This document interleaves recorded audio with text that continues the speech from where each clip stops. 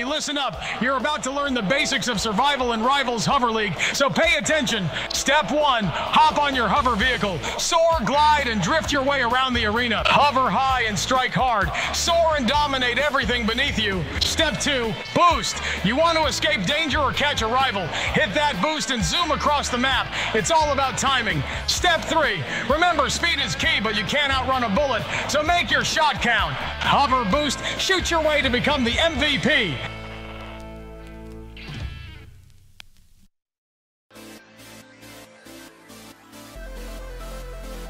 Powered by the most advanced wind force cooling system, reducing temperatures while your competition sweats. For the flagship Aorus Extreme Water Force, premium liquid metal for GPU delivers up to 10 times better heat transfer efficiency and is accompanied by multiple layers of protection. This is the Gigabyte GeForce RTX 50 series. Play hard, stay cool, feel the chill.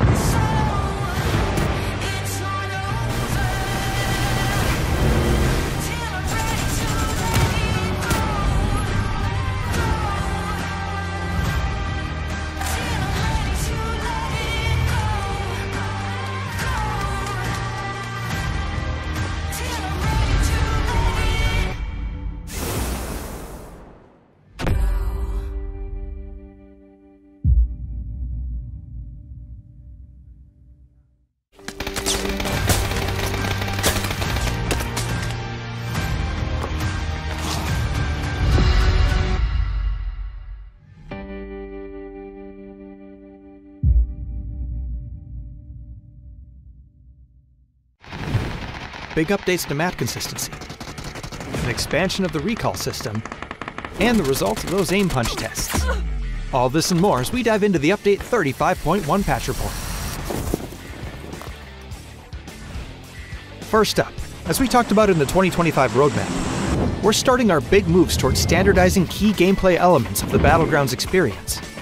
This will be a phased approach over the next several updates, and we'll begin with items. You'll see things like the zipline gun, emergency cover flare, and stun gun appearing across all Battlegrounds, while things like the thermal scope and blue chip transmitter are being removed everywhere. Take a look at the roadmap for all of our upcoming plans, or the patch notes to see the specifics of this first set of changes. Another way we're unifying the experience is by expanding the recall system to all maps, which means it's now available on Karakin and Paramo. Each map will have its own specifics for the system, so check out the patch notes for details. We're looking forward to seeing how these changes shift strategy on these maps. Next, thanks to your great testing and feedback, we're ready to implement the new aim punch system to live. We're going live with the settings from our last gunplay labs, and are looking forward to hearing your feedback on the system in the live environment. Last but not least, we're making audio adjustments based on your feedback, such as your shooting, driving, and the mortar explosions. Let us know how it sounds. There's also a new contender system in the workshop, a new survivor pass, more improvements to custom match, a new rank season, and more. So check out the patch notes for full details. Update 35.1 is here, so hit up a blue chip tower, call in some friends, and give your enemies a personalized lesson on how aim punch works. We'll see you on the Battlegrounds.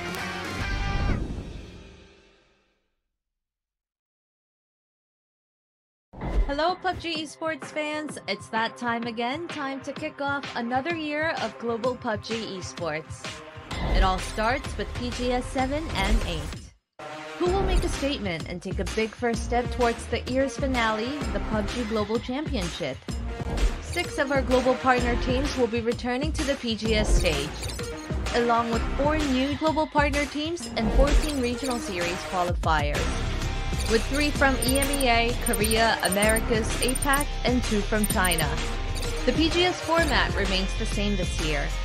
The 10 global partner teams and 14 regional qualifiers from 5 regions will be divided into groups and compete over a 3-day group stage, where they will play 18 matches across 4 maps. The 16 teams with the most points will advance to the final stage and play 18 matches in 3 days, after which we will crown our first PGS champion of the year. The teams will once again compete for the $300,000 PGS prize pool. 300 PGS points will go to the winners, giving them a massive head start for PGC. In Shanghai, China, PGS 7 and 8 will kick off a whole new year of PUBG Esports. PGS 7 will be held from April 28th through May 4th. PGS 8 is up next and will run from May 12th through 18th. Make sure to stay tuned to the PUBG Esports website and social media to stay up to date with all things PUBG Esports. And welcome to the 2025 Global PUBG Esports.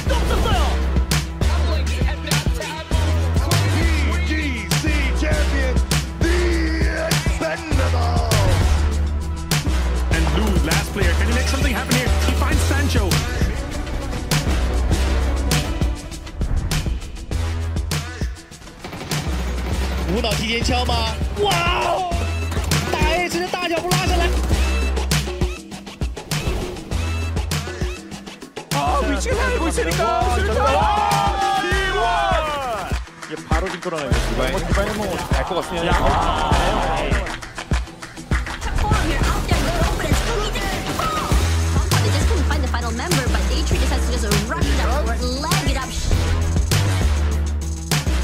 He really wanted from all of that, but at the same time, the off angle could be big here. 2 to go down. This could be the detonate. Oh, he gets through!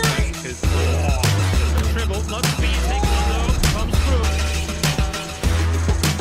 Matter of time before we can all form on the same squad. Showing you that they can do the big sprays from Gizero. This utility now flying. Falcons are getting shredded by Util, and they're just still leading.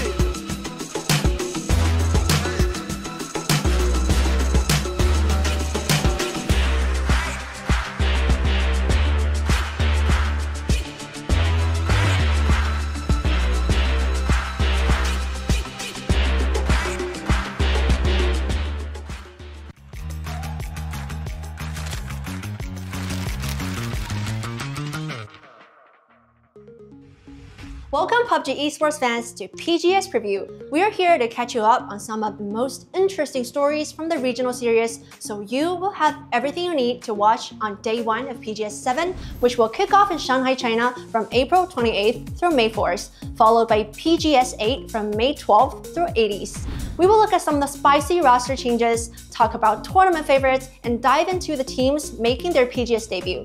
I'm your host Lisa, and I'm joined by Yingxi. Hello everyone, I'm excited to be here and even more excited for PGS. With how the regional tournaments turned out, it may be time to forget everything we learned last year. There are so many new teams and new rosters. There's never been a better time to be a PUBG Esports fan. Should we jump straight in? Yeah, sure. So first, let's remind everyone of our format for PGS 7. Teams will play in a 3-day group stage where the top 16 will move on to the final stage. It will be a tough fight for our teams, and only the strongest will make it to the end. With that in mind, why don't we start by looking at our groups for PGS 7.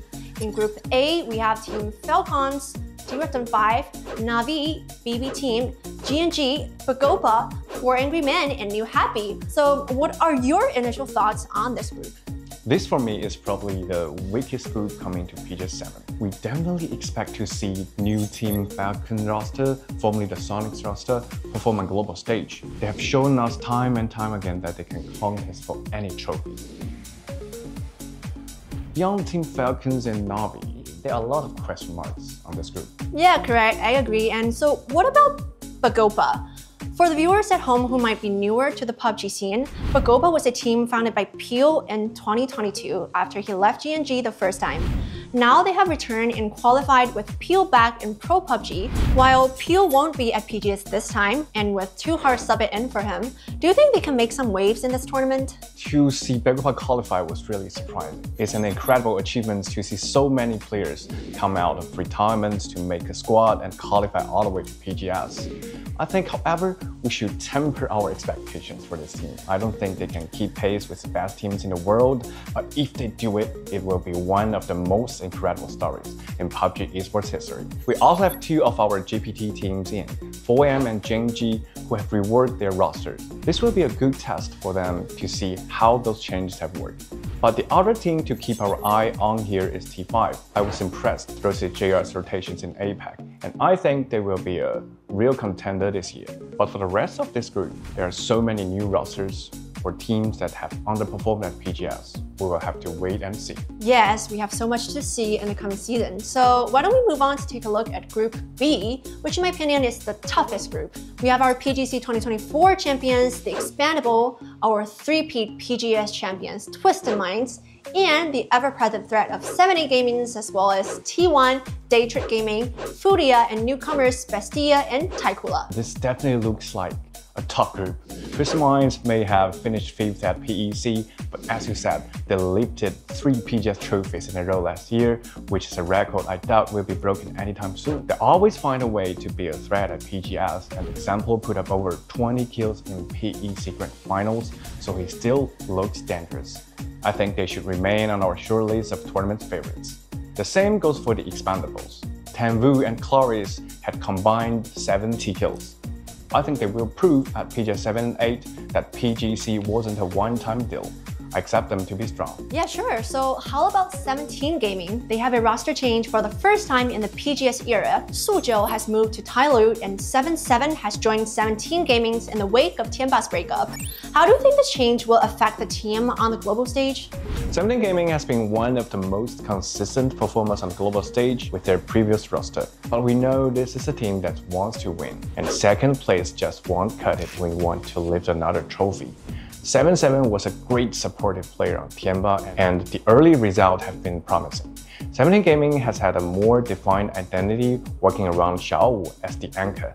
It remains to be seen how this roster will do on the global stage, but I am optimistic, especially with the second place finished at PCL. Also, I think Furia might surprise some people in this group. This is mostly the legacy squad from last year that we saw big improvements from during 2024, and it looks like they've continued that trend. They've been playing more aggressively, and it's really paying off for them. They were one of 2 teams to break the 100 kills mark with Team Falcons. If they can make it out of this group convincingly, we'll have to add them into the title race conversation. So how about our final group, Group C? We have ROC Esports, Virtus Pro, E-Arena, Forest Natural Gaming, Divine, and 3 regional champions, GK Esports, Patrick Rhodes, and DN Freaks. I know a lot of people are excited about Mingming joining X-Left on Patrick Rhodes. Do you think they will live up to the hype? I think they will. X-Left and Mingming, 2 of the best fraggers in the history of the game, and they already look like a world-class duo. On top of that, X-Left had an unbelievable performance in PCL finals. He topped the charts in every meaningful metric with 45 kills and almost 7,000 damage, which was more than 1,000 above second place. I expect Paro to be near the top of everyone's power rankings coming into PGS 7. That being said, this is still a new change, and it remains to be seen if they can repeat this performance against the best teams in the world. Either way, I know it will be exciting to watch. What about our 2 other regional champions in the group, GK Esports and DN Freaks?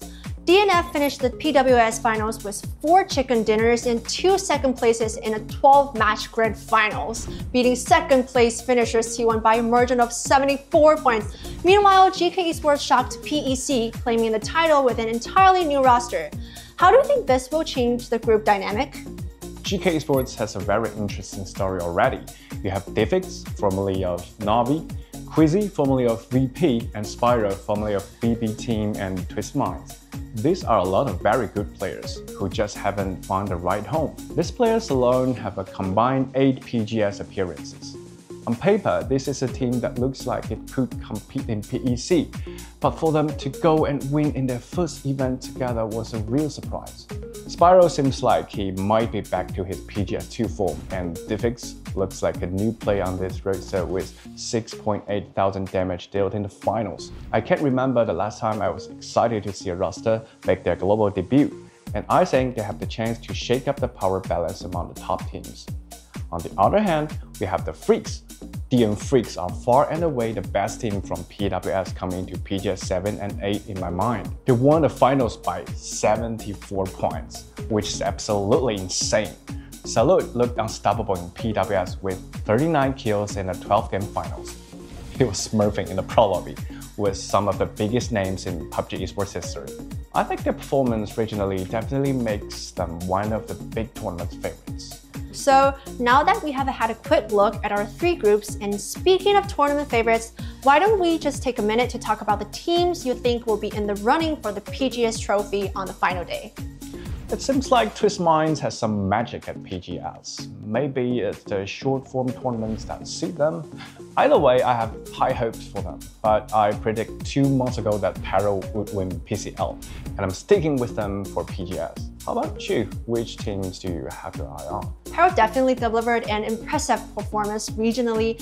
I agree they're one of the top contenders. I'm also really looking forward to seeing how Falcon performed this year with the original Sonics roster on board. I think they will continue to be strong. Since this is the first global event of the year, every team here is a world-class squad. It set the stage for this year's first true clash, so I'm really looking forward to seeing how it all plays out. I have actually one more question for you, Yingxi. Are there any interesting storylines you will be following at PGS 7? I know for me, I'm excited to see the rematch of our PGC contenders. For example, we have Expandables, TSM, Freaks, VP, and T1. They all had a shot at the trophy going into the final match of PGC 2024. That was an incredible way to finish this year. I hope we can see something similar at PGS. For me, I'm looking forward to seeing all of the new and returning teams. We have 5 entirely new teams: Bestia, ROC Esports, Divine, Taikula, and GK Esports. We also have teams we are seeing for the first time in years like Begopa and Forest Natural Gaming. On top of that, this was one of the most active offseason in PUBG Esports history. We haven't even talked about E-Arena yet, who managed to sign Narins in the offseason. It will be our first chance to see him on a team not called Daytrade. Mine, Zilzon, and DraftKings are returning to PGS on the new Bestia squad. New Happy qualified with a completely new roster. 4M brought Apr-4 and Longzi from Thailand. JNG rebuilt with a new roster as well. There is so much to watch at PGS. I can't wait for the tournament to start. I agree. I think our first global event of the year, PGS 7, is set to be one of the most exciting PUBG events in history, so make sure you're here to join us for all the fun. PGS 7 will kick off in Shanghai on April 28th with 3 days of group stage and 3 days of grand finals from May 2nd to May 4th, where we will crown our first PGS champions of the year. Then after a week break, we will be back in action from May 12th through May 18th for PGS 8. Also, you can stay up to date with all things PUBG Esports on PUBGesports.com. That would do it for us here on PGS Preview. Thank you again for Yingxi for joining us and sharing your insight. I'm your host Lisa, and I'll see you on April 28th for PGS 7. Bye! Bye!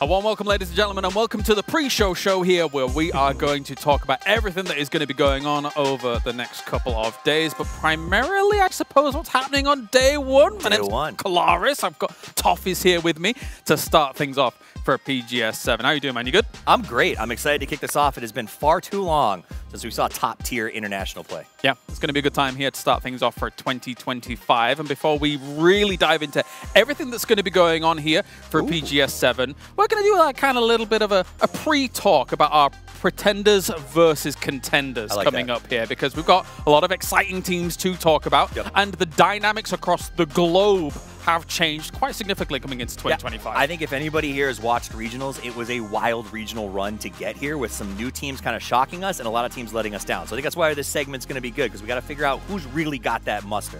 So let's start off with the world champions. Got to. The Expendables. Obviously, they come in as a team that, yes, they are our world champions. However, regionally, did it go so well for them? What are your thoughts? You know, they were weak regionally. We go back to last year's when they added Clarice to the roster. It looked really good. We had a couple of good mediocre PGS showings. EWC was 13, and then they peak at the right time. They go bananas at PGC. They get this win, and it felt like that was it. Like, almost they were so happy to get that win that maybe they took too much time off, because they just don't feel like the same team coming into this event. Question from me is, obviously, when you saw them regionally, as we take a look at some of the moments from a spectacular and surprising victory, I think some would say is fair, is that regionally, it begs the question, is their region unbelievably strong? I think that the region is strong, but where does that stack up alongside the rest of the regions? I think that there's been some swings in China, in Korea, obviously. EMEA is in an interesting position. So is NA, everybody, the Americas. The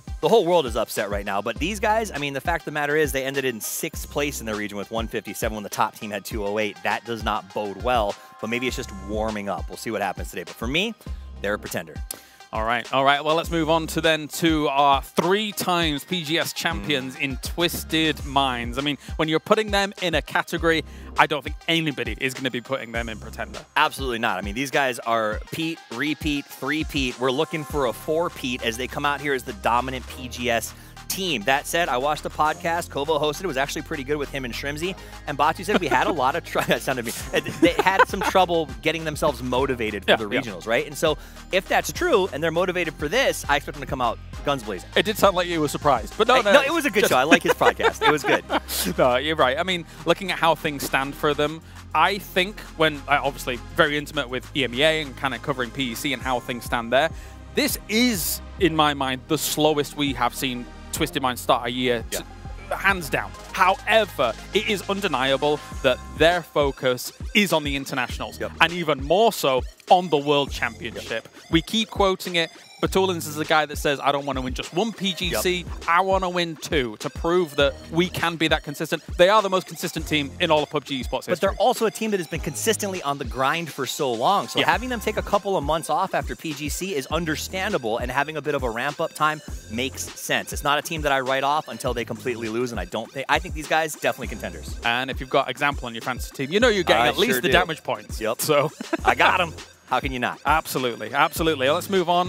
More EMEA focus here for the moment, as we have Na'Vi, who comes in an interesting scenario, right? Because we saw them absolutely burst onto the international scene last year. The young guns being picked up for Na'Vi. There's been a roster change. Can't understand why, but it happened. Sure.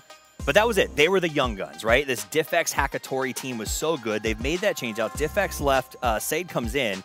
It doesn't feel like it's the right solution, though they've still looked good in their region. The question I have is, can it transfer? And I don't know that it does. The pundits are expecting maybe a change down the line. I think so. But we'll see how Stade does here, and maybe that's an opportunity for him to kind of put himself on the map. We will see. We will see. But to kind of move on to where maybe a Diffx did land, although apparently not landing in China. Unfortunately, we've got Geek, who is going to be fielding Hyruzen. Now, Hyruzen is an experienced player, very experienced player, very much so a grinder as a whole. And they looked amazing in EMEA, day 2 and day 3, because day 1 was a disaster.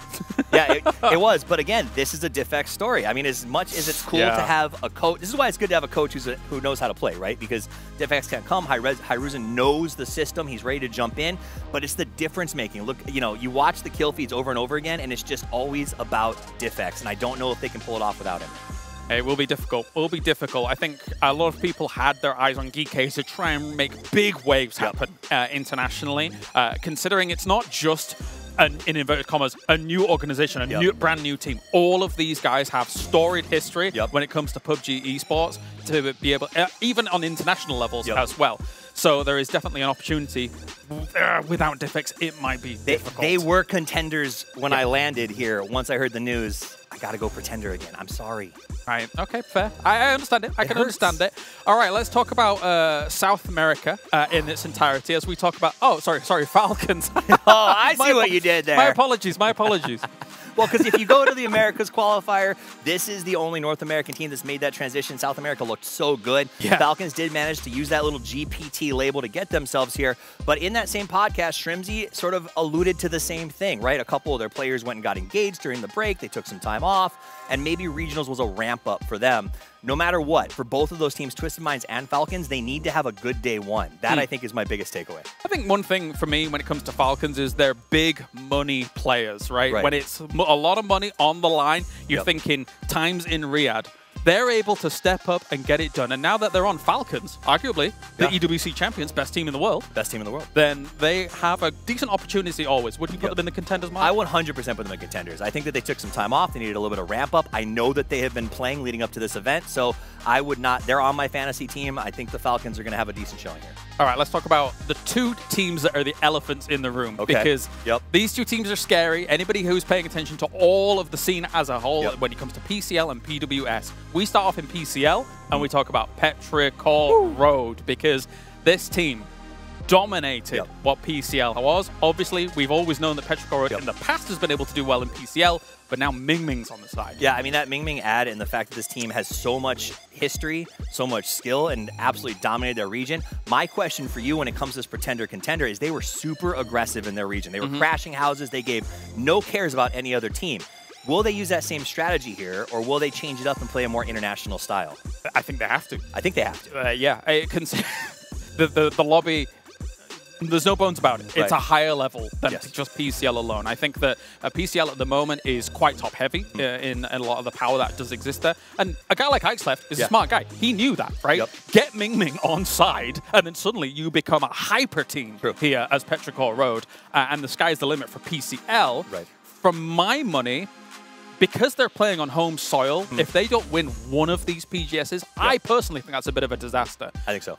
Because they have that advantage and they have the opportunity, but they will have to play a more defensive style, less aggressive. Sleeping in their own beds, traveling here on their own, it's the time for them to win, but I do think you're right. I do kind of hope maybe day one they get a little bit more aggressive than traditionally international. Kind of feel it out? Yeah, Group C is brutal, right? So if I want to put points on the board, today's the day to do it, and I think feel it out day one of PGS 7 if you're an aggressive team is the way to do that.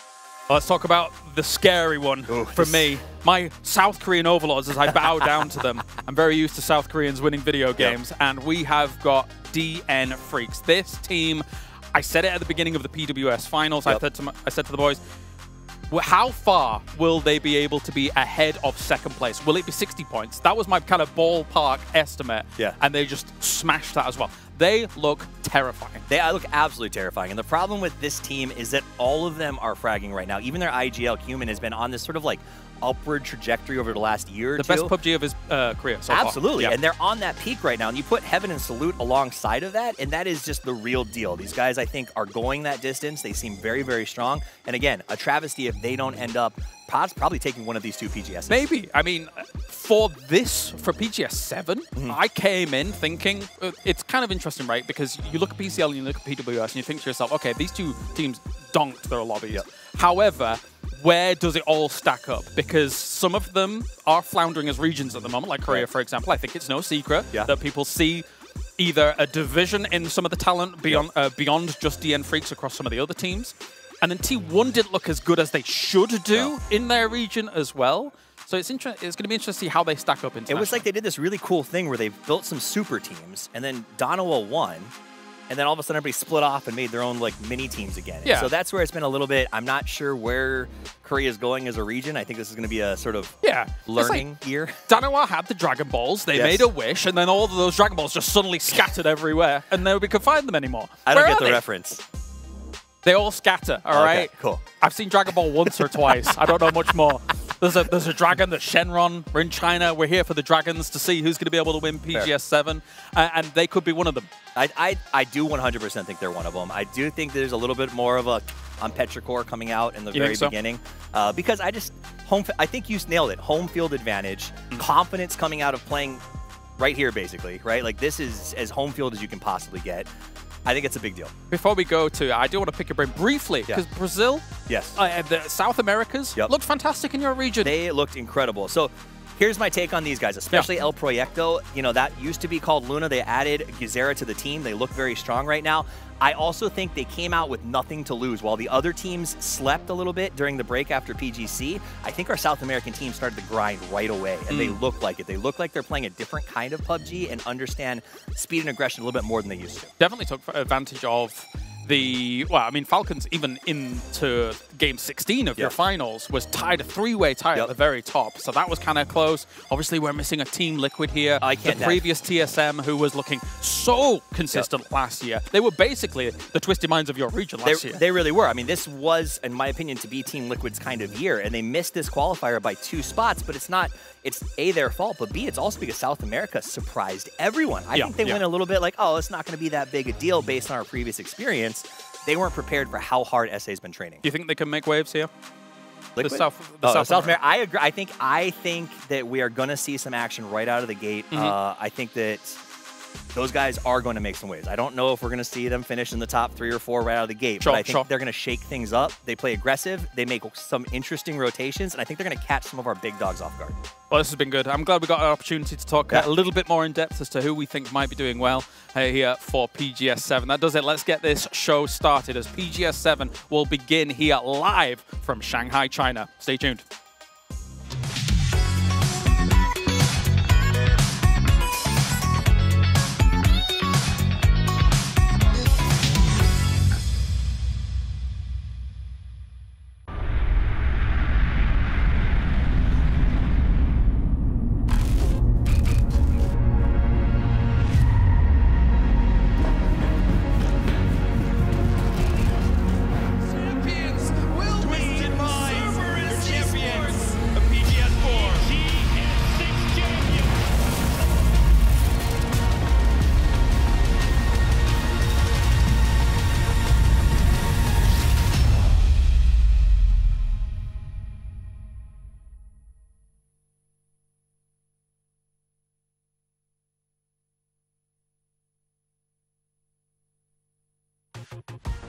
It's 2025 and the PUBG Esports Battlegrounds will be ablaze once again on the international stage as we have our 24 teams descending upon Shanghai, China to figure out who, once again, will become our international champions here at PGS 7. In just a week's time after that, we will have PGS 8 as well. But whoever reigns supreme here starts to put a very big stamp on how things are going to go for 2025. And it has been a huge shake-up on the regional scenes as we have had heroes rise, heroes fall. It's been a scary time at the start of the year. It has been very scary. Some of the teams we expected to be here, not here. Some that we didn't expect to be here are going to be dominating. I'm excited to kind of see what these teams do. Yeah, definitely so. Good stuff here, of course, as we've got all of our teams getting into place and good to go. But let's take a look at all the sponsors that are joining us here to get things going. First and foremost, we have Crafted and Heroes Esports bringing you the game, as well as all the production that is going to be going down here live from Shanghai, China. So thanks to them. We have op.gg, if you can overpower your game if you head on over there. You can keep an eye on all the stats that are going to be kind of going on from game to game, so make sure to check in with that on your favorite players and how they're all doing numbers wise. We also have Aurus, our official PC partner as well. Thank you to them for joining us and making sure all of these players are good to go and situated. And whilst we're talking about how they're all situated, of course, we also have AMD joining us as well here. It's funny because I'm doing all these sponsors and I was like, I had 4 last time. Now we've got even more, so we're chugging them all on. Good for us, bad for you. Look. It's your turn tomorrow. Oh, that's true. Good point. We got Zowie as well, our official monitor partner, so thank you to them for joining us. And we also have Andersey for all of these players to be comfy and good to go when all these games are going down. And finally, we have Lexar as well, our memory stick partner for the tournament. So every little piece is in place here for these players to get good to go for PGS 7. Yep, and that's what it's all about, is getting a fast start. Okay, as we talk, we're going to get into groups in a second, but here's my big takeaway is you need to start fast here at PGS 7. Why is that? Because Group C is wild. Now, granted, there was a little bit of a nerf on Group C when DiffX wasn't able to make it on that flight to get here. That said, C is still brutal. So if you are an AB team, which is today, you have to start strong. You have to get points. I have to agree. I have to agree. And here's how everything's going to unfold. Obviously, as you say, we start with A and B today. We have the group stage across 3 days. We'll have that 1 day off, and then we'll move into that final. During that final, of course, it will be the 16 teams that have qualified via that group stage to find themselves an opportunity to qualify and compete for the PGS 7 title. And after we've just had a back-to-back-to-back Twisted Minds, I think that this is the perfect opportunity for these teams to try and get things up in the air and take a title off Twisted Minds. I mean, you want to take Twisted Minds has been incredibly difficult to stop unless there's a really big prize pool available to them, and they seem to struggle. PGC was definitely a letdown for them, but they're also the kind of team where you know that's only going to drive them to work harder. So I think this is a potential four-peat for Twisted Minds. They look very good. Maybe, unless we see the dichotomy of what's going on in PCL and PWS and these big dogs being able to do so well. And here is how the groups break down. Now, everybody is very familiar with how the groups are already. If you've been watching out and about, you've seen that Group A and Group B will be going head-to-head today. And as you said, the Grim Reaper of Group C is lurking in the wings for the next 2 days. You want to get those points on the boards now. Absolutely, because you got Petrichor and DN Freak staring down that pipeline. You know Virtus Pro is always consistent. Geekay had some crazy numbers. They're hunting you. So it is going to come down to that AB. I think Falcons, this is their chance if they want to make a statement. And Twisted Minds that we're still here to play, they have to start really strong. It's a good start, potentially. We got $300,000 on the board for each of our PGSs as well. First place will walk away with $100,000, which is a nice chunk of change. It's beautiful. Not gonna lie, but also all the way down. Like, as soon as you qualify for that finals, you're already guaranteeing yourself at least $5,000. Yeah. So getting into that final, nice start. Yeah, I mean, at least you got a little bit. You got a little extra to go have some nice steak dinners while you wait for PGS 8 just around the corner if you have a bad go. We've got a lot to do. We've got a lot to do in that week, and all of these teams got a lot to do in-game as well as they look to earn themselves as many points as possible. It's the true tried and tested super format here to get things rolling. Not much to say about how this sits. We've been doing this for a while now. If you're new, lots of points for first and points for kills. So yeah, obviously, we did see a lot of that regionally. Teams really focusing on that kill point being the difference maker. And we did see some teams like Liquid that were playing more placement driven lose because they weren't searching for kills. And of course, here at PGS 7, there are points on the board, as well as PGS 8, of course, on the road to PGC. Now, this is interesting because already we're seeing kind of reverberations through some of these regions to the point where some of the teams would, in theory, already be qualified from their regional. However, PGS points comes first. So if you qualify via getting all these points, you suddenly start unlocking extra slots for your region, which is huge. That's a huge big ramifications. Teams like BB Team are always happy about sort of those decisions, right? Those extra slots that you want to earn, so that is a big move. Participating teams that are in here, obviously our global partner teams over on the left side get their automatic bids, and a surprising amount of those teams needed them this time around, and everybody on the right are the teams that played their way in, the ones who are in the top form, if you will. And as you look down here with Americas, nobody could have predicted Furia and Rock coming in. Nobody saw that coming before it was announced. As we've got plenty of opportunities to see some fantastic organizations trying to represent here on the international stage. But today, Groups A and B will be playing things out. It's a mixed bag. It is a mixed bag. Especially considering, I think that you've got teams like T1, for example, who looked spectacular at PGC. Looked great at the start of PWS, but then sort of kind of wound down. Looked very strange in the last week, so I'm hoping that they step things up for international play. Yeah, I think maybe they took their feet off the gas for a second, kind of knew that they were on their way here and used that break to sort of prepare for international. These are the amount of moms that each of these players have. That is moms, you say? Man of the match. I can't imagine fielding calls from 8 moms on a regular basis. No, Example does have the most with 8 counts, tied with Perfectix and Shrimsy. And these are just impact players. If you're building a fantasy roster right now, this is a great example of why you want some of these guys on your team. Yeah, 100%. I mean, even if Example is not getting a man of the match, chances are he's ADR farming anyway. So if you want someone on your fantasy that's just going to get you guaranteed points, regardless of if they get kills or not, he is your man. And then you can only have one from Twisted Minds. So if you've got him, you can't have Perfectix. Right. As we focus on what Twisted Minds has been able to do in the past of PGS is the most winningest team, not only when it comes to matches, but also, let's be real, PGS's. Absolutely. These guys dominate, and honestly, it seems like they found the right recipe. Batulin and the rest of his squad have been grinding for a long time to be that top team. Example was that secret sauce they added to it, and the thing I love most is over the last year, Example has come even more out of his shell. He's smiling more, he's more involved with the team. Like, seeing the growth of them as a foursome has set the stage. I was shocked at PGC. I thought Twisted era, this is their run to win. Should have been. Their finish was a shock to me, a shock to their fans, and a shock to all of PUBG. And I think their goal this year is to prove that it was a one-off, that they are still going to be dominant. Was it 8th on the World Championship stage, which is funny because it's Twisted Minds. And any other team that gets 8th, you're like, oh yeah, commendable performance. Commendable for, exactly. And of course here, as you can be joining in, the Fantasy League over at T-Wire is available. We have all locked in our rosters. We have. We thought that maybe they would be quite similar. Then I overheard some conversation going on, and apparently not. Well, I always believe in Shrimsy. I got Example because you talked about the ADR. It's a given. I have a little. I got a little feeling that Fury is going to come out really strong on day one. Ooh, I like that. You know, they just came out. They've been working on a lot of stuff behind the scenes, and I think they're going to be one of those teams that says, "Hey, no one knows what to expect from us. Let's make day one our day." I like that. I mean, as long as we, well, I was about to say as long as we all beat Matrim, but that's a guarantee, so it doesn't really matter that much. Even Paper's nodding. This is ridiculous. You were betrayed by your co-caster, my friend. Yeah, that's brutal. I know you guys at home can win huge amounts of G-Coin, actually, alongside this, so make sure to be playing. I think sometimes when we've got internationals going on, I know upwards of like 12,000, 13,000, 14,000 players joining in. It's a great way of being really invested in every single battle that goes down, every single match that gets won. And for me, it's also one of the best ways to meet new teams and meet new players, because you're going to add someone to your roster that you don't always watch because you're money driven, right? And then you're going to be like, oh man, this was really fun watching this new player. And I think it's one of the cool, like, Human was underpriced last year, and I got to know him very well because he was on my team so often. I get it. Yeah. That's a good point. And today's matches are as follows. We start on the grassy pastures, and then it's time to Tega. Then we roll into Rondo, and it's the Dusty Dunes of Miramar. Love it. That was clean. That was beautiful. You liked that? I like the roll into Rondo. I missed the condo a little bit. No, but only Avenger misses the condo. Misses the condo. I even saw him looking at property yesterday, and he's like, "Is there any condos on here?" And I was like, "We're not on Rondo. Can you calm down, please, Avenger?"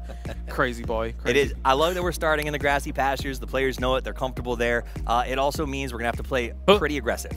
And of course, you can join in with the co-streamers as well. They've all got terrifying logos. Wow, that's a very mean group. They mean business, as we mean business as well here for PGS 7. Our metal streamers. They're all going to be watching. We have a few more coming up as well. Good old Pokemolodoy. We got to see Pokemolodoy back in PEC. That was a treat, to say the least. Backmet's not even here. He's normally always here. Come back, Backmet. Come back. Hey, I mean, go watch the co-streamers. Have both streams on. It's always fun to hear. Like, I think Pokemolodoy sort of talking as he watches the play is always interesting and a nice little fill. So check them out. We're glad to have them supporting us here as well. Big day today. Big day. Number one, you got to come out with Group AB. It's got to be a huge day. Yeah, very exciting stuff here, as we have an opportunity to really lay the foundations for international PUBG esports once again.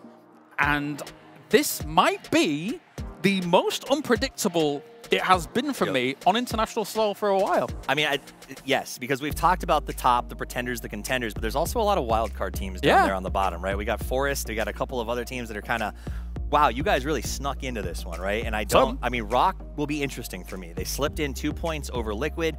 I expect them to throw some serious wrenches into a lot of people's play style. And that's, I think, where it's going to be wild for some of these teams on the first day. I mean, you say that, and at the same time, you know, all these players, very professional. They're going to come in very studied. They're going to have watched PAS and how things went down there. That said, though, can you subvert other teams' expectations? Can you change things up based on what you've studied, as like a Rock, for example, and then maybe catch some people off guard that way? If you talk to any top player, that's one of the biggest challenges of being at the top is everyone has to watch you. Everyone's chasing you. It's harder to sort of innovate when you are already the best, right? Usually the Twisted Minds is the target. Exactly. So all of these teams have been studying Twisted Minds for years, and now Twisted Minds has maybe 3 regional days to learn about these teams in reverse, and that is where you need to make a move on day 1 in these events, right? By PGS 8, everyone knows what you're doing. Yeah. Your style has been exposed. So if you want to be a new team and you want to set the standard, you got to do it here during the first 3 days when no one knows what to expect. I mean, to kind of talk to that a little bit as well, the smart money when it comes to internationals now almost always is on Twisted Minds. Even though we have a new world champion, the smart money would still be on Twisted Minds. That said, I'm keen to find out if their regional performance, even though you heard it in the interview of like, oh yeah, well, we're focusing on internationals, we're a little bit kind of, we won 7 regionals, that's easy to say after you've thrown, you know what I mean? Precisely. So I'm wondering how it all formulates and comes together here this time around. Because even if you are the most confident team in the world, there has to be a little bit of like, yeah, but we didn't do quite as well. Like that little just inkling behind you. Especially because when you look at Twisted Minds, if we go over their PGS performance, it's 3rd, 1st, 1st, right? Then you go to EWC and it's 18th. They didn't even make the grand final.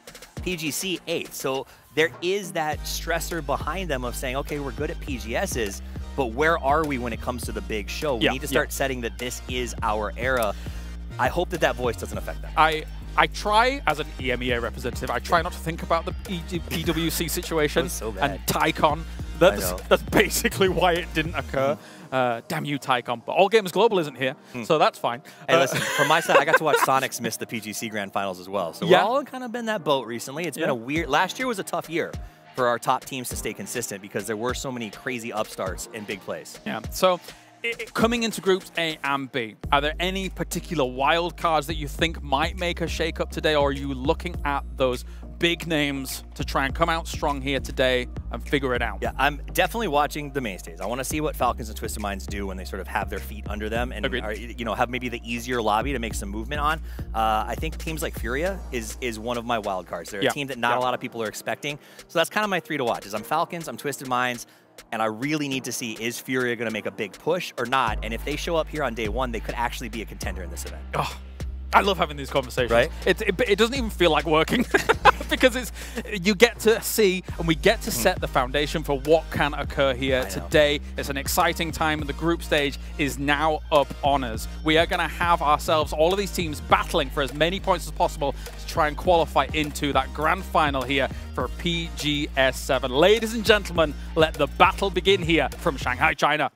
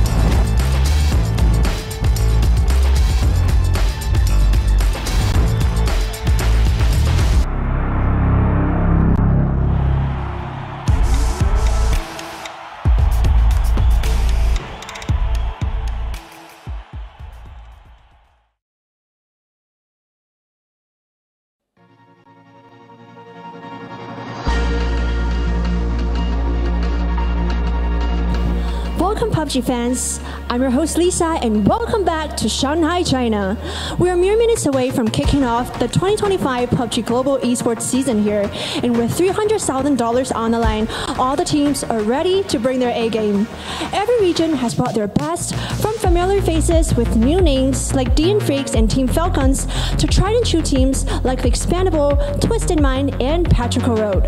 Will it be the GPT team that come out on top, or will we see one of the new teams tear up the script and lift the trophy for themselves? Let's find out.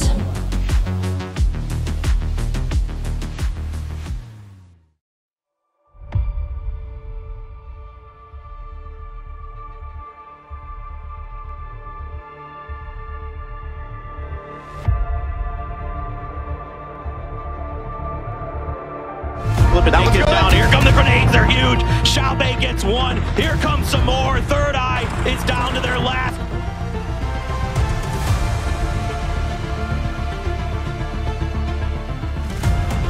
Be pushing right up, right into the wall. Belzemer just lands. And A-Swift says, hell no.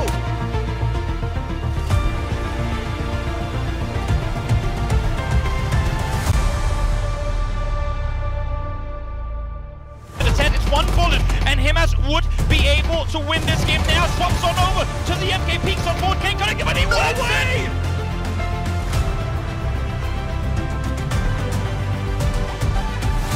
And round the corner, we'll lose the duel to Lou. It's another one. Still flying. First spray is good. Second spray, oh, he...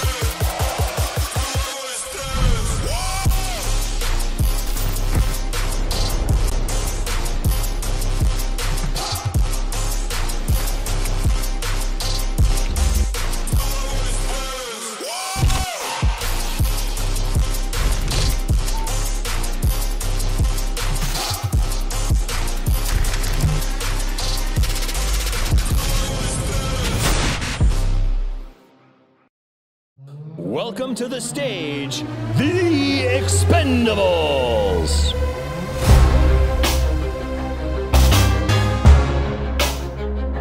Next, let's welcome 17 Gaming.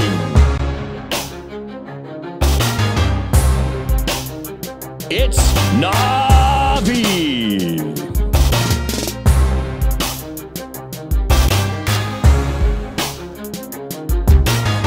Let's hear it for Team Falcons.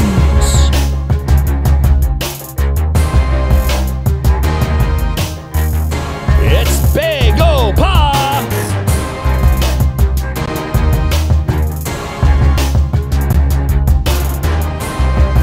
New to the scene, Forest Natural Gaming.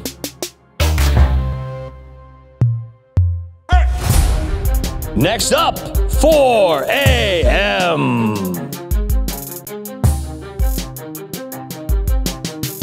It's T1.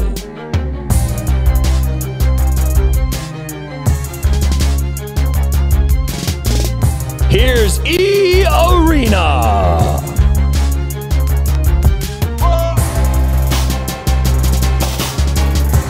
Let's welcome Day Trade Gaming.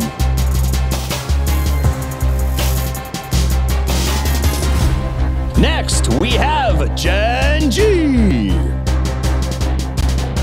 It's Bestia.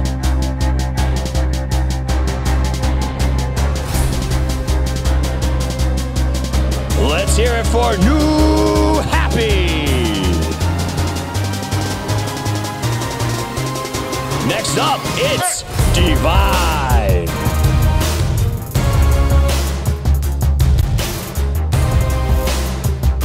And here's Virtus Pro.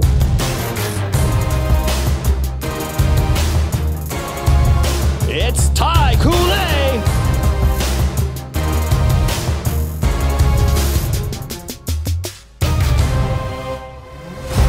Get ready, it's Rock.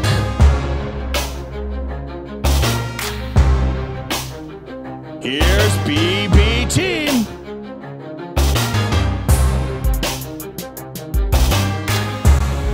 It's Furia.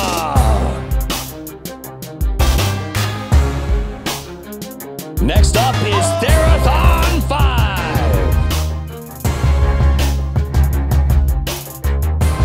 The dominant DN Freaks. It's GK Esports. Put it in overdrive because it's time for Apr-4 Road.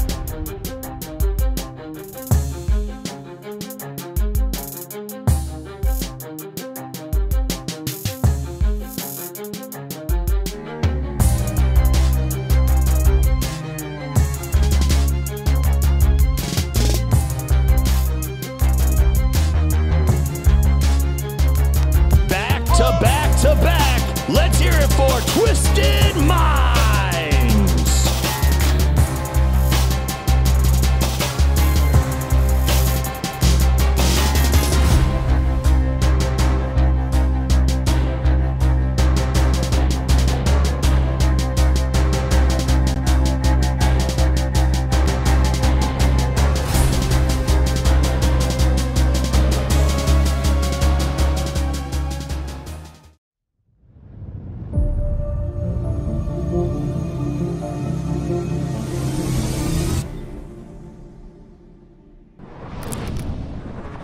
在国际舞台上不用想太多，专注于自己的枪，把枪开出来比什么都重要。 세계 대회는 템포가 빠르고 선수들이 굉장히 잘 쏘기 때문에 조심해라. 그리고 또 잘해보자. 세계 대회 그 정도 아니다라고 했던 것 같습니다. Muitos deles estão jogando aqui contra os ídolos, então falei para eles não ficarem tão assustados quanto a isso, para eles se divertirem, curtirem o momento e se manterem muito confiantes. Everyone knows us in Europe as the Revengers, so now it's time to show it on PGS.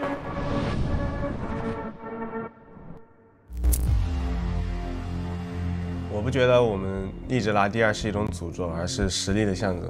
我们缺乏的就是一点运气。 Sim, a gente deve ser considerado um time favorito para esse campeonato, por conta que a nossa região é muito forte, onde a gente tem Falcons, Liquid jogando, e a gente acabou de ser campeão, então acredito que a gente vem forte sim para levar esse troféu. ก็หายขึ้นครับเพราะว่าเราได้กินอาหารจานย่อยไปแล้วครับต่อไปก็คืออาหารจานหลักครับผม Such a victory for our PGC champions, the Expendables. Kiểu bọn mình T đến với giải đấu PGS thì cũng là tem Việt Nam duy nhất ở PGS này, thì bọn mình sẽ cố gắng để đạt được chức vô địch để đem về cho mọi người những trận đấu mãn nhãn. 살루트 선수를 보면서 저도 많이 배우고 서로 이제 저는 오더고 살루트 선수는 이제 총을 굉장히 잘 쏘기 때문에 저희 팀이 많은 준비를 했기 때문에 우승권에 들 거라고 확신합니다. DNF가 간다.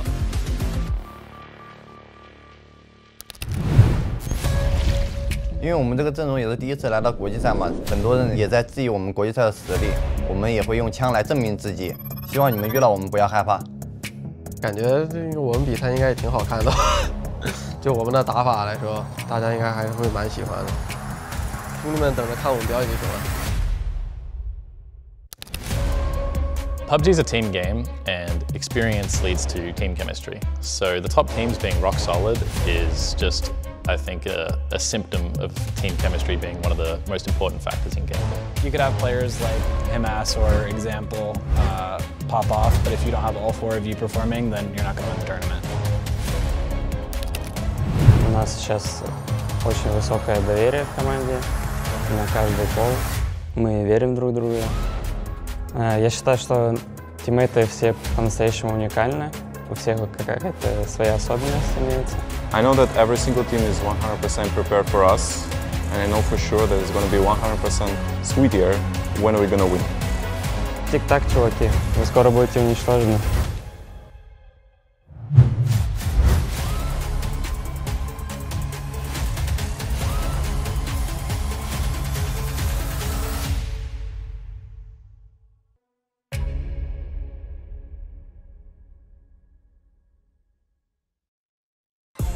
And it's time for PUBG Global Series 7. This is Matchup, joined by Paper Thin. We'll be taking you through the action, and I am excited. Today is such a good day. The start of internationals for PUBG for the year, and you and me together casting, and it's not PGC. It is nice. It is a lot of fun to be here. Obviously, always excited to be with you, my friend, but we've got some great teams, some great players. I mean, you've got teams that have won a bunch of PGSs, like that team you're seeing on your screen right there, Twisted Minds, the defending PGS champions. They have won 3 of those in a row. Really excited to see what they can do. 4 AM continuing along here with Godv coming back into the squad. Quite curious about what this one's going to look like. HS there, the old new happy player alongside him. So a lot of really, really strong teams here. Na'Vi, this team, I really think this team could make a splash here. They look so good at the end of last year, but they've had a little bit of trouble coming into this year. Yeah, I mean, that's kind of what happens at the start. Whenever we look at every single year in PUBG and how everything kind of develops out, the start is where we start to see those little mix-ups in rosters and everything like that, and everything kind of recongealing back together to figure out what the new playstyles are and what the strengths of the teams are. But we also have a lot of rosters that have been sticking together. We saw just in the package right before we got into this, where it was, I mean, it was the Falcons talking about, you know, it's all about like having all 4 members pop off.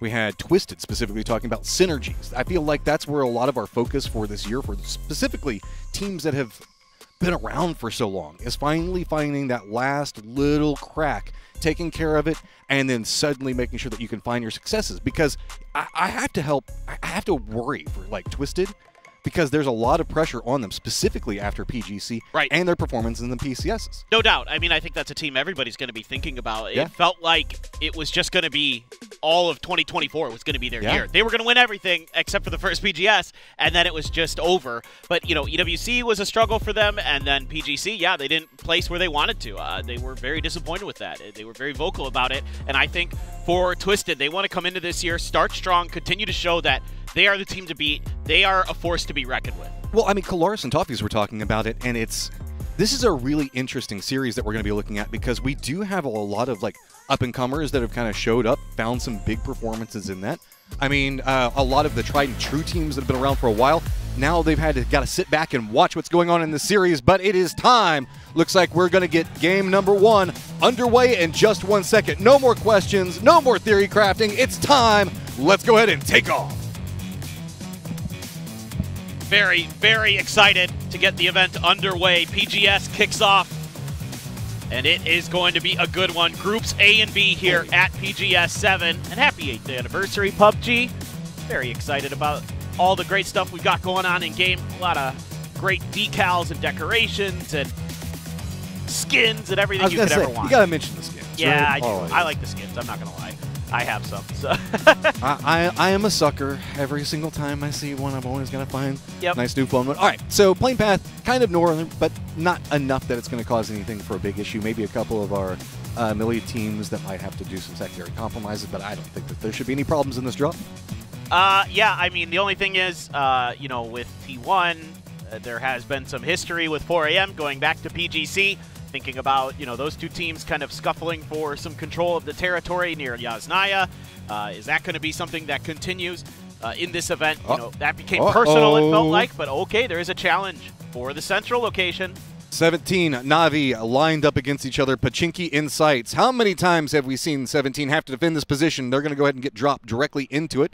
Get a quick lineup of what's going to be going on with the players. You can see, realizing exactly what's going to be going on. We already have a bit of a skirmish. Yao Wu in a little bit of trouble trying to make sure he can get everything set up. Taking some shots, but does manage to push Sosed out. So with this, the Tommy gun going to be enough to at least secure the building for now. Yeah, you can see that when you don't get that gun right off the rip, had to be quite a bit more careful. Caution, discretion, the name of the game here for both teams early. Nobody's really getting too aggressive just yet. You can see some shotguns, some rifles, some SMGs being floated around between both teams. And Na'Vi just going to set up camp. Seems like there's been a line drawn in the sand in a very western circle to start as we keep our eyes on this fight in Pachinki.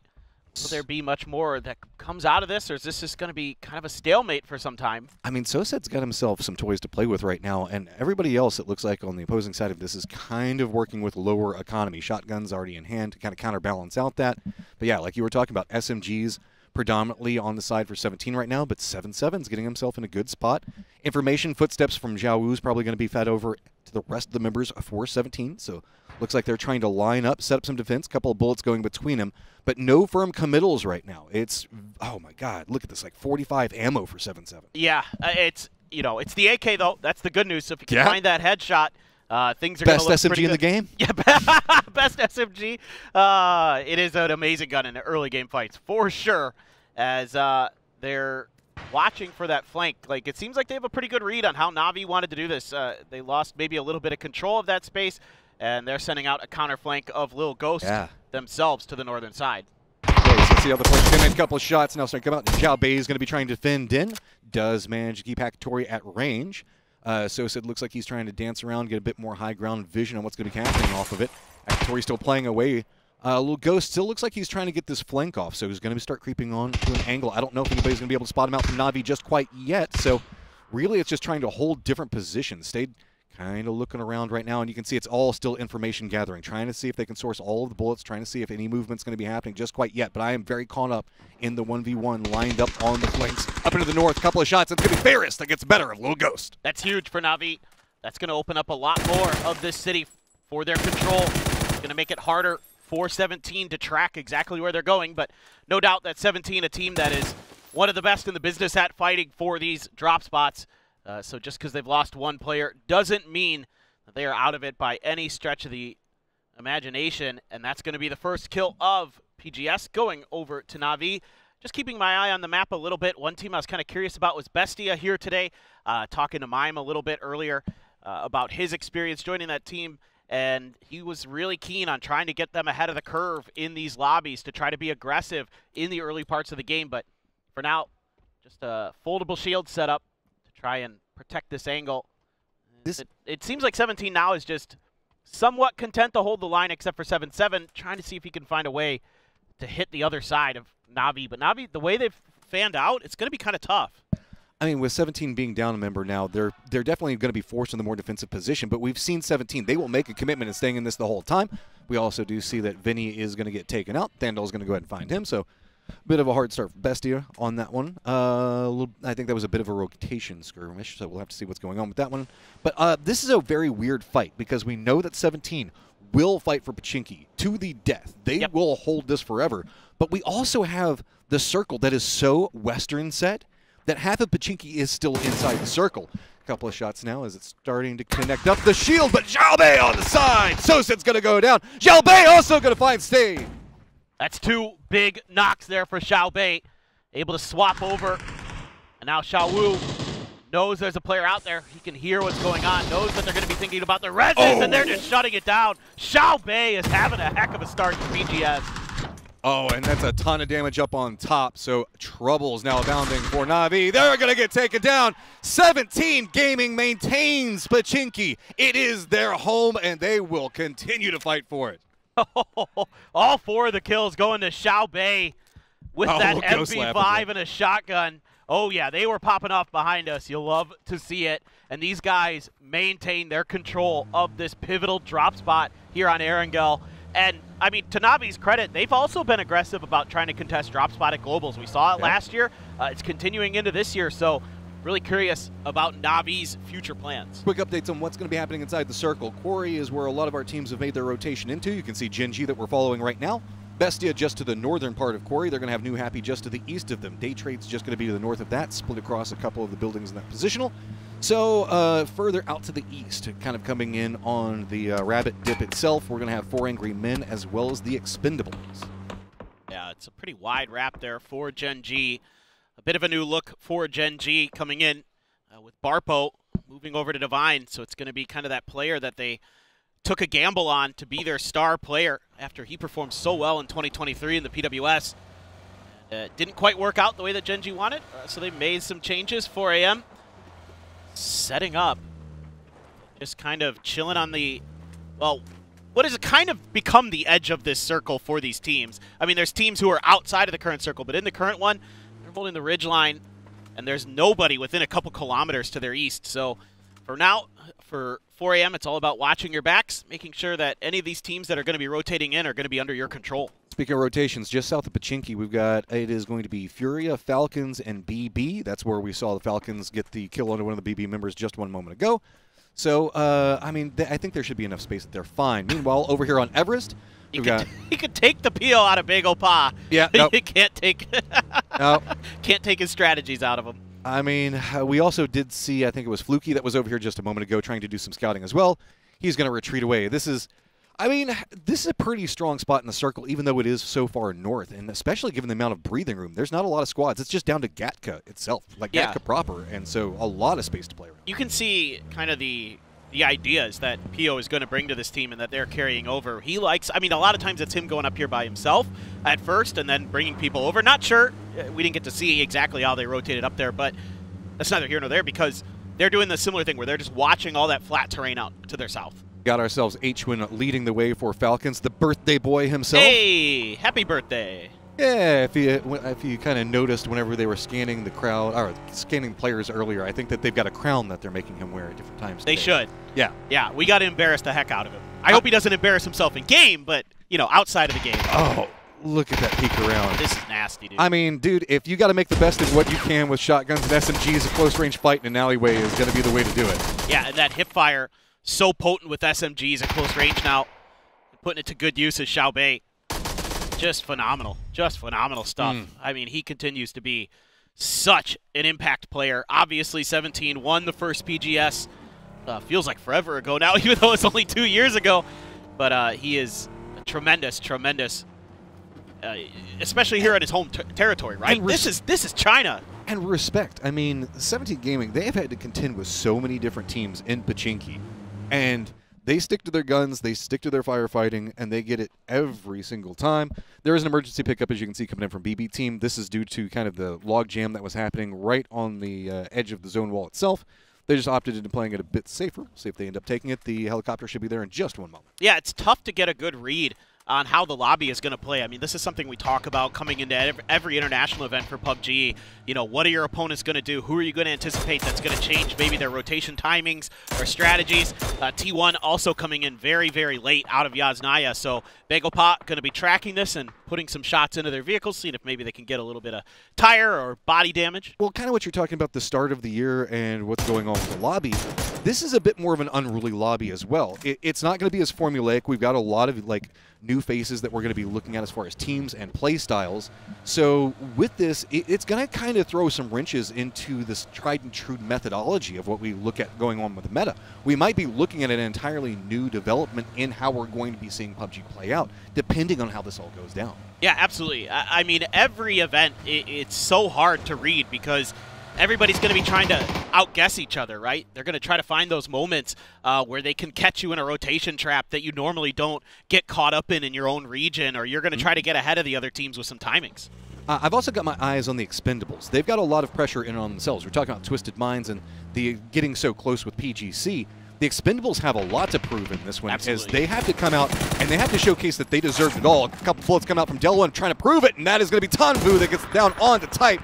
That should be easily picked up. The rest of T1 just having to separate. They're cutting all the way back down. They have to shift over into the east. Furia did hear this, and it looks like they're going to be playing more to the south, so T1 should be safe for now. Yeah, I mean, the good news for T1 is this can be a pretty powerful compound. I mean, this is where PGC ended, if you remember, back last year. So this one can be quite easy to fortify. We saw TSM able to kind of lock this down when they were on their way to second place. Now, of course, they're Team Liquid. This is right on top of Day Trade. BB just going to land on top of the flat top itself. Going to try to navigate maneuvering through this one. Slowly shifting in. See how they play. Oh, nade's going to connect, get some damage coming out from Belmoth. Going to see the counter nades now coming back out, but Belmoth has shifted to a new angle of defense. Kind of dancing around. The rest of Day Trade's trying to come and provide some support, but he's just got to survive here for as long as possible. Give reinforcements time to get here. That's why you can see a couple smokes going down. Just trying to stall it out. No! Vanadol's going to hit one. Best of luck, though, is going to take down Belmoth and get the flush quite quickly. With Molodok going down, though, it is a bit of a problem. Remember the fact that Phil First is already down as well, so there's just two members up. The rest of Day Trade trying to roll in shots. Got to connect, but good shots coming up from back behind. Vanadol goes down. Best of luck manages to take it, but a doozy goes down as well. It is all just down to Best of luck. Oh, my God. What a drop shot from Best of luck. I can't believe he just won that battle. He was getting shot in the back. Should have been dead to rights. but he's able to turn around.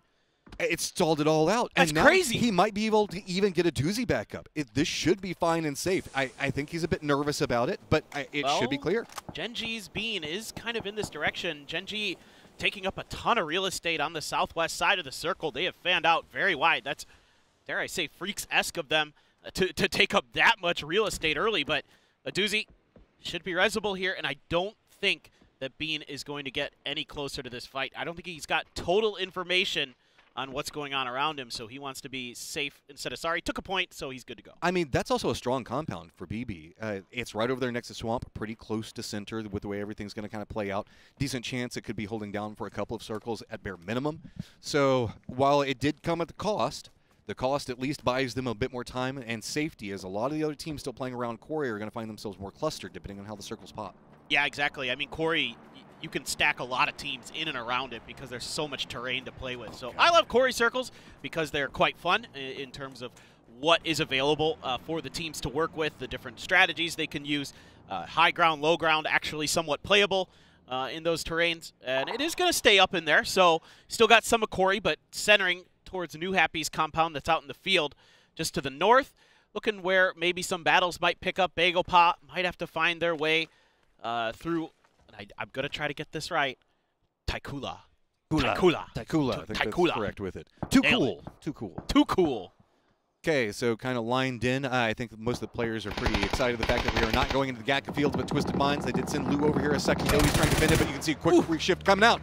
Delwyn is going to go down. Perfectus going to pick that one up easy, but Floris gets retaliation back onto Perfectix. Tanvu trying to defend in. High ground not providing a ton of cover up here just quite yet. With the smokes down, they can retreat in and should be able to find some safety, but with Example Perfectix both down, it's going to be a lot of pressure in, but you can see near no cover to be had for the Expendables, and while they had such good positioning coming into this one, where they were trying to play around, they've kind of caught themselves in the open. Yeah, T5 is in the Sharkfin compound way out to the west, and they found some angles into this fight. It's like you're talking about some of these exposed battles that the Expendables were having to take. Caught up in transition here with Twisted. I mean, you're talking about the PGC champions versus the PGS three-time champions. Quite an exciting battle, trying to find a way to get back down to Perfectix. Gonna have to use a lot of smokes to get there because it's downhill, and no, it's just not gonna happen. Tanvu is gonna find that flush and get some more points here, but the Expendables are gonna lose Delwyn along the way, and this is a team that I know is hungry. I was just talking to Duck Juice before we got in today, and he said, you know, I'm like, what have you been doing in the offseason, man? And he's like, we've been grinding. We have just been grinding since we won PGC. We want to win more. I mean, that is just Duck Juice, man. This is a guy that, I mean, he wants it so bad. Should be noted that Batulins is not with the rest of Twisted right now, so while we do see the Expendables trying to get out of a precarious positioning, Batulins is having a problem of his own up next to Begopa. So Expendables are going to be trying to play along this dip line, and that's no surprise, given kind of how we've got the fields that are just going to be kind of the southwest of this. That's become the no man's land, leading all the way into Swamp. Nobody wanting to make the commitment into that, because if you have to try to get out with 49 people still alive, it's just destruction. It is. It is. There are some routes that, you know, there are worlds, I should say, where you can get through situations like that, but they're lower percentages than you'd probably like. Falcons, they're doing a little bit of scouting of their own. Gen.G still pretty spread out, so if the Falcons, if Tiggleton can get the read here, he might be able to get a freebie onto Tosi. It's a bit far away for Americano to back him up. I mean, there is a car driving through. It's just kind of who's going to see who first. Tiggleton! Tiggleton! Did you not see? I think he did. Oh, yeah, okay, he's running from it. He's running from the angle. He's fine. He's fine. So Tosi also getting the information is going to step away. Gen.G was playing this really quiet for a very long time, though. So if anything, the trap did get spotted. You can see reinforcements now coming in from the Falcons. And, I mean, that's interesting from Falcons. You would sometimes kind of see Tiggleton go for a bit more of an ego peek in that one, but I think that this is a better – oh, I was going to say it's a better read, but then we see the circle go all the way up to the north with Gen.G right next to Falcons. That's going to be very hard to get out of, so there's going to be a ton of problems in trying to get yourself out of Corey. Absolutely. And there is room to play on the southern side of the circle. There are some divots. There are some terrain features you can work with. There's some cover of the hard and soft variety, but that compound that T5 has can be very, very, very strong here. And, you know, I was kind of expecting one of the Thai teams, because they were so dominant in their region, in APAC, to maybe have a good day here, whether that would be Teraton 5 or Day Trade, for example. I felt like somebody was going to pop off for them. Teraton 5 might be in a good position to score some big points early. Twisted now. Batulins He's doing a little bit of anchor play, and it is actually going to be Toasty who's found out by the Falcons. Good play by them to get that point. Does mean the fact that the Falcons are a bit behind in positioning, though. Gen G looks like they're making a maneuver to try to get into the circle a bit cleaner. So Falcons going to be the odd team out. It's going to be them in 17. We also have Takulu's member in Sousa that's going to have to go ahead and kind of regroup. But Gen G and BB team are going to be in some trouble. Furia in some trouble, though, right now, trying to cross that open area. They're going to be running right into Twisted. One already down. Example going to be looking right down on top of them to boot. It's going to be a couple of shots coming into the side of it, but so that's two different teams that just pick apart Furia. Yeah, Park Pro getting involved. Bagel Pot, a team of, well, frankly, you could call them PUBG boomers at this point. A lot of them have been around for quite some time. We're all PUBG boomers at this point. That's true. That's true. 8-year anniversary, 8 years, baby. Love to see it. You know, awesome to see Sungjong back. Just a tremendous player. You know, a former IGL for OG and Entis for so many years. Just a talented player who got his team to so many top 5 finishes across the globe. And now back here just playing for fun and having some success early. There's going to be some points, though, going over to Gen G. They are able to pick up a kill onto a doozy, so the woes continue there for BB team. Here comes Falcons. They're going to be running right next to Gen G. Keep in mind, Best of Luck is also going to be kind of pinched in this position. Takula is going to be just up to the north of this, so if anything goes down, that's going to be a bit of a fight. But it is a 2-2 split coming up from Takula, so they have to be careful with it. It's going to be H-Win, makes landfall right across the wall, but this is going to be a 3, potentially 4-team firefight, depending on how involved Best of Luck wants to get as the solo. Remember, he made a drop around this compound just a little while ago, so he's now kind of shifted in, and he has a ton of friends around him. How can he exploit it? With this many squads, he actually does have an opportunity to survive and kind of let them clear the path for him. Yeah, this is maybe difficult. It's actually cold. TKL getting involved. They find a big knock onto H-Win. Sorry, birthday boy. You're going to go down. Singleton down. Gen G striking. Big defense. Oh, man, they've got a couple coming down. up from Gen G, and that is just all she wrote from Falcons. Best of Luck tries to get involved, but it's just drawing the attention. Takula also coming back behind this one. Bestia does hear this. Looks like they're maneuvering for an angle. Could be coming back behind Orca. Sousa going to be running down. Looks like he doesn't have the quite angle that he wants to work with. Best of Luck, what are you going to do? He's going to have to try to make a move forward. Got to be careful around it, as it is all going to be about Takula trying to defend up this position, as there are 2 different threats and 1 backstabbing snake right behind him. Yeah, this is, I love the way that Bestia is thinking about this fight. Trying to get DraftKing and Mime involved. And they are going to find some success. Gen G goes down to a grenade from DraftKing, combining, of course, with some of the knocks they've taken earlier. T1 just drives him over! 17's gone! Right through the shack! Just no fear. Just pushes their way all the way through it, and they're going to run all the way up into T5's positioning. It's going to come at a cost. Ian is down, but Raining does manage to get into at least a position to get out of sight line. You can't even really call it cover. It's just trying to duck away from the bullets. No, you're exactly right, Matt. This is a tough spot to play for Raining. I mean, you can survive here, but it's pretty unlikely because eventually when the circle starts closing in on this territory, angles are going to open up because the teams are going to be forced onto the hillsides that are around you, to your west, to your east, things like that. So it's, again, doable, but very difficult.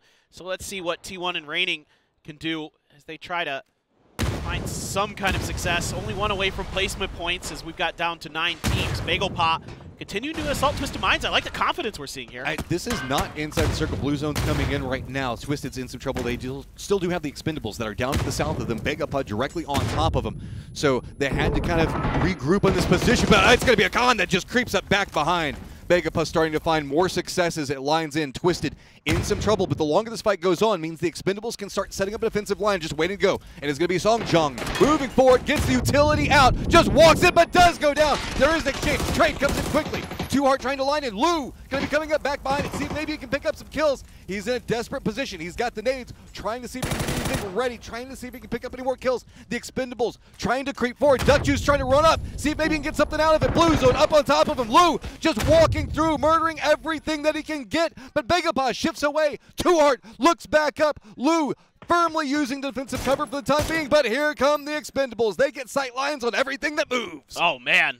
That was a crazy fight between Twisted Minds and Bagel Pot. Looked like maybe BGP was going to be able to come out on the better end of it, but Too Hard going to take a moment to try to go for some heals. Blue Zone grenade thrown out as well. Try to see if they can flush Lou out of this wizard house. Too Hard, the old Griffin player, quite a few years ago, asked to come back up to replace Pio for this squad. Can he come through with a big 1v1 win against Lou? I mean, this just feels like both trying to see if maybe they can get a kill out of this by another point. Remember, we are at 8 teams alive, so placement points are going to be worth looking at. To his own blue zone. Not like that. That hurts. Oh, not like that. All right, Raining, you're in some trouble. You've got a lot of friends. T5 going to be creeping forward. Going to find him very quickly. Path and Pong's going to pick up the kill with it. So T5, very dominant position. This is a strong compound. It's got maneuverability with the road kind of creating its own trench, and they are exploiting it. They are just starting to try to put a chokehold on everything that moves inside the circle, and nobody else even touching it right now. Yeah, and that's what you got to do in these positions. They know that a lot of what's around them to the north is pretty clear. If you can keep the expendables from being able to find a way into this next circle, you are going to give yourself a really nice chance to win this game. But I do see teams win that come out of the south here because, again, there are some angles of attack you can take that can actually get close enough to that shark fin compound without them being able to see you or really do anything about it. It's about winning this battle on the southern side. And a lot of the pressure now coming on to New Happy, trying to get flank positions. Inuyasha, but it's going to be December 12th. Does manage to take down Sills and Bestia. Their front man down for the time being. It's going to be Mime, Draft King back behind this. Remember, they did lose one of their members early in Bestia, so they're trying to see if they can shore up their defenses. See the maneuverability that's coming out from New Happy. They're coming in quite quickly with Inuyasha down. They have at least a little bit more space to play from, but it's going to be everything New Happy has to throw at them. While this is going to be happening, Takula's going to be coming up back behind them. They have to be careful. The backstab could be big. It's going to be Z-Long that does manage to take down Mime. It is all just down to Draft King. He's trying to hold the defensive lineup. Takula, how are they going to come into this one? It looks like they've realized where the shots are going to be coming from, so Draft King in a lot of trouble. He's being pinched by 2 different teams at the exact same time, and that is going to be exactly what New Happy wants. Dawn does manage to pick up, but look, that is a great shot coming up from Z-Long. Man, Z-Long there. That is a great 3x spray. You got a Groza here for December the 12th as he's rolling in. Souza stuck behind a tree, using some smokes, though, to try to get his teammate up, back and running. Gonna grab him, and a few more smokes even coming out now. Circle isn't going to give them too much more time. They're on the short edge of it there. New Happy knows. They're trying to punish this. I love it. They're unrelenting. They are just charging into this. They don't care about the smokes. They want to get control over the area. And Z-Long, dude, he has just been popping off in these firefights. He's going to line in, get a beautiful angle approach onto it, and picks up another one. Does he have any idea where the other members are for Takula right now? Looks like he does not, so has to shift away from it.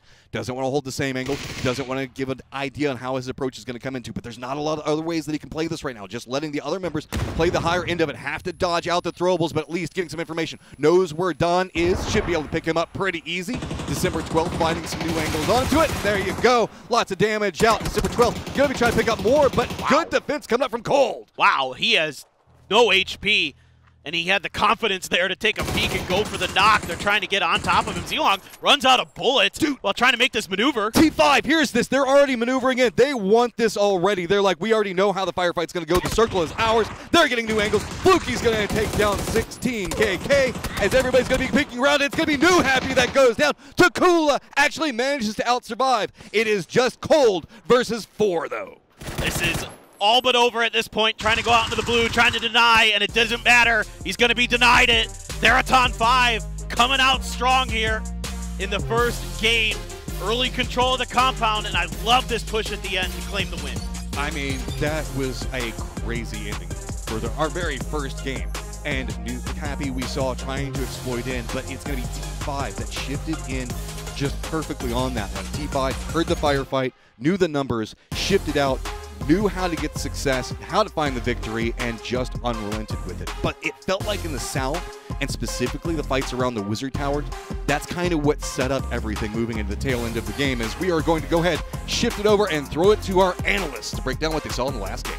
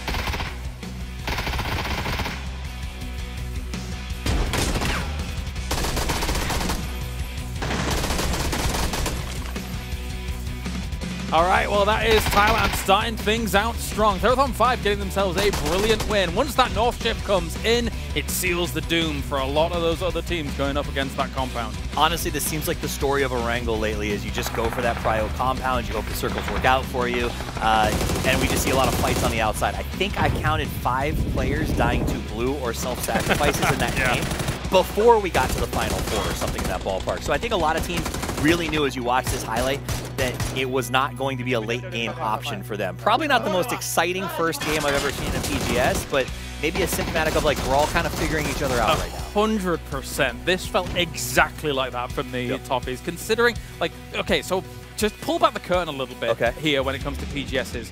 Yes, we have scrim games. Yes, we have some practices on the stage and things like that. Do teams take them totally seriously?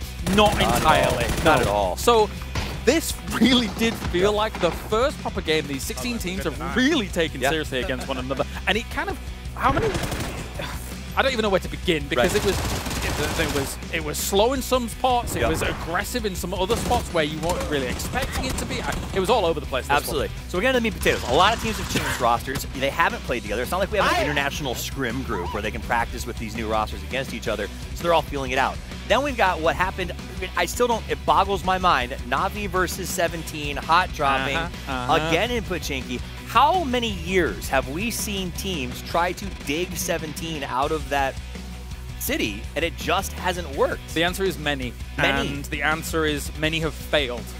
I mean, I've seen teams throw entire tournaments away trying to get them out, and 17 doesn't care. And one of those teams was Na'Vi last year, actually, when it came to PGS. However, at the same time, when it comes to trying to dislodge them, it looks like they may end up committing once again for this. Remember, both of these teams are GPT. They are guaranteed to get to the PGSs. And if Na'Vi really wants to try and wrestle this away, I don't see it happening unless it's a full year commitment, and even then I don't see it happening. And that's the problem, is even then I don't see it happening, because 17 has a chance to make an awful lot of money in their region by themselves. They don't even have to count on sort of getting well here at these events. Correct. So that is, I think, something you have to consider, and Na'Vi really needs to sit down and have a big talk and say, I understand we're setting ourselves up for EWC, PGC, etc., but I don't think you unseat 17. And after what we saw from them in that fight, that was insane. Xiaobei just nuked everybody. Yeah, it's a bold play, Cotton, and we'll see if it pays off. We'll see. But I don't know if it will. I think, as you say, like when it comes to that hot drop as well, it's become even more dangerous, I would say, as well, with how some of the kind of meta changes, right? You've got MP5Ks that are suddenly very, very powerful in these situations. Shotguns are terrifying in spots as well. And then suddenly, as you say, Xiaobei is able to utilize both of those to look brilliant whilst doing it. Na'Vi, like, I mean, in moments where the third kill goes down, they looked a little bit lost against that position. I mean, part of that, I think they got thrown. So Xiaobei does this peek with the double barrel and gets the knock, and you see them readjust, going, okay, here comes the re-peek after the double barrel reload, and instead he just switches to the MP5 and nukes them again. And so part of that, I think, is we saw a little bit of unexpected chaos. We saw him with that little crouch shot. We saw Bestelok's drop shot on the day trade crash later on. I think some of these quick movements are maybe catching some of our teams off guard, but that was also a fun one to watch. Take a look at the top 4 teams. Marathon 5 does come out in first place with 7 kills, but a lot of that, I think, based on they had such a good spot, and that circle made it, that you just can't push that compound. There's nothing you can do. No, very difficult. And even the teams that were kind of just situated in dips and divots near that compound as well were the ones that really were able to yield fruit when it comes to that north shift. And what is very symptomatic of what we were saying before, of like, this really felt like a feeling out game, is the top teams all have like 1,000 damage. Really not much at all. That's not what we normally expect on an international stage for an international win. As we take a look at the boys from Marathon 5 a little bit closer. Fluky, hey, I mean, as much as I was making fun of the scrim games, Fluky was an MVP in one of those, and now he's going to be the man of the match in this one as well. And maybe someone should start taking it a little more seriously. T5 obviously did, and they got some points out there. It's a good start for them. I think they needed this to come off of those gates really fast. Taikula also got themselves in the top 4. That's going to be a big move for them. They needed to have a strong start. Man of the match is going to go to Fluky, 537. But again, this was all sort of in that late game. They played cleanup. You saw them literally hunting down the last 2 players, trying to say, hey, there's no free points here. You don't get to deny us. We need everything we can get. One of the quickest Erangels we've seen on international soil for quite a while, but they did mop things up. And as you say, I mean, even when the circle starts bearing down on that compound, it's not only that you can't dislodge people from that compound, it's that if you come near it, you're going to be exposed from a lot of angles. So they flex out, they get themselves the 17 points to clean up as many kills as they could. New Happy, a good start for them because they're not necessarily the team from China that a lot of people are talking about. Obviously, you have the conflict that will continue to occur probably on those central locations. 17 have traditionally been very strong. This is not the previous New Happy that you're used to, especially with Ming Ming not there. Yeah, very different roster, so for them to come out and get themselves that sort of 6 kills and the placement points off the gate are going to give them, again, a sign of hope. That said, I think all of these teams are understanding this was kind of a weird circle, not a great start. Game. And I mean, you saw, if you want to see proof of that, it was how many outside rotations we saw. Yeah. How many teams were just like, all right, well, we got to abandon this spot and go all the way around the swamp. We got to fight over at the old Welcome to South George Tower, if you will. We saw that sort of mess with Twisted Minds, and it was Bagel Paw pushed onto them. They did, and that is not a fight that you would want to take or a push that you would do under normal circumstances. No, definitely not. Take Cooler as well, actually. We're talking about the Chinese teams, right? Like, actually being able to have a really nice, rapid start for these teams that I wasn't really expecting much from is a brilliant position for them to be in for an Erangel. Now, what's interesting is that we were even having this conversation backstage about, like, is Erangel now the slower map in general? Yeah, I mean, it feels to a certain extent like the pacing has fallen off because in Erangel, you have the choice. It's not like Miramar where I can hide behind this fold or make an interesting push. You have to either hard crash or just hope you catch that circle. And so I think a lot of teams are scared of that hard crash. We kind of brought up Petrichor. What are they going to do tomorrow when they show up?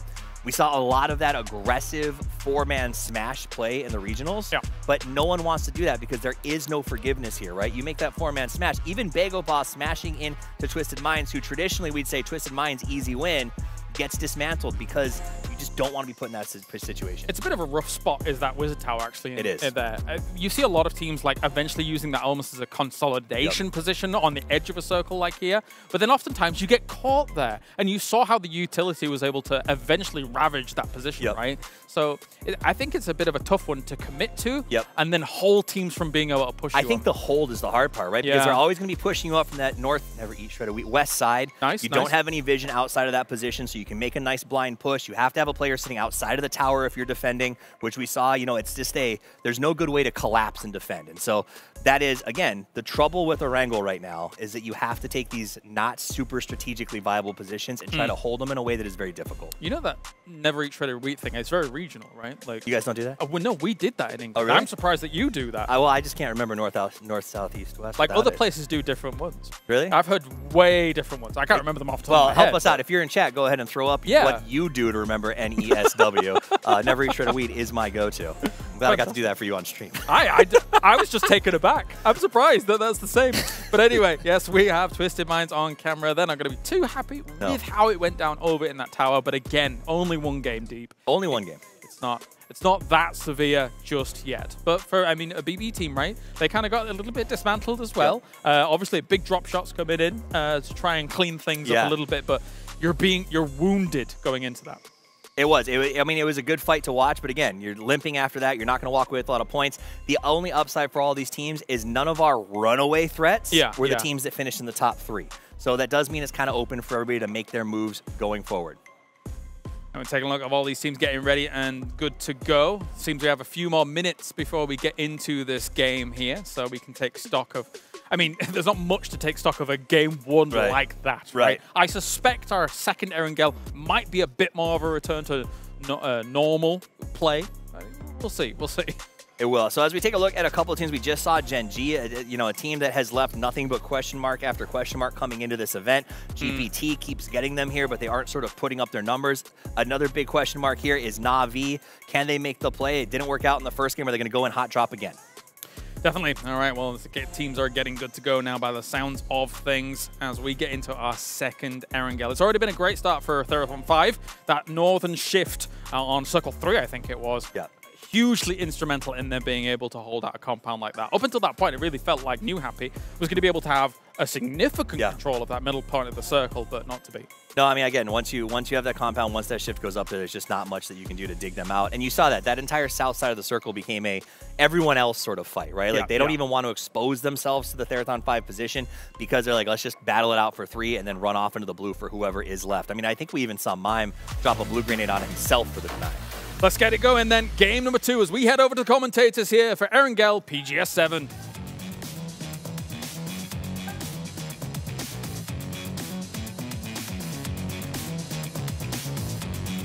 Okay, it is time. Are we going to see another commitment back down into the chamber? I mean, 17, how many people are going to drop on 17 gaming before they go, okay, I think we should just kind of... You know, you would think by now people have learned their lessons, but they haven't. No, and I get it. I respect the ego. We think that we can do it. Nobody's ever been able to do it, but we think that we can do it. But then they go, oh, it's the same idea everybody's had. Well, like, I mean, it's got to be infuriating for these other teams, right? Like, you come to these global events, and every time it's 17 sitting there, you know, just squatting on this territory, and you're like, surely they've let go of this. Like, surely nobody's been contesting them that much in their own region, right? We can get away with it. They're rusty. They don't have it anymore. We got this. And then you just get dumpstered by them again. You're like, ah. Talk yourself into some great decisions every once in a while, but it looks like the commitment's coming in. Na'Vi is also going to go for another drop in.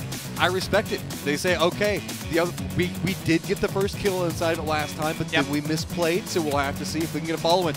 And this is a very hefty drop. Two members directly on top of each other, so see a quick come out. Soset's going to find himself vectored right off the get-go, and that's going to be great for close range. Jalbei's going to be over the corner. Good shots coming out from Jalbei. Soset down already. He's got another MP5. Dude, he's just great with him. It's unfair. Too good. Okay. He's okay. He's okay. Ooh, he actually has a ton of ammo, all considered, right? Oh, yeah, he grabbed a bunch off of it, of his opponent's body. Soset just dumps a bunch of 9mm over to him. Do it, 7-7. I love the Vector for no reason, just other than the fact that I love it. T1 is also fighting 4 AM, by the way.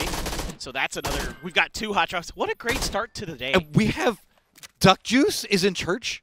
He's technically here as well. What is even happening? Okay, 4 Angry Men get eliminated, so T1 win that one. Jalbei does go down. 7-7 has to be careful. He has to step away from the angle of approach from the nade itself. Na'Vi, okay, so back in between the two, so back to 3-3 and Duck Juice. I don't know why Duck Juice is there, but respect. I goat. I love it. He chilling. Does what he wants, man. Yeah. This is Apex style, right? I mean, you remember Buriram used to mess with the power grid fights back in the day. I just love it. I mean, they're hungry for points. They know they need points. You know, the first game not too bad for the Expendables, but so Yasnaya was the source for the T1 firefight just one moment ago, where we saw we saw in the kill feed 4 Angry Men go down. So that looks like it's entirely resolved. No other enemies that are going to be around them for the time being. I find this interesting because the other members for the Expendables have kind of moved in a bit more to the west. Duck Juice is still staying there. He might be able to exploit something. Absolutely. I mean, there's high ground up there too, so he's going to be able to see some of this. If somebody takes an angle on a roof because they think it's safe and they expose themselves to him, there's a world where he completely changes the dynamic of this fight and maybe gets a free point out of it. We'll just have to wait and see what he wants to do. Just keeping my eyes. Actually, he's gotten a vehicle and he's leaving Sag. I was hoping he'd stick around. You know what? I love the fact that he was just kind of hung around for a little while to see what would happen with it. All right, so we're back to the rooftops, as it is all going to be about trying to figure out sound sourcing and what's going to be going on. I just love that Lil Ghost is like, Xiaobei, I saw what you were doing with those MP5s. I too want to replicate that. New gun meta. Players are excited. We can hear some yelling going on back behind us. I genuinely have no idea what that's about. I don't either. Oh, maybe it was the kill on the Delwyn? Yeah. Could be Don. Yeah. That's kind of, maybe that's why Duck Juice retreated? I don't know. We do have kind of also a lineup around Everest where the Expendables can spot out what's going on with Bestia. We've got Takula that's going to be up on top of section of it in a 2-2 split. So that's its own kind of brew going as stayed creeping forward. This is a bit dangerous on both regards. So you can see that Na'Vi is much more condensed. 17 is kind of go for see if they can find different angles to pick apart what's going to be going on with the defensive line for Na'Vi. But that does mean that 17 inherently is putting themselves in very disadvantaged firefights. Yep. If Na'Vi can find the lines in faster than what we can see the condensing coming down and the control coming out from 17, then there is a way to flip this back behind. Because you can see that 17 is playing this pretty slow. They don't want to overcommit because they know that's how you can screw up a hot drop. Well, yeah, as 17 here, you're taking position, and what you're sacrificing is the ability to cover each other as easily, right? So they're spread out on the roofs, taking high ground, keeping track. This is smart from Lil Ghost. He's going to hear all these footsteps, what's going on behind him. You can see he's just looking straight down. There is a world where one of them tries to get up on this roof, and they're just going to die as they try to vault up, but we'll just have to see what Na'Vi wants to do. So, you know, the good thing for Na'Vi, no, he's also trying to get an angle on this they're coordinating their locations very nicely. So my concern with it is Xiao Wu, though. He's kind of isolated in on this. So if he tries to make too quick of a run in, there could be a couple of problems with it. But you can see Hakatori's already trying to creep forward. I think that they've definitely heard Little Ghost positioning now. So this is all just going to be about angles. And oh, Xiao Wu, that's a beautiful angle. If he can kind of get anybody to step back for just one moment, just takes a couple of taps. Little Ghost is kind of in this position. He can't get involved in the firefight without kind of jumping down into the thick of what's going to be going on with Na'Vi. So it's very problematic. It means the fact that this is kind of a 2v3 for the time being. Xiao Wu doesn't want to reveal his position. He's been patient with the trigger. They were looking for a knock from those frags from 7-7. Weren't able to connect with them. The old Tiamba member not able to find some of that success that Tiamba was so well known for back in the day, that grenade usage. Instead, I think Xiao Wu has been identified, looking for that other third player. They know he's in that building, but you know, obviously you don't know what window he's going to be peeking out of, which angle he's going to be taking. Stayed. Oh, that was close. You heard that thing just rip through all of its bullets in a half a second, but got to be careful. It looks like it is going to be Hakatori that's just trying to shoo away what's going to be going on. Xiao Wu, he does take some damage, so he's had to jump off the top of the buildings. And oh, Little Ghost does spot out Stayed, so going to be able to pick up one. The commitment to have to go after the flush, though, is a lot. Remember, he's kind of isolated here right now. He can't get too much more out of it. Here we go. 7-7's going to jump over. They have the numbers. They're going to go down for the lower floors. Looks like they're going to be trying to run through it right now. Can't find him just quite fast enough. So, Little Ghost resetting the pace. Tries to go for a run across. Goes for some sprays. Quick follow-up. It's going to be 7-7, but walks right in the counter, providing some cover for Na'Vi. Quick exchange between them, but now Hakatori gets a line in, and it's the collapse. Na'Vi very quickly following it back behind. Hakatori knows exactly what's going to be going on. Shotguns flipping back out. It looks like a quick push coming out. Slowed back down, stepping around new angles and trying to see if they can get a counter flank. Little Ghost shifting back around the angle, but gets spotted. Hakatori defending great. Oh, and he's got the final. What a play here from Hakatori. Him and Stayed going to combine for the 4 kills on the 17. So round 1 went towards 17. Round 2 goes to Na'Vi. And this is seeming like a battle that is going to continue on into this event. Neither squad giving up. You got to love it. I mean, again, you're taking risks there at 17 in that fight because you're spreading out and you're trying to go for some of those individual plays, and you get that knock, and then you wait for your teammate to get there. But when your teammates got there, that means the res has already come through, and then they try a bait and switch. Yeah, you get one, but you also get traded, and then your other player takes way more damage than Na'Vi did, so you're way behind in that fight, and they weren't able to recover. Great work by Hakatori with that scar. Daytrade trying to get out as they are right on top of Gen G. Gen G also trying to commit into a res. The Expendables do get some vision in this, but that's kind of what we're looking for.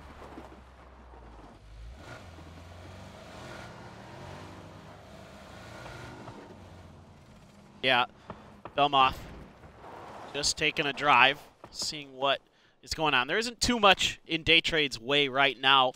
You've got some teams to their east, just Gen G, I believe, and then nothing for quite a while until you get towards the hospital area.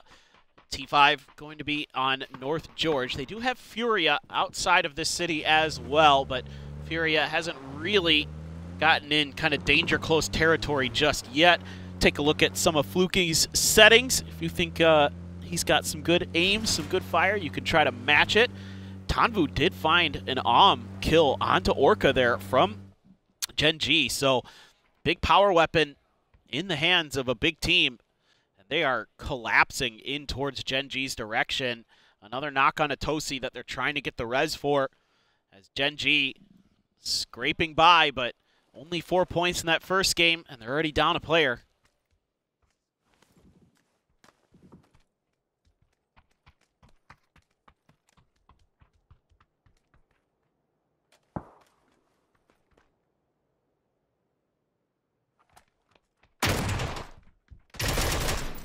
Oh, big knock. So this is just a repeat of what we saw earlier between 4 Angry Men and T1. Again, this is a fight that is going back to last year, and that's got to be frustrating for 4 AM. T1 has been really tenacious in those fights. I mean, that's, you know, going back to when Sonic was coaching Donawa. He loves Yasnaya on this map, and he doesn't want to give it up. And now that he's on T1, he's back to business, back to controlling that territory. So Gen G is able to get their reses, and they are looking to See if they can find a way. Oh God, this circle shift. What in the world?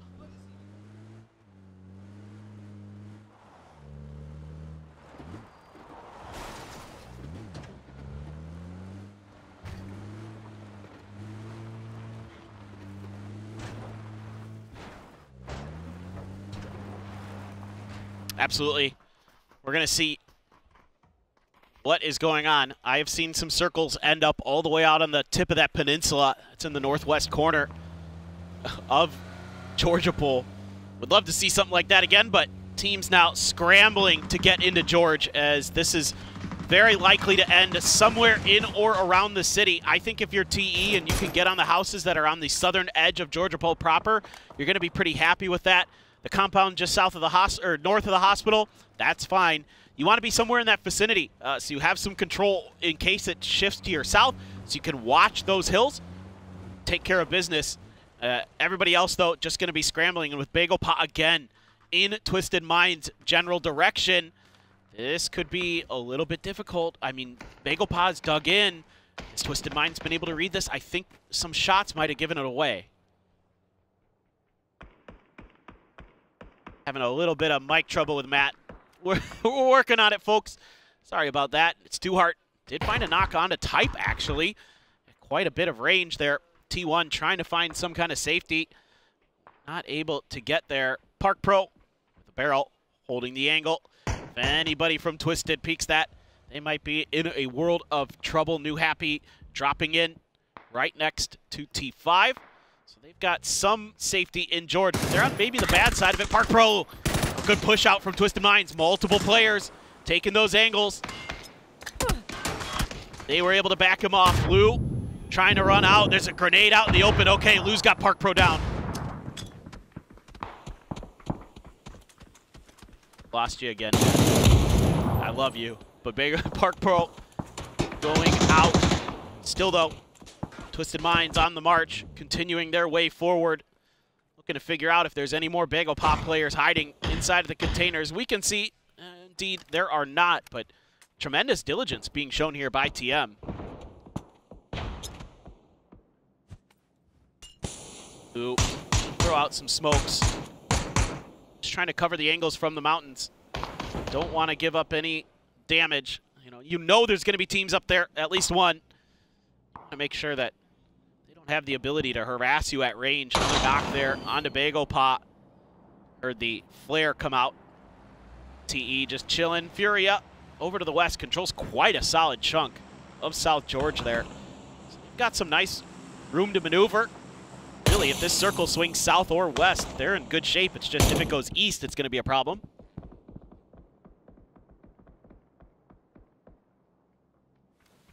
All right, well.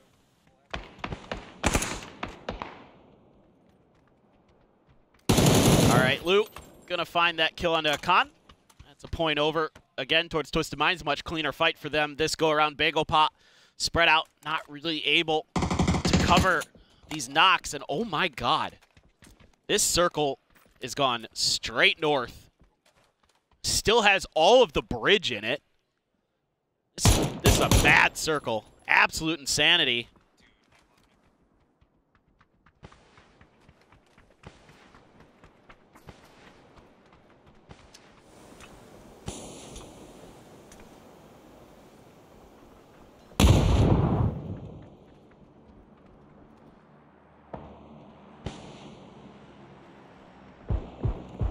Yeah, Spaceman doing a good job. It's going to be that line of smokes to try to rescue Sungjong from this bad situation, and grenades nipping at his heels. That one's right in front of him. He's able to find just enough room there between those two frags, but it's actually Batulins who finds it too hard. So Sungjong, the only one alive for Bagel Pot, trying to get through, trying to get out the smokes. Now there's other cars driving at him, and he's just done. A nice headshot is going to connect. It's actually Ranger X. He's going to find that final kill. Bagel Pot out in 14th. Here comes Bestia sliding on in. They have found some real estate, some safety, as they're taking a bunch of damage. Silzen, 1 HP. Okay.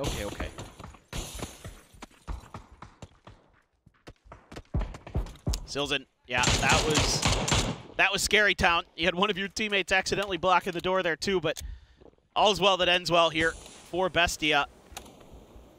A lot of good players on this team, a lot of veteran players on Bestia. Silzen, one of those players who's been to just about every international event that PUBG has to offer. Some shots ringing out here from Bestelak towards Gen G. Gen G, though, has the circle in their favor, so for BB team, they're going to have to make a decision. Are we going to try to crash Gen G? Are we going to try to find some space on the hills that are to the northwest of Gen G? Try to make a wide wrap all the way around the beach, maybe? Some decisions to be made. Zakraken trying to get a little bit further into this circle, has gotten right underneath New Happy's noses, and this is dangerous for him. There's a lot of players here, and wow, it's actually going to be 16. He's got the cover fire up there. Zakraken going down. December 12th took quite a bit of damage, but did not get knocked, so Furia tries to send a player forward, maybe a little bit unbeknownst to New Happy, and did not go great. Haven, Gizera, oh. I kind of hear you.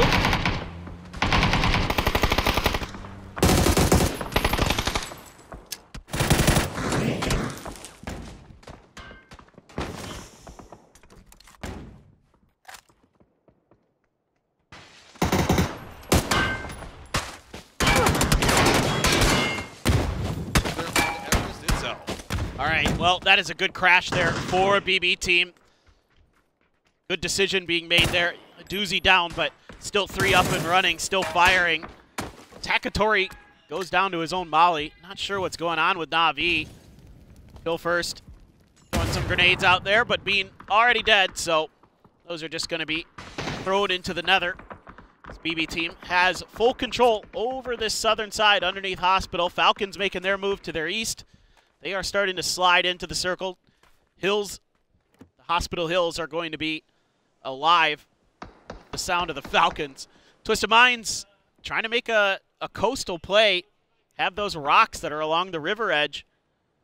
They are just slowly but surely making their way through. They actually have some space to work with. If they can find a way to stay underneath the eyes of Bestia, which they are just going to go down into the water to do, I think this is the right play. You can actually wrap all the way around to the bridge, come back up over in that direction, and have the ability to find some safety in this circle. This is just classic heady Twisted Minds play. They've got 4 kills already in this one, dismantling Bagel Paw earlier. So, put on the water wings and get moving, Twisted, because you still got some time, though. Circle's not too close. Everybody else mostly safe inside of this circle. No teams really to speak of that already haven't gotten through. I mean, you do have Day Trade on the southwest corner, but they're on their own, and they're good to go. There's even a Panzerfaust in Lou's back pocket, something to keep our eyes on. A couple frags for him as well. Still just making their way in, as this is about the only thing that's going on in this circle right now. There's just so many buildings, so many compounds around. Yeah, it could be good. Am I in now? I hear you. Can you hear me? I can hear you. All right, let's see how this one goes out. So with this, we did see.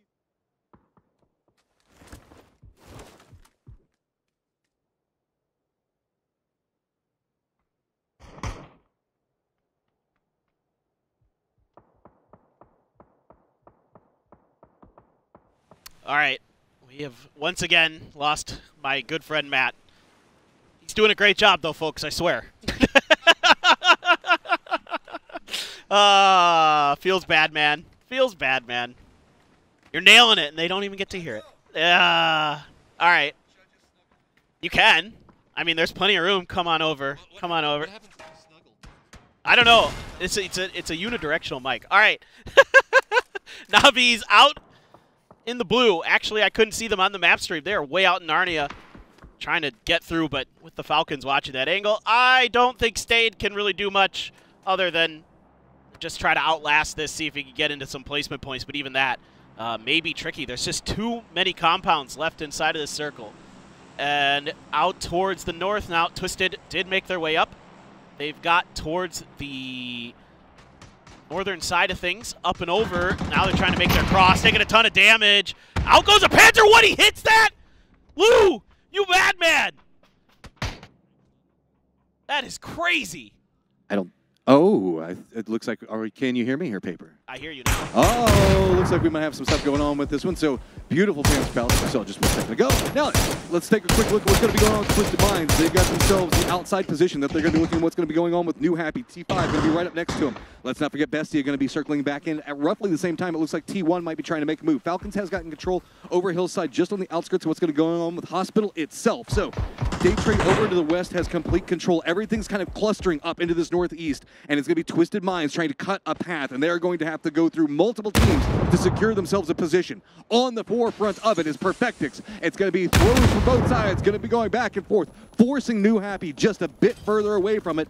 But I'm going to be curious to watch. Are Bestia going to try to see if they can pounce on a different angle? Looks like they're just going to be jumping in a vehicle. They might use the opportunity, but that does mean that T5 is focused up, taking shots at them. This could be an opportunity for it's going to be Twisted Minds to creep forward as they are just taking inch by inch, firefighting their way directly into the circle, and New Happy just can't seem to find a way to stop it just quite yet. Yeah, meanwhile, T1 doing a ton of damage out there.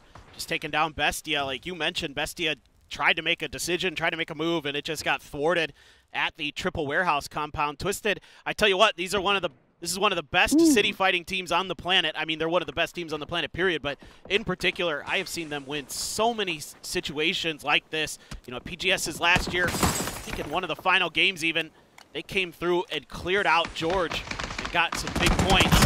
And here we go. Look at this Panzer shot. Oh my God. That is just sexy, right on top of him. So also the way that Twisted played this to force New Happy off the angles, it was just so beautiful to watch. They were holding multiple different lines of angles so that way there was any peek that was coming out from New Happy while making sure to layer the throwables, but they still had to be careful because T5 could have caught them on the flank on their approach, and they managed to shoot both of them away just off of firefighting skills and making sure to coordinate every single one of their movements. But it is going to be 16KK right here. Z-Long, we saw him have a big pop-off just a moment ago, but it's going to be December 12th on a new angle. Twisted hasn't finished the push yet. They're right on the cusp of it. T5 trying to shift out of it. Falcon's going to get some vision onto T5, kind of herd them a bit more into New Happy's positioning. It's all going to be onto New Happy getting slowly pinched from so many different angles.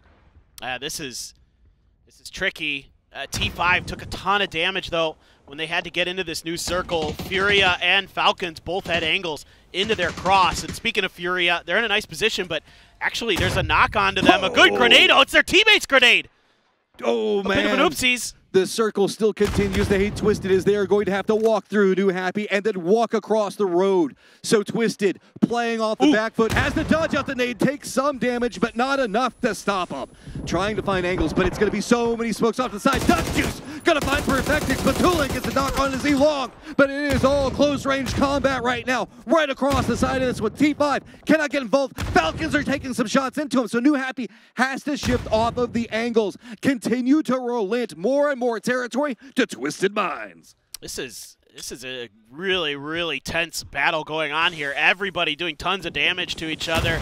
Inuyasha stuck in between a bunch of different utils. He is, I think, going to just barely get through. Yeah, found room outside of that blue zone, and he's able to get the first aid off. But still, he's the last surviving member for New Happy. This is tricky, and now you got the Falcons trying to find their way in. They're just flooding in off of this. The blue zone's going to be coming in right now, right on top of Twisted, and what's going to be going on with T5. New Happy getting caught in the middle of it. Falcons want some kills. They're going to jump up. Batulin's going with the spray. It's going to be followed up by everybody. Falcons just ran into the wrong neighborhood. T5's going to go down. But look, the distraction coming up big enough. It's a big problem for Twisted. They had to find some way to play away from this one. Falcons just flooded into this. 2 members now down, just 1 up. And Twisted continuing to find pathing, but it's coming at damage, stacking, just being more and more attrition onto them, but they're still finding successes and finding a new foothold. Man, if you could get that Panzer back up from H-Win, Falcons might be able to turn the tide of this battle, but somehow, some way, Twisted back up to 4 players, 6 kills. They're just chugging along. TKL has BB team down out in the hospital vicinity. So you do have the Expendables as well. That still doing some damage for Tanvu. Yeah, and we got Fury on a new angle as well, so getting more and more complicated. The blue zone continuing to stack. You can see Shrimsy's got himself the Panzer Faust trying to go for res onto his teammate. Twisted going to just jump the walls, try to get closer to the circle. They're finally finding some type of safety, but Tiggleton is going to drop a nade onto Example back behind this one. You have to tell, turn back behind them. They have to be cautious. Pink trying to lead a pass of his own. Does find one, but he's going to go down. H-Win, the birthday boy, in some trouble. Panzerfaust up. He's still got Inuyasha that's going to be back behind him, but Twisted in front of him for the time being. Shots coming out from Fury are going to stop him off. Going through the smokes, just continuing to pop off. While this is happening, though, Fury has to look onto a new angle. Falcons goes down. It's going to be Day Trade. Hearing the shots coming up from Fury, they're going to start taking control over the circle. Yeah, this is now gotten much more difficult for Twisted Minds. Only 2 players left. Still have to worry about a backstab potentially from Inuyasha. If they've been kill feed tracking properly, they know he's still out there. Oh, Perfectix, though, hits the headshots onto Clories, gets the knock. Is that going to open up enough space for them to make their move? Still have that AWM to consider in Tanvu's hands. He's watching from a different angle to see if and when Twisted Minds crosses this road. Day Trade fanning out, try to maybe pick apart these players. Everybody knows that they want these points, and Twisted basically dead to rights. I mean, you'd have to have probably 12 or 15 smokes just to get across this. Twisted just trying to do what they can to get points. Yeah, I mean, Fury has got control over a compound with vision on what's going to be happening, but that does mean that since they've been so focused in with what's happening with Twisted, Day Trade's got a bit of a foothold into the west. Takula has moved into the south, so that's what we see the play going on. Expendables have also been taking some shots into Twisted, but they don't really have to worry about too big of a move just quite yet. They're playing that area just to the northwest of Hospital, so they're fine for the time being. I have to see how we see Twisted try to fight their way out of this one. But, I mean, Spaceman getting involved in a fight with Flash does mean that there's new distractions that could arise. Twisted could try to exploit this. I just don't know how Twisted can get out of this, though. I know. I'm with you, Matt. I think it's going to be very, very challenging. Flash is going to be finished off by Spaceman. He was a tremendous fragger in the PCL this year. Belmoth, yeah, okay, Perfectix tries to make the move. Dude. Actually, Tanvu steals it. I mean, he's got a tool to steal it. He's got 1 bullet left. Lou, he might just be going for some type of med battle. I don't know if he's going to be trying to make too big of a move. Yeah, it looks like that's just going to be his commit. No big firefight's going to wipe out another squad just yet because Day Trade should be able to regroup. But you have to give it to Twisted. They picked up 7 kills. And they fought tooth and nail to try to get there, but there's just too many opponents that were in front of them. So respect where respect's due as we now have our top 4. Takula, the Expendables, Day Trade, and Furia. Still, there's just like no other teams that can make that move like Twisted can. I mean, the fact that they got to where they were, they had to fight through so many different teams. They came out with 4 up when the Falcons got there. That's when they lost a couple players. So tip of the cap to Twisted Minds. That was a really well-played battle. And they still come through with some placement points and a bunch of kills. So that is not bad at all given their situation. Now over to our last 4 teams. 4 up for Taikula. God, I hope I'm saying that right. And then the Expendables, Day Trade each have 3, Furia with 2. But still a lot of space in this circle, a lot of buildings. So kind of depends on this next one. It's also got these hillsides, which are going to be very useful for Takula to play from. It's just right on the edge of the zone is the problem with it. Nobody wants to move down into the lower areas because they're just worried about the crossfire. It's a valley of death that everybody is going to have to try and navigate. Fury is going to have Day Trade just to the west on top of him. Takula is going to be trying to see if they can stop out what's happening with the Expendables. But if the Expendables can find some type of way to get out, maybe over to that rock that's going to be in front of them, they might have some breathing room to play from. Yeah, that's a good point. It is going to be interesting now. A lot of smokes having to be expended, but I imagine the Expendables have quite a few of those left. It's true. They've been playing there for a while. Exactly, Matt. Exactly. They've been chilling, so there's a chance they can find a way in. Might be a little bit tricky with some of these angles that Taikula is going to have on top of you. Like you were talking about, those hillsides, very, very powerful in this position. But with Tigger having the Dragunov, if you could just find that one headshot, that's one of those guns that could be a difference maker, especially in this late game where the one taps will come through. Phase number 8. You can see the blue zone now starting coming. Oh, the Expendables just hop inside the vehicles. They've got a Panzerfaust ready. They're trying to just make the run in. It's going to be big explosions. Furia defending up. But it is going to be Tanvu that at least managed to get in there. Day Trade trying to get some retaliation, get some kills of their own, see if they can get something out of it. Does get some damage, but doesn't get the knock just quite yet. Takula's been playing up on that hillside, and the hillside could have spelled death if they have to time this wrong. Expendables do get eliminated, but Takula has to be careful. If they wait too long up on that hillside, that means that it could be two different teams, and Furia and Daytrade, that both line into Takula, trying to move down, but the distraction. Furia can't look up the hillside right now. Daytrade is up on top of them, and Daytrade is hungry. Yeah, they're trying to find 3 different angles on this. Timing for Takula. Timing is what they need to find. They've got a pretty decent amount of space because Daytrade and Furia are just fully committed on top of each other. Decent damage done by Spaceman there on the window drop, but here they go. They got to make their move, and they got to start making it while these smokes are obscuring vision.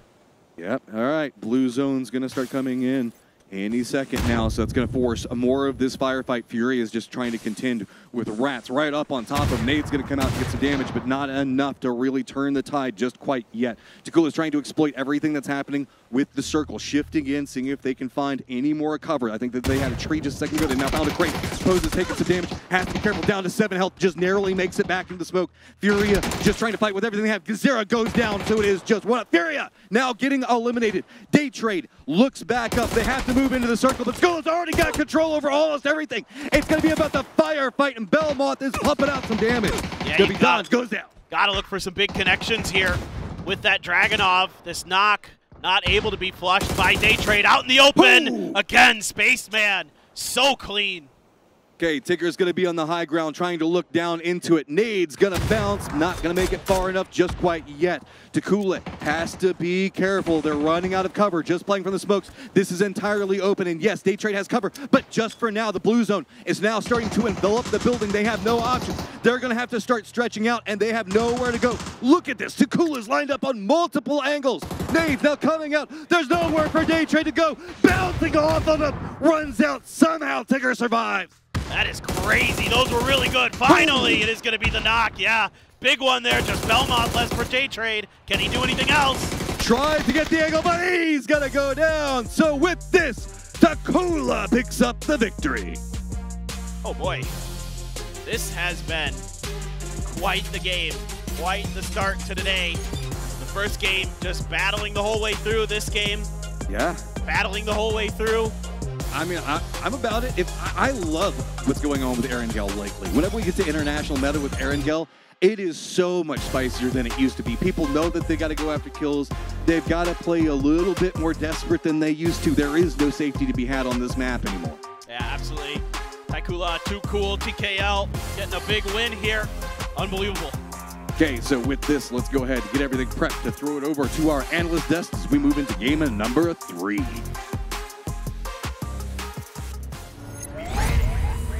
Ready to fight.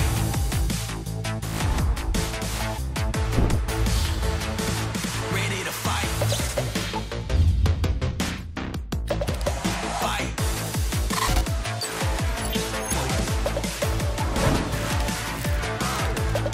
We ready. Ready to fight.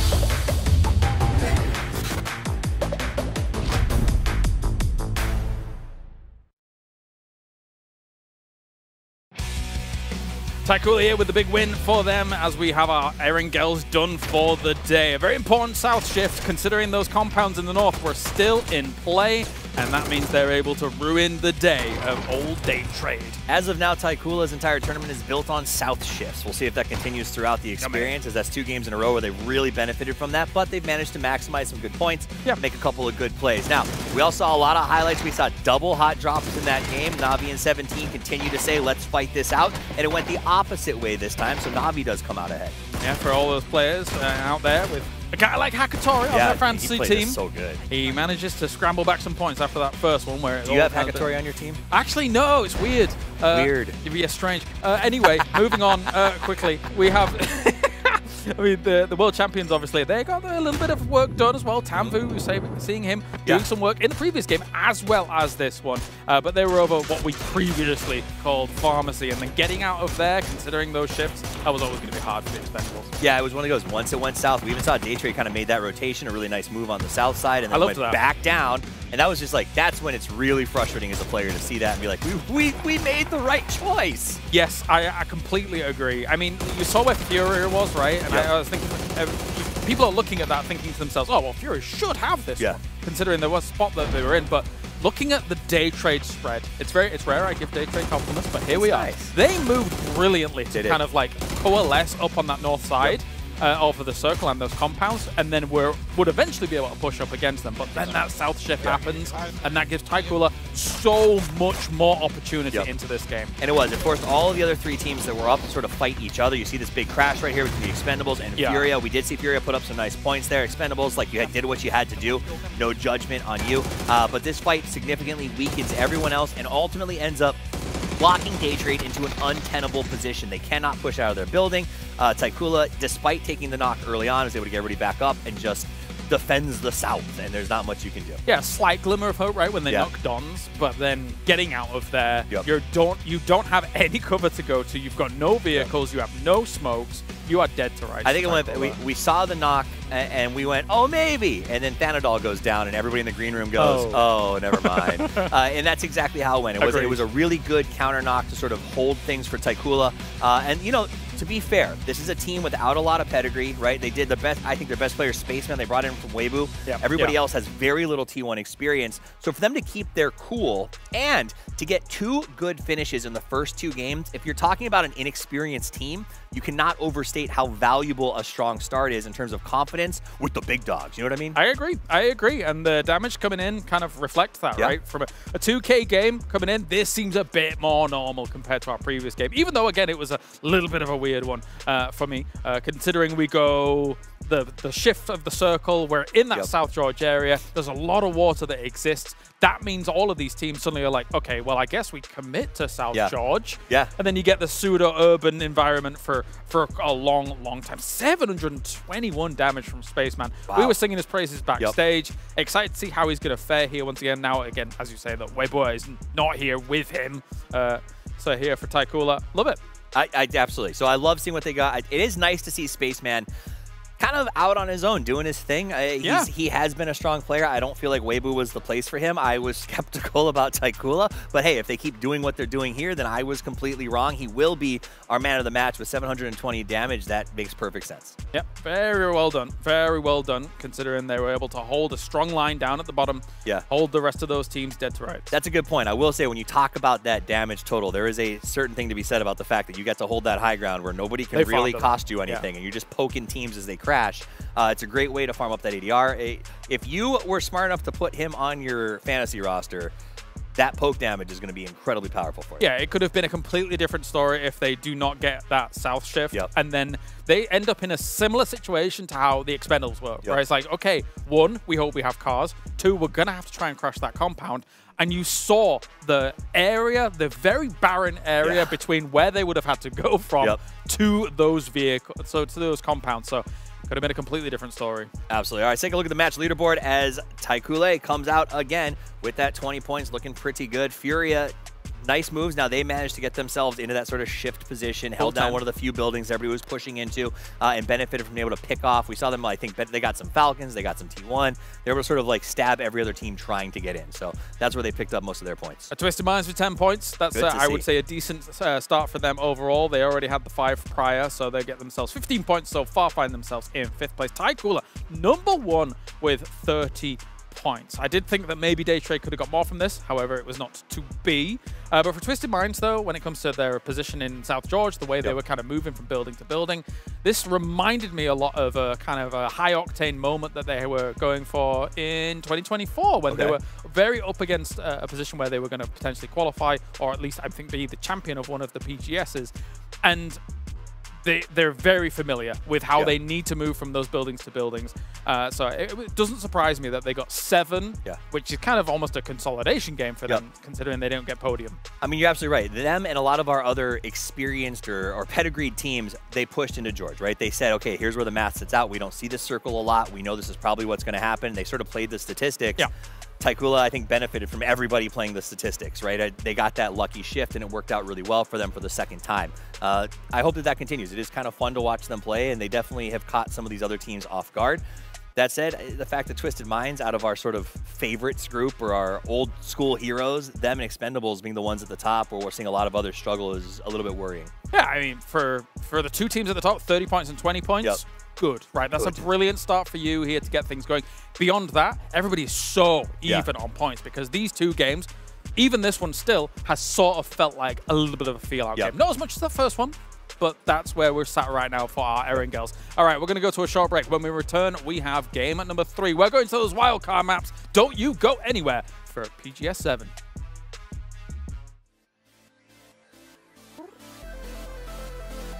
Powered by the most advanced wind force cooling system, reducing temperatures while your competition sweats. For the flagship Aorus Extreme Water Force, premium liquid metal for GPU delivers up to 10 times better heat transfer efficiency and is accompanied by multiple layers of protection. This is the Gigabyte GeForce RTX 50 series. Play hard, stay cool, feel the chill.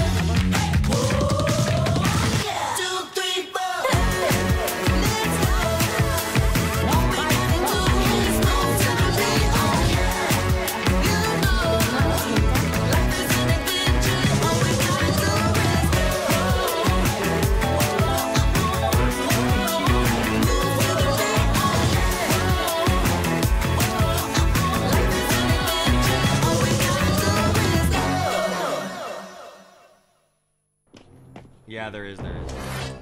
How much have you looted?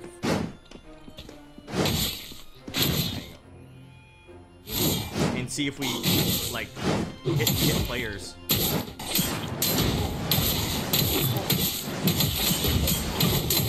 Get them.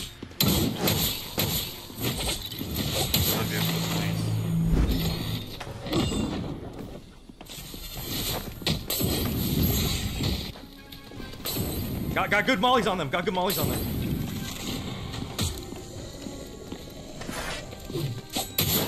I got them right here. Oh, he.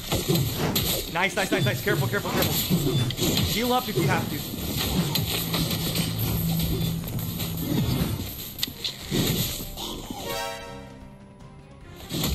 This one's low. Corner him. Nice. One left. Nice, guys. Nice. We have to, no. Don't mess it up like that. We have to pay attention to the mobs too. The mobs can definitely get us.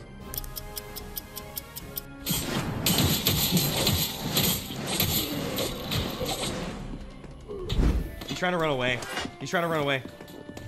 He's in the corner. He's in the corner right here. Hang on. No, get away, Canamir.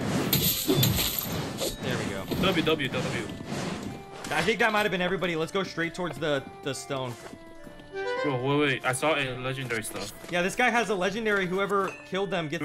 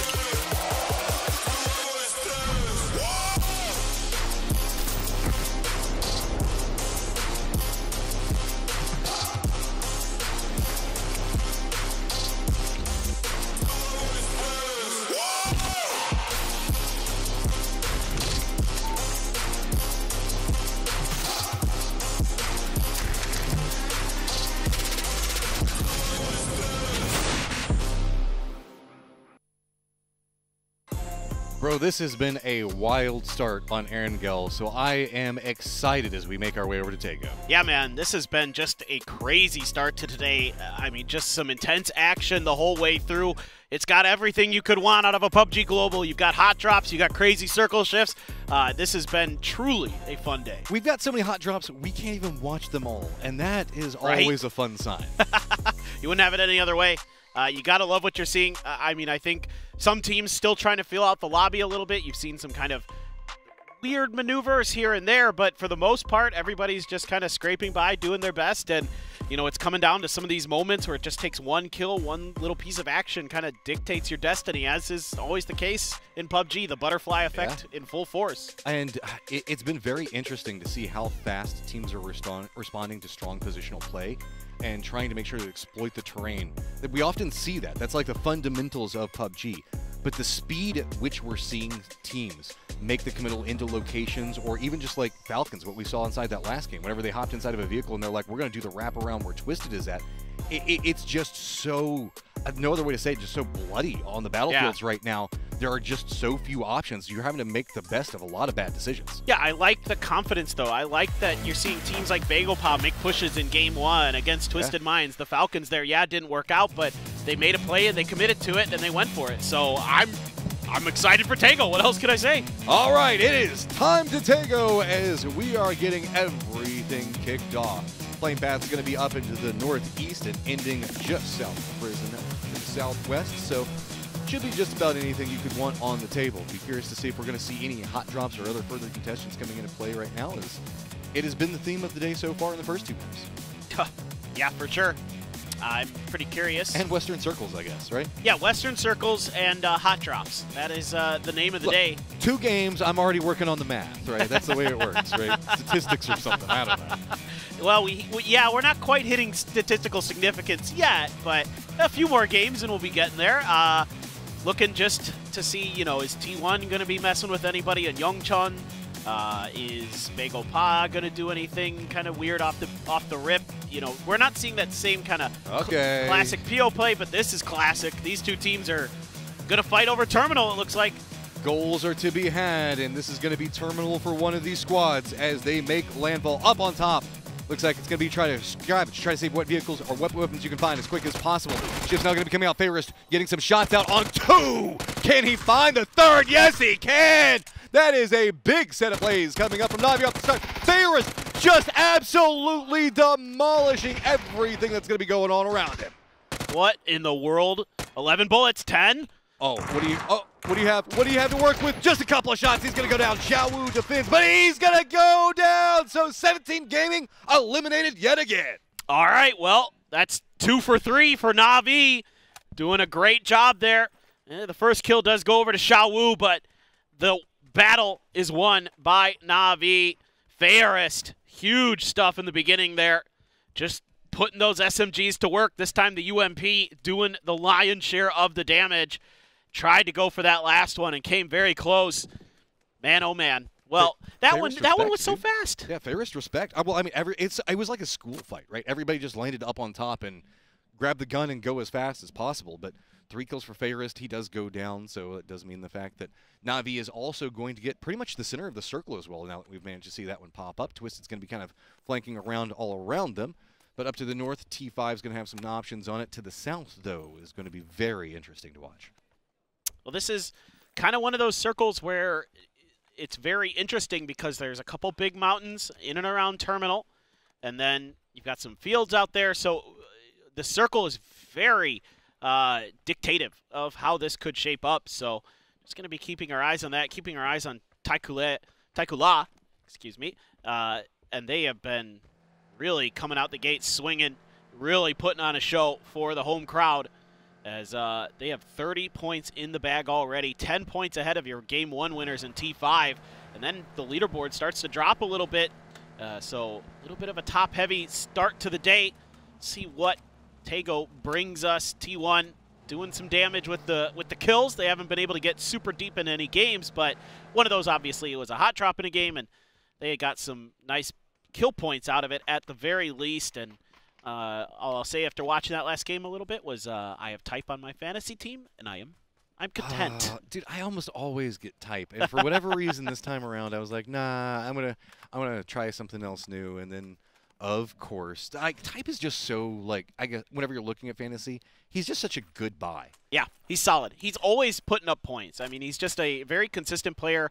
There's a reason that T1 was very high on this young prodigy coming into last year. The middle of last year is when they picked him up, and he is very talented mechanically, makes good decisions, and again, you bring in a coach like Sonic to T1, he's going to get you fundamentally sound at this game at the very best. Yeah, at the very worst, I mean. Like he does so much more for you beyond that, but Fine, it's fine. Ooh. Don't worry about it. Mime wanted that one, though, man. This is a hungry guy. He wants to make a splash at this event, and this is a guy that's historic inside of PUBG, but this is where he's managed to fight himself into this position through just a very brutal set of things that was going on inside of the PAS. Yep. I had a chance to talk to him. He try and take care of stuff for classes, adjusted time zones and everything else like that. Was afraid the fact that he might have missed turning in one of his homework assignments, since he's technically traveling during school right now, just to try to see if he can get the cash, get a victory, as well as trying to get himself a degree all at the same time. Wow, that's incredible. I mean, what a story Mime is, and I mean, this play right here, absolutely insane from Fairest. And then finally, the feet that is with so the mutant. Good. Oh, the two-shot mutant barrage to the ankles. It's nice stuff there from Na'Vi, but Mime, real quick, I want to give him so much praise. I've always found him to be a glue guy.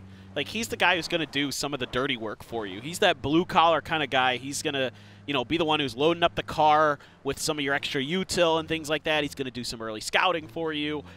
He's very active in the comms, in the mid-game and things like that. So he brings a lot to the team in terms of his general just knowledge and understanding of the game. And he puts a lot of pressure onto himself, and I know that sometimes can kind of lead to controversies within teams, but it looks like he's also kind of starting to mellow out a bit in that regards. We'll have to see how time tells, but hot-blooded to say the least, but he definitely has goals. Oh, yeah. No, I mean, he wants to win, and he is very focused on that. Again, was telling me earlier today that, he was thinking that early rotations might be the name of the game here today on day one because of the way that, and he was right in a way. I mean, they just haven't quite gotten some of those shifts to go their ways, and some of their fights haven't really panned out probably how they would like, but I think not a bad idea. We've seen some of the teams that are able to grab some of those priority compounds early, like T5 in the first game, are able to get deep results. I'm such a child. Every single time a caster says panned out on a PUBG cast, for whatever reason, it just makes me smile. I just have like the sound effect that goes off in my head. Oh yeah, I like that. That's good. Okay, so we got a stack of people that are all trying to play around center at the time being. No big firefights happening just yet. Day Trade is playing very far to the south. Almost everybody else is touching the circle in some fashion. Fluky's kind of off by himself, but the rest of his team has already got himself positioned. Begopa is playing just on the other side of the river, so that might be why we haven't seen them firmly regroup yet. Falcons have themselves a pretty solid position right along the, I guess, Dried River. A lot of people, there's like 5 different names for this river, Minor River, whatever you want to say. So they do have themselves pretty close to T1, but looking at the moving factors, Takula, who've just come out swinging today, dude. That's all you can really say. Yeah. Chaos is a ladder, and they are climbing as fast as they can. Yeah, I mean, they were tremendous in the PCL playoffs, especially this guy right here, Spaceman. And he only plays on 400 DPI. Respect! Another 400 DPI guy. I'm at 800. 400's a little too low even for me, but this is... you got to get that arm workout when you're playing, bro. Move your whole hand. Well, yeah. No, I mean, absolutely. I can see where that's the case, but I'm more of like a wrist movement kind of player. See, I used to be for the longest time, but it's like I made the change up just because I got old and I need the extra sensitivity, but just so that way I can have more control inside of shots. And then once I started getting it down, dude, at range and like trying to go for snipes or anything else like that, it just feels so much better. Yeah. Now, if somebody ends up on top of you trying to spin around and get them, yeah, that's in itself a problem. But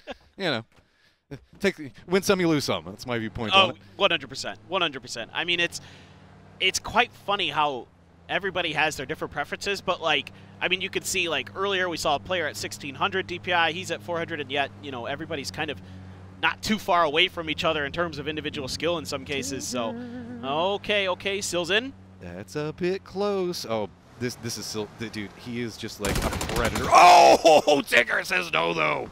Instantly drops him off of it.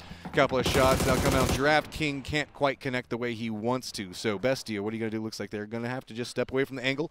Mime doesn't have any angles that he could really assist too much on that one, so just going to have to surrender. It looks like they're going to hop back in vehicles and regroup. That's crazy good stuff from Tigger. I mean, that's a really hard spot to read. I mean, I feel like maybe he spotted him at range given how fast he came at that one, but I don't know for certain. We were kind of watching a different thing before we jumped into it, so it's one of those. Could be. We can make assumptions, or we can make asses. We can make assumptions, or we can make assumptions. That's kind of how the way it works with it.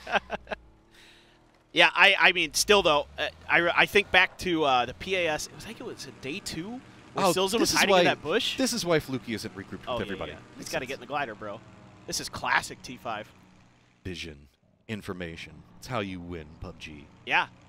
Or you get shot out of the glider. One of the two. One of the two. Either way, you have fun. It's exactly, and that's what half the game is, anyways, having some fun. But yeah, I mean, this is just very stock standard. The way that Rossiter Jr. Likes to kind of lead things for this Pterodon 5 team. Get some information from the sky and make plays off the back of that. Find some safe space. TE going on a drive. They're coming into this circle very, very late from the western side. And they're going to be finding a little bit more open space, but Delwyn should be using this hill, I assume, to get a little bit of scouting info and then try to figure out how they're going to make their approach. There's actually nobody super close to them. I mean, there is TKL up to the north and then Fury out to the east. Speaking of east, that is where our circle wants to take us. Yeah, you can see a lot of the players are kind of expecting it to go this direction, given the way the lay of the land is kind of sitting with the river and the way it's going to be stacking up. So math just working in your favor on this one for the time being. So as we start to see this axis, yes, we are only in circle 2, so it could have gone a bit everywhere, but I mean, where else are you going to go, right? This is the favorable position, so nobody has to make the big sins across the river just quite yet. TE looks like you can see the lines where maybe they could go for a longer wrap around. That would be the safer option, but it looks like TE just has the goals of trying to get in, and they're just going to be pushing right in on top of Fury. Meanwhile, She's going to be taking some shots at BB team to kind of force them away from this for the time being. Besty's going to use that opportunity to go right past on the other side. Ooh, that was very close. That was very close. Besto down to low HP there. Just by the skin of his teeth, able to get away from this 2-2 split that Gen G has set up pretty central in the circle. They're going to be able to control quite a bit of real estate around them. As you can see, when BB team tried to make a move, they were thwarted. A knock there for Tanvu. So TE continues to choose aggression, and I think that's going to be a point on to Haven. Wait. When has TE ever not chosen aggression? Delwyn just going to go ahead and defend up. His Kraken's going to go down. I don't know. What a TE, you going to continue in? Gizero's on a new angle. He's just trying to jump into a car and get out of here because, dude, these guys hungry. Every firefight. Every firefight, they want it. No, they're so effective, you know, in these fights. They find one knock and then, you know, another car is coming to try to res the teammate, and Delwyn's in a perfect position to cut that off. Just extremely efficient in the way they play. Furia has to lick their wounds and try to find some other way through deep into this game with only 2 players up. And you just got the Porter and the UAZ to try to make this work. But it seems like for now they might have found a little bit of safety. There's that small house out in the middle. Well, that's what I love about the Expendables, is it feels like they exploit so fast and so cleanly. If there is any opportunity, it almost looks like chaos, the way that they come into fights, but it is exactly the way that they want it to go. They're just coming in at just full force, trying to see if they can catch an isolated player, very quickly shift over to another one. You could see that. That's kind of the way the line came in. Okay, we got a knock onto one. The other one comes in a vehicle very, very close. It's just full-on control in the way that they're playing around it. Bestia just has to kind of relent position and step away. Yeah, I mean, their style for the Expendables is quite unique. You're not seeing too many other teams quite play the same way, and you have to assume that's part of why they won PGC. I mean, just an incredibly talented team. You've got great fraggers on there, and you've got great ideas to back it up. Bagopot they're trying to get into the circle, and I think they've just found enough space out on the eastern side. Well, the thing I love about the Expendables and what's going on with them while we're watching Bagopot is that there's a lot of, I guess, methodology that comes into PUBG since we've been playing it for 8 years now, right? Everybody has an idea on how everything's going to line in, specifically Tiggleton. He knows how to line in quite well with these mortars, so we'll see if he opts into pulling the trigger in just a moment. It's the whole thing is that whenever we pop in and look on them, you never quite know. They might decide, no, we don't want that one. But the Expendables, it almost feels like since everybody else is moving a bit slower, they exploit that by just coming in so fast. Yeah, I mean, I think this is where to go at these international events. I'm not sure if the trigonometry was quite on point there, but I mean, I think for the Expendables, it's a team that catches other teams off guard because you're seeing a lot of teams try to mirror what Twisted Minds is doing and sort of this methodical kind of controlling style. And oh boy, right into 4 a.m. This is going to be difficult. 4 a.m. is split into 2-2, so they have the numbers if they manage to stack in fast enough. Defense for 4 Angry Men gets a couple of shots out, but not enough to force anything away. This is a full run in from Falcons. Are we going to see a regroup coming in? Yes, 4 Angry Men already inside of a vehicle. Looks like they're going to be trying to roll in roughly at the same time. Nate is going to connect. Long's getting a long throw right onto Kickstart. That's going to slow it down a bit. Can he get the follow-up? Does he exactly know the line of 2 different throwables coming out? Same time, not going to connect just enough. Furia is going to get spotted out. Bestia is going to be able to pick that up. All right, so lined in. We also do have T1 that's getting some vision on it. And also New Happy spots what's going to be going on with the Falcons 4 Angry Men situation. So that's why you can see Falcons are playing on one side. They're in a bit of trouble over here, having to play against a lot of utility being thrown at them and a lot of nades. No doubt. This is not the position you want to be in as the Falcons. These compounds open themselves up to their long sides for some of these nades to get through. I mean, they're getting help from T1 now.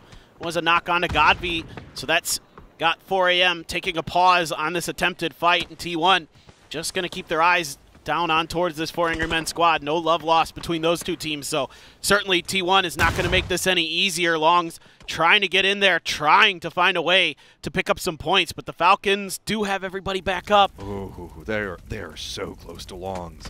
But it's so hard to peek out right now. T5 is going to be back behind where we can see the Falcons going to be playing from. 2 different angles in a 2-2 split, so taking some shots, while T1 is harassing what's going to be going on with 4 Angry Men.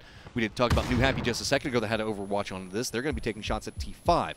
So that's kind of pumped the brakes on the aggression that the Falcons were wanting to bring into it, as well as Longs dropping a nade onto Kickstart, of course. I'd like to see some smokes here from the Falcons that cover the compound that's to their south to keep the rest of 4 a.m. cut off from the vision of Longs. Yeah, you might open a door for him to escape, but you also know he's right out there. This is really smart. I love what they're doing. But I love this as well. Look at 4 Angry Men trying to see if they can get some tracking shots down in. And that's just going to open up Longs so close. If Tig steps out, he is in a lot of trouble. And instead, it's going to be Tig that spots this, spots out Longs, gets the knock, and a quick flush. Now 4 Angry Men playing at a man disadvantage, as well as having multiple people harassing at range. Daytrade even starting to get some vision in this, taking a couple of pot shots into the butt of 4 Angry Men. 4 Angry Men, what are you going to lean into doing? With Tickleton now down, it is pump the brakes yet again. Every single time this firefight starts to kick off, it just gets immediately slowed back down. Patience, but some good shots from Shrimzy. Going to back a Tungbu off. I'm not sure if that Molly got close enough to Tiggleton. Yeah, the Molotov not going to be quite there for 4 Angry Men. So the Falcons continue to fight another day. T5 continues their harassment. Circle is favorable to both these teams that are in here, though. A crate drop on top of T1 for Heather. Going to scoop up some gear.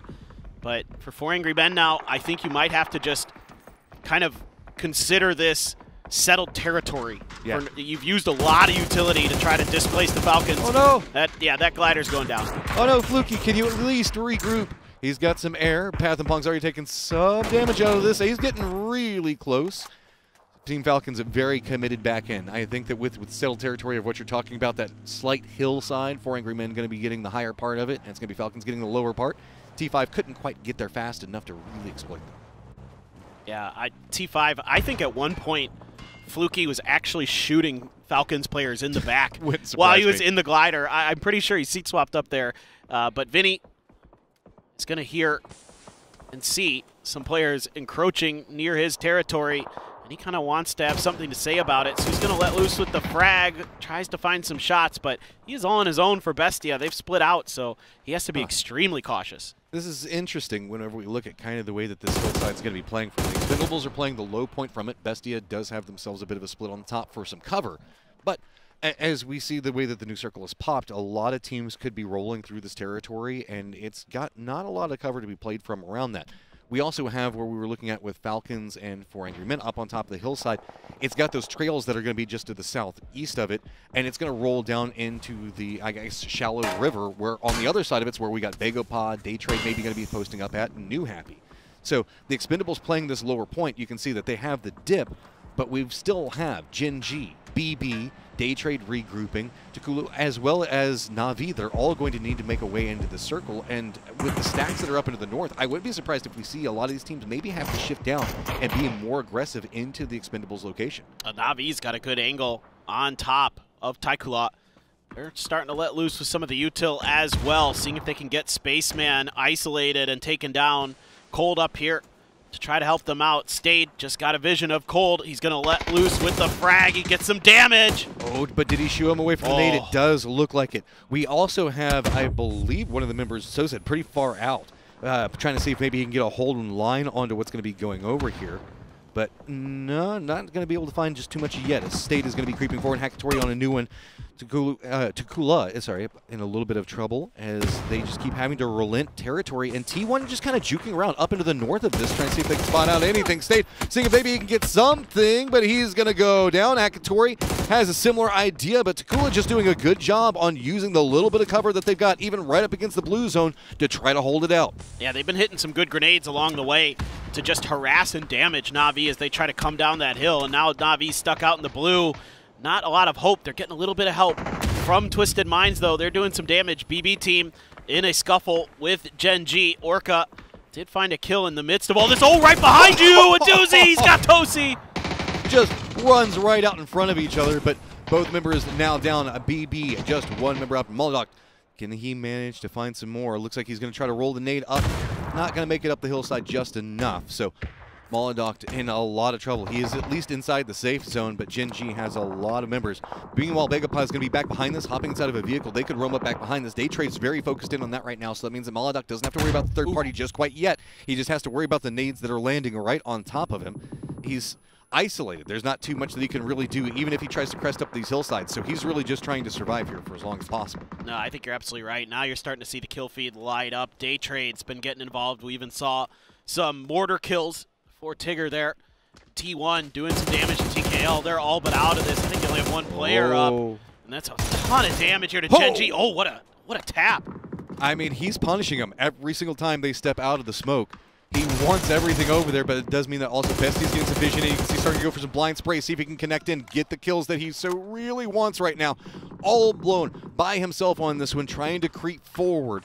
Can he manage to line in a nade on top of the two down members and at least secure some points? He's getting harassed, has to make the run in. Meanwhile, back over here with 4 Angry Men and Falcons trying to press in. Falcons just trying to run in, but it's going to be a pretty messy push coming out on it. Tiggleton, H1, still up, but 4 Angry Men still holding some type of defensive position for the time being. BB team does go down, so now that means it's going to be all about the push that we're looking at right here.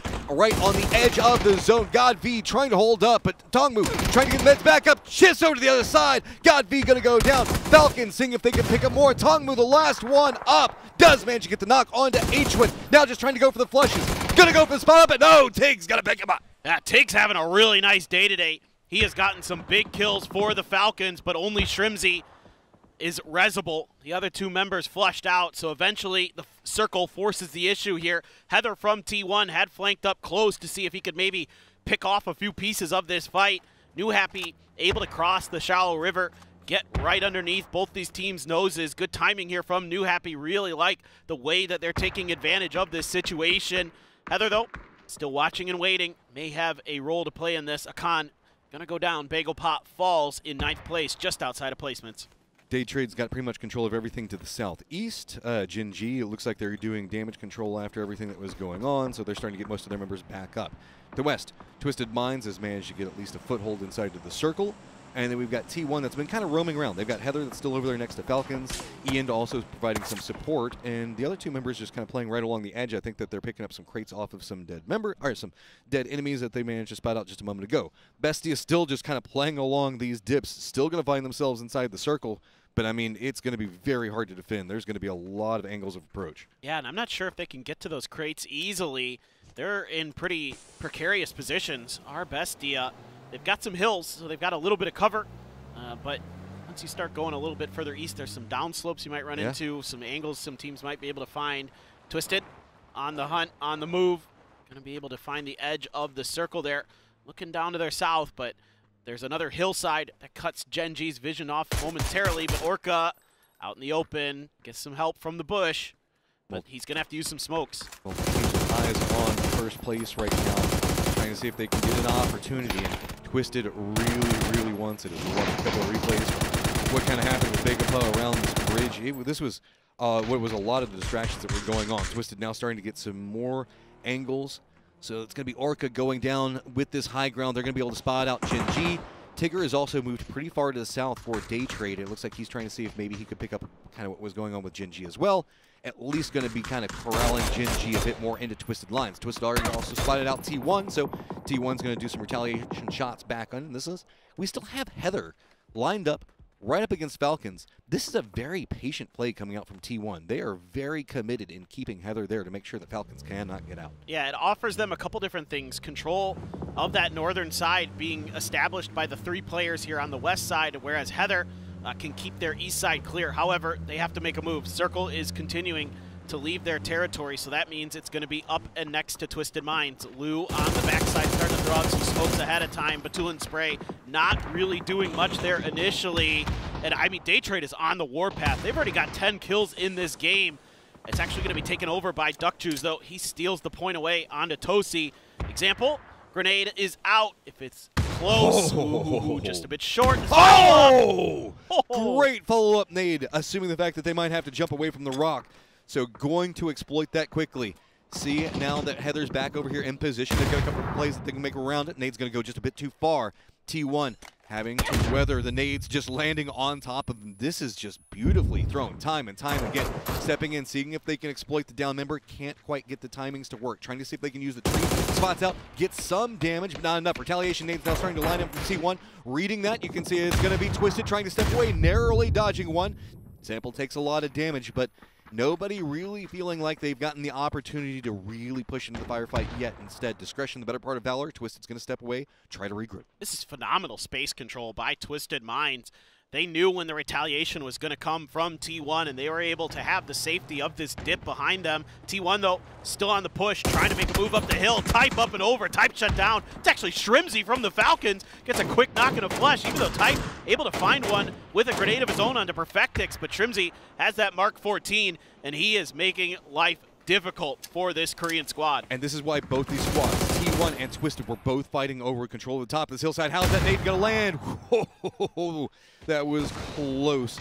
T1 was hoping the fact that they could really exploit the higher ground advantage in Twisted's position, but there's good defense coming out. But Tulins gets a knock onto E-End, and T1 is going to have to make a pretty desperate send, either through Bestia or next to Twisted, but this is also stalling out Twisted. The circle has left this position and shifted over into those trails coming down from where we saw Falcons compound just a moment ago. Day Trade's gotten control over one section of it. New Happy on another one.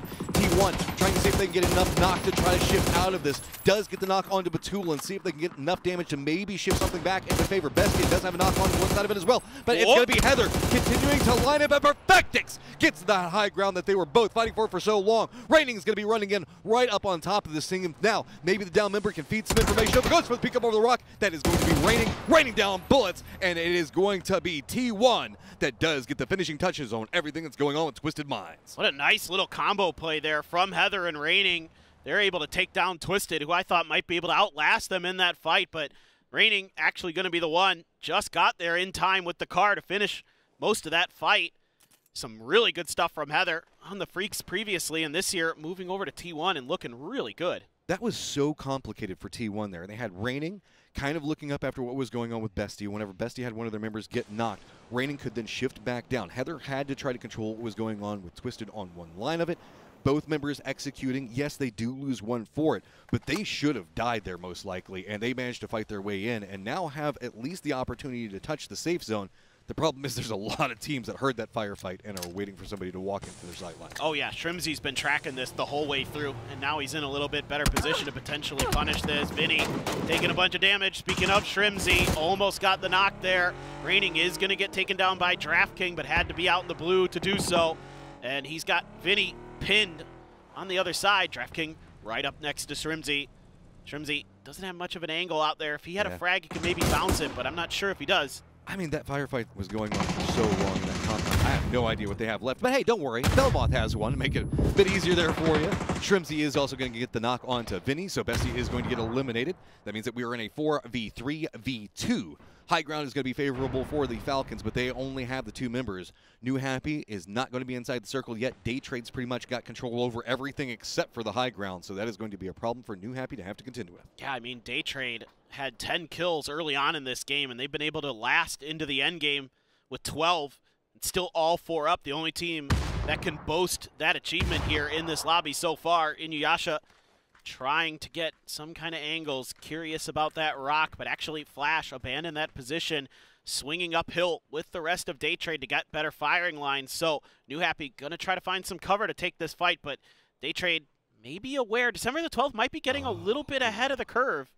I mean, but he also could get himself into a really good flank position right back behind Day Trade, provided this flank does not get spotted. Oh, Flash reads it. That is going to be December 12th now. Down Inuyasha, trying to see if maybe he can provide enough support. But I mean, there's too many different angles. Belmoth did go down off of that as well. Inuyasha gonna have to contend with Flash, just creeping down even closer. Day Trade, they've been running amok on this lobby. If they can clear out everything that's going on New Happy, it's gonna make it a lot cleaner to now look uphill. And now it is gonna be Falcons. This is a straight 2v2. Make that a 2v1 as Flash is gonna go down. Tigger has to pop off against 2, and high ground is going to go to the Falcons for the time being. Looks like Tigger might be trying to shift up into that trail. He's trying to see if maybe he can flank in back behind that, but that one little shack that we saw Falcons playing from a second ago might be enough to buy them some cover. Tigger doesn't get the knock. Yeah, position revealed now, and he's going to have to either try and reposition. He still wants to get that res. You can see him looking over at Flash to see if it's possible, but Tiggleton, in the position he's in, can cover a lot of those angles that he would have to cross over. So instead, it's a change of direction back towards this northern side to see if he can catch Falcons off balance. Ops against the res. He doesn't want to give up the timing and the flow of what's going to be happening. So instead, seeing if maybe he can exploit. This is faith in his ability. And I mean, he's got 7 kills right now, and he's got his eyes on trying to get 9. Meanwhile, Falcons have managed to creep up into 3rd place.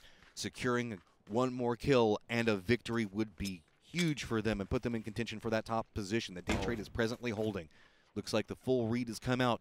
Tigger is just trying to slow down the pacing on this one, force everything to shift in, because notice that center dot does mean the fact that Falcons might have to shift down that hill. It's going to be just to the left of where we see Tigger playing from the time being. It means that while they do have the high ground for now, it could be a problem if once they crest it. They need to be smart with these stuns. Shrimsy only has 2 left. A little bit of a pop-off from the AUG there. Gave away their position. Yeah, they just have to be methodical. 3 stuns as well for Tiggleton. So as long as they can keep him underneath this hill and they can find the timing, they don't overstep, don't get knocked, they should be able to flash him or just take him down. Nicely done by Shrimsy. Do manage to pick up a lot of kills stacked up for Tiggleton as well. I believe we saw him sitting at 6.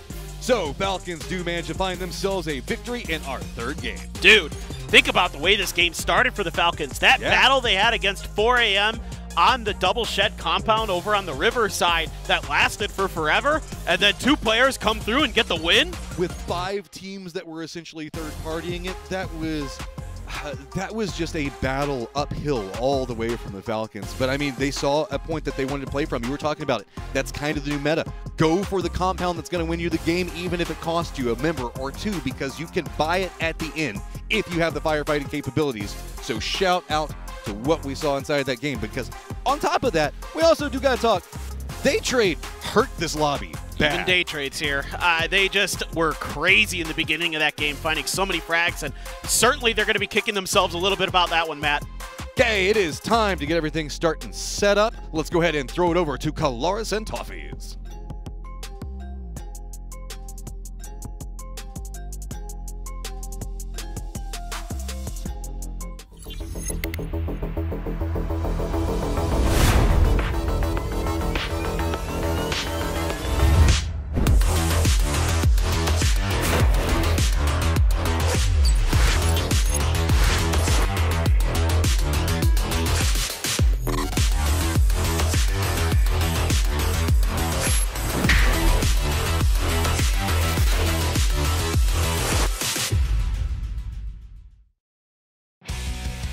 well. Tig pleases the crowd and gets a brilliant victory here for Falcons. To me, it was looking like once again, Daytrade put themselves in an unbelievable position to maybe even take a victory, but no, it was bristled away by the Falcons. Yeah, it is what it is, man. We thought they had that for sure, but you cannot write off the Falcons when you're staring down the barrel of a Shrimsy Tiggleton 1-2 punch. And they definitely took the fight to them, but it was about the patience, like the way they held the top of the hill. They didn't get overpressured. They just sort of managed their space, and it was Falcons playing at their peak. Thankful for them, of course. I thought, Daytrade going in 4 strong towards the end was going to be great for them, but obviously they were wounded down towards the end. Falcons here providing overwatch over this position. Overall, as Tagos go when it comes to this, obviously a lot of open space you can see as the kind of the later stages of this game do unfold. And for the most part, I mean, Falcons played it well over on that northwest side. Yeah, absolutely. I mean, like you saw right there, we had people playing Billy Goat's Gruff as they're just trying to find bridges to hide under. We saw this really kind of big showdown with the Falcons versus 4 AM that lasted for a while. Yeah. Falcons came away with 2 at the back end of that, even though they went up 4-3 early on in that fight. And also, there was a point where it kind of seemed like they were saving. We saw Shrimsy just sitting in a shack while Tiggleton was sort of outside the circle saying, I hope we get some points here. And then with that last shift, they were back in the game. So they were able to sort of make something out of nothing. I also loved what we saw out of T1. They looked really good in that game. They found a lot of points where I didn't think there were points to be found. Yeah, definitely. Eventually, they did come to an end there as we go into the top 4 and see how this all unfolds. Yeah, these kind of high ground positions really worked very, very well here for the teams on this east side of the road. Anyway, I was concerned what was going to occur if we actually had shift onto the road. Of course, that would have caused absolute pandemonium here, but smiles all around for the Falcons boys who get themselves an important win for day number 1. We were sitting in the back talking about how the games have gone today, and I think Cora brought up, hey, you guys mentioned those teams need to have a good start before they run into C. They haven't done it so far. Falcons able to finally put that together and find a big win there is going to put them on the right track to push forward. Because so far, really, the top 4 teams are teams that I was kind of surprised to see there at that point. They've had a couple of good shifts. They've made the most of what they've been given. But I feel like as we move into Tago, Rondo, and beyond, we're going to start to see our more expected teams sort of pull things out. Here are the numbers. Here's how it breaks down for Tago. And, I mean, even at the very beginning of the day, Toffees, when we were talking, you were mentioning you were keen to see how Thailand and Southeast Asia was going to be able to perform. Daytrade here again. They were controlling so much land over on the east side of that road. 14 kills. Tigger had 7 going into that late game. He was blasting. Yeah, there was that showdown where I think you're in the back. We're like, oh, it's Tiggleton versus Tigger. Which one's going to come out with that big win? Who gets the name? Who gets the naming rights? And Tiggleton does take it away, but they played a very, very good game. This is a team that, with the exception of Tigger, who was added recently, they've been together since 2021. They know each other's play styles, and you can see that in the way that they're doing their macro rotations. The problem I have with them is when we see these micro fights against things like the Falcons, the gunplay just seems to often favor their opponents. Yep, and here are the numbers. Tiggleton gets himself a man of the match by the looks of things. 755 damage. 6 kills going the way of the big man. Who's going to stop him? No one. I mean, this was the end of that match was the top 2 players on Fantasy, the top 2 players arguably sort of statistically right now going up against a 1, and you're like, well, that's when you know it's over. But Tiggleton, and I'm going to be honest, this may not, he has a lot of fans, I'm not going to love this. Yeah, okay. Tiggleton, I think, has been hyped for a very long time. Yeah. I think Tiggleton had a fall off a little bit last year. I think we didn't see him play as the superstar that we know that he is. I think that Tiggleton coming back to us this year is looking really, really strong. He's playing confidently. He's wearing tiny shirts whenever he's in the stadium to show off those muscles, and he's putting those muscles onto the field of play constantly. Yeah, there's very few moments you see him not walking around in a vest. But anyway, 21 points go their way.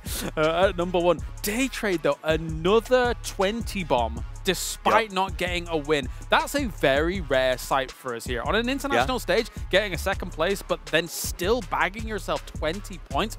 What a performance from them so far. Absolutely. Their ability to sort of clean up and walk away with those points has been really, really impressive. Again, I want to give a shout out to T1 coming off the back of that game. That's a team that didn't have a lot of Tier 1, ironically with the name, experience last year. They spent last year, I think, gaining that as a team and are looking a lot stronger coming into it this year. Twisted Minds kill heavy, but not points heavy when it comes to the placements, as they now find themselves in 4th place here. Not too bad, 24 so far, as they're able to push on up nicely. Now, the interesting thing about that is actually them and T1 are very interesting in this regard, because both kill heavy, not getting those placements just yet. Generally, I would always say at this level of play or in competitive in general, as if you keep getting the kills, eventually the placements will come. It's just a matter of time for these two teams. I think that's what we saw with the Falcons in the last one. It's probably going to see at least one of those, if not both of those teams, proc their circles in our last 3 games as we go into them.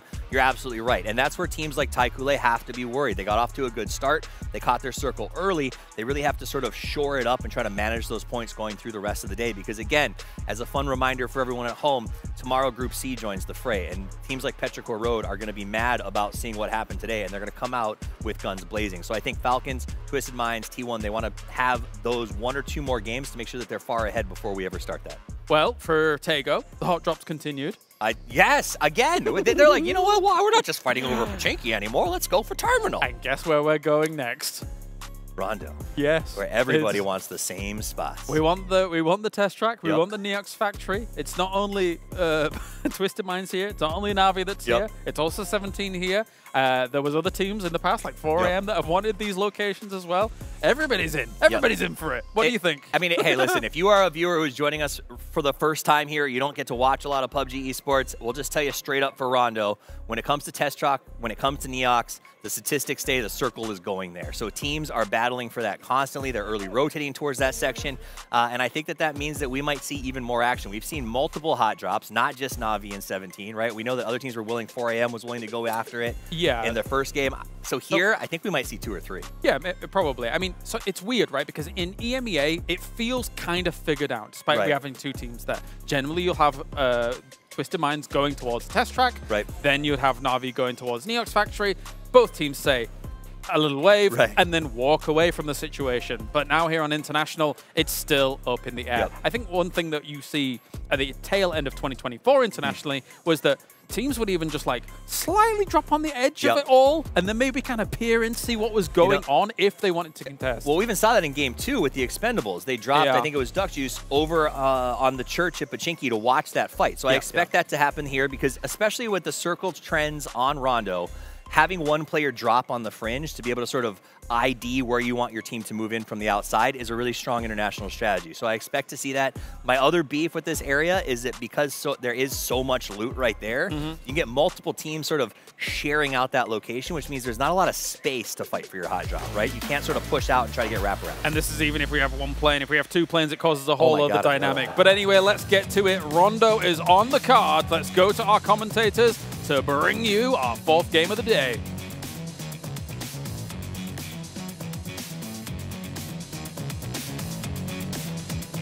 Thank you so much, guys. Great breakdown on everything to look forward to. Test track, Neox Factory, how everything goes.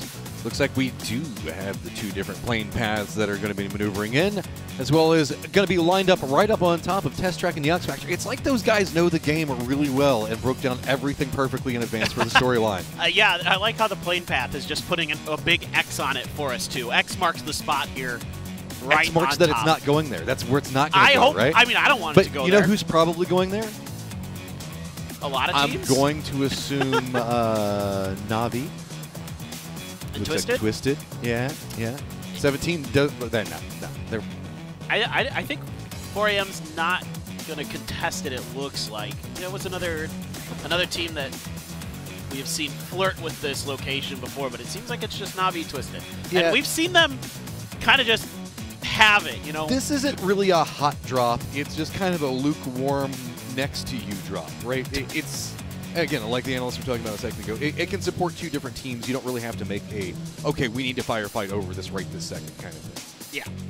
No, this one, unless somebody finds a cheeky knock, like then sometimes things can kick off, but okay, well, okay, Not maybe. west of Test Track. Well, that makes me happy. Yeah, so maybe, it can still like hard shift over, but we pray that it does not and that it goes east in some fashion. That would be ideal. But there's a lot of water, so it's kind of tricky. Yeah, so this is kind of beneficial for day trade with the way that the circle is now popped. They've got some area, nobody really to their north or east along this line. Yeah, they do have Takula, that's going to be pretty far north from them, but they've got a lot of different areas that they can play around and kind of gets first dibs on how they want to navigate everything outside of what's going to be going on around Neox Factory. We can see 4 Angry Men are inside the circle as well. They're going to be kind of the north of where Test Track is, so they've got some space to play around and going to be doing a bit more of separated looting. I wouldn't say necessarily trash looting, but it's not the best, it's not the worst. It's take what you get. Yeah, I'm kind of curious about the Expendables. Looking at the map, they have the ability to maybe kind of split the difference here. With the river, I would assume that with Tanvu already close to Meiran, where Daytrade is, that they might just kind of set up shop somewhere in and around there. Can be a little bit difficult. But we do have an interview with my GOAT, Sungjang from Baego-Pa here coming pretty soon. I'm very curious to see what he has to say. 뛰고 싶었던 마음이 더 큰 것 같습니다. 좀 재밌게 즐기자는 목표로 대회를 나왔었는데 하다 보니 조금 욕심이 생겨서 즐기되 할 건 하자라는 각오로 대회를 임할 생각입니다. 사실 젠지를 경쟁 상대라고 생각 안 하고 있어서 당연히 이길 거라고 생각하고 있습니다. 이게 제가 지금도 이 자리에서 인터뷰하고 있는 거 보면 아시겠지만 나이는 크게 중요하지 않습니다. 노련미로 승부 볼 생각입니다. Doesn't see Genji as a rival. Love it. I love that there's like respect but also banter that comes out region all the time. Yeah, I mean, for Sungjang, it is quite interesting that, you know, he comes back to play, but he doesn't want to be like a quote-unquote pro-pro. He just wants to be able to play with people he enjoys playing with on his own terms. And like he said, he just wants to try to get the best results he can. And look, they got here. You know, that's not an easy task, especially in the PWS. I mean, isn't that kind of the esports dream, is to be able to make it to internationals just playing with your friends? If anything, he's kind of got the core of what this all started and was about right off the get-go, right? And so, well, yes, they're not absolutely tearing up the leaderboard. They're tearing up my heart. And I feel like if you were going to make like a crappy TV show about esports, like it would be like playing with your friends, and you keep like climbing higher and higher levels, and maybe one of your friends leaves to go to the big, you know, pro team, like he goes to the Sonics or, you know, like whatever, and then... Unlike Falcons, none of them are friends. They never hang out with each other, ever. All right, so, speaking of Baego-Pa, looks like Two Hearts got some goals. He's going to jump in. Spray goes a bit longer than he wants it to, so it's going to buy a little bit more time for the Expendables, and good Molotov right back around the corner. But Nate is also going to fall. That was a beautiful set of bounces. Oh, man. This is devastating for the Expendables. They took their time trying to get in towards the river. I'm not sure if Navi's rotations out of Test Track might have slowed them up, but Tanvu had been on his own here for quite some time, and Baego-Pa able to identify, isolate, and eliminate, and that's a really nice start to the game for them, and that's some really prime, potentially prime real estate as well. So let's see if Baego-Pa can capitalize on this and get deeper into the game. But the Expendables, I mean, I think they'll be fine. Honestly, I don't think this is that big of a deal for them. Oh, yeah. Expendables losing a member? Yeah, they're They're still going to frag. That never happens with the way that they play. So with this, we do have Navi that kind of shifted out of the Test Track Neox Factory area pretty quick. They're due center in the circle. Daytrade is running a bit of a split 2-2, I believe, just to the north and the east of that positioning. Twisted's already also left the compound, so you can see Falcons. I like this play. They're using the bridge just down next to Judea City. They're going to shift across it, and they're going to come in back behind the entirety. Instead of going down along the peninsula and the river itself, they're going to use the natural terrain to their advantage and use the bridge to kind of bisect around a lot of the mess, be able to creep in right back behind what we saw Baego-Pa. Yeah, well, let's hear from 17 Xiaobei as well, see what his thoughts are coming into PGS 7. Welcome to the interview. I'm here with Xiaobei from 17 Gaming. So Xiaobei, you pull off an incredible 1v4 clutch against Navi and you wipe them out. Can you just walk us through what was happening at that time? So Xiaobei, 可以跟我们复盘一下跟第一把跟 Navi 的1v4的弱点吗？第一把就是我们先手被他们溜了一个，被他们提前拉位置了。然后呢，我们3个人，我们也把他4个人位置点实时爆炸。然后我就抓住机会，然后先手打了2个。然后第3个我队友一个爆了，然后我们这回跟个透视一样，我感觉第一把打他们就跟普通绿丸一样。Okay, so Xiaobei was saying that his teammates has really gave him information really clearly to make Navi very transparent, and of course using the MP5 to sweat them out. Thank you for Xiaobei, and back to the casters. Okay, we are jumping right into the thick of it. 3 members down for Gen G right now. Posing side, TE, remember they lost a member just a second ago, so they are down to just 1 member as well. 1v1 across the side of it. Glorious does get some damage in onto Tozy, but now going to realize, runs out. He's got the sawed off. He wants to pop this one off. At least going to be able to take out 1 of the down members. That means that less information to be working from. Glorious seeing if maybe he can line up a nade through the small window. Bounces aren't going to go the way I don't think that he wants it to, but Glorious trying to see if he has any peeks that are coming around. He doesn't have time to go for the reses, but instead now down to a 2v1. Oh, never mind. Reses didn't manage to come out the way it looked out, so that's going to be a quick pop off, and Glorious picks it up. Dude, Shoot him away. Yeah, I love the way he played that, right? Like, he had the shorty in hand. He thought, okay, I'll just run out there, try to do something.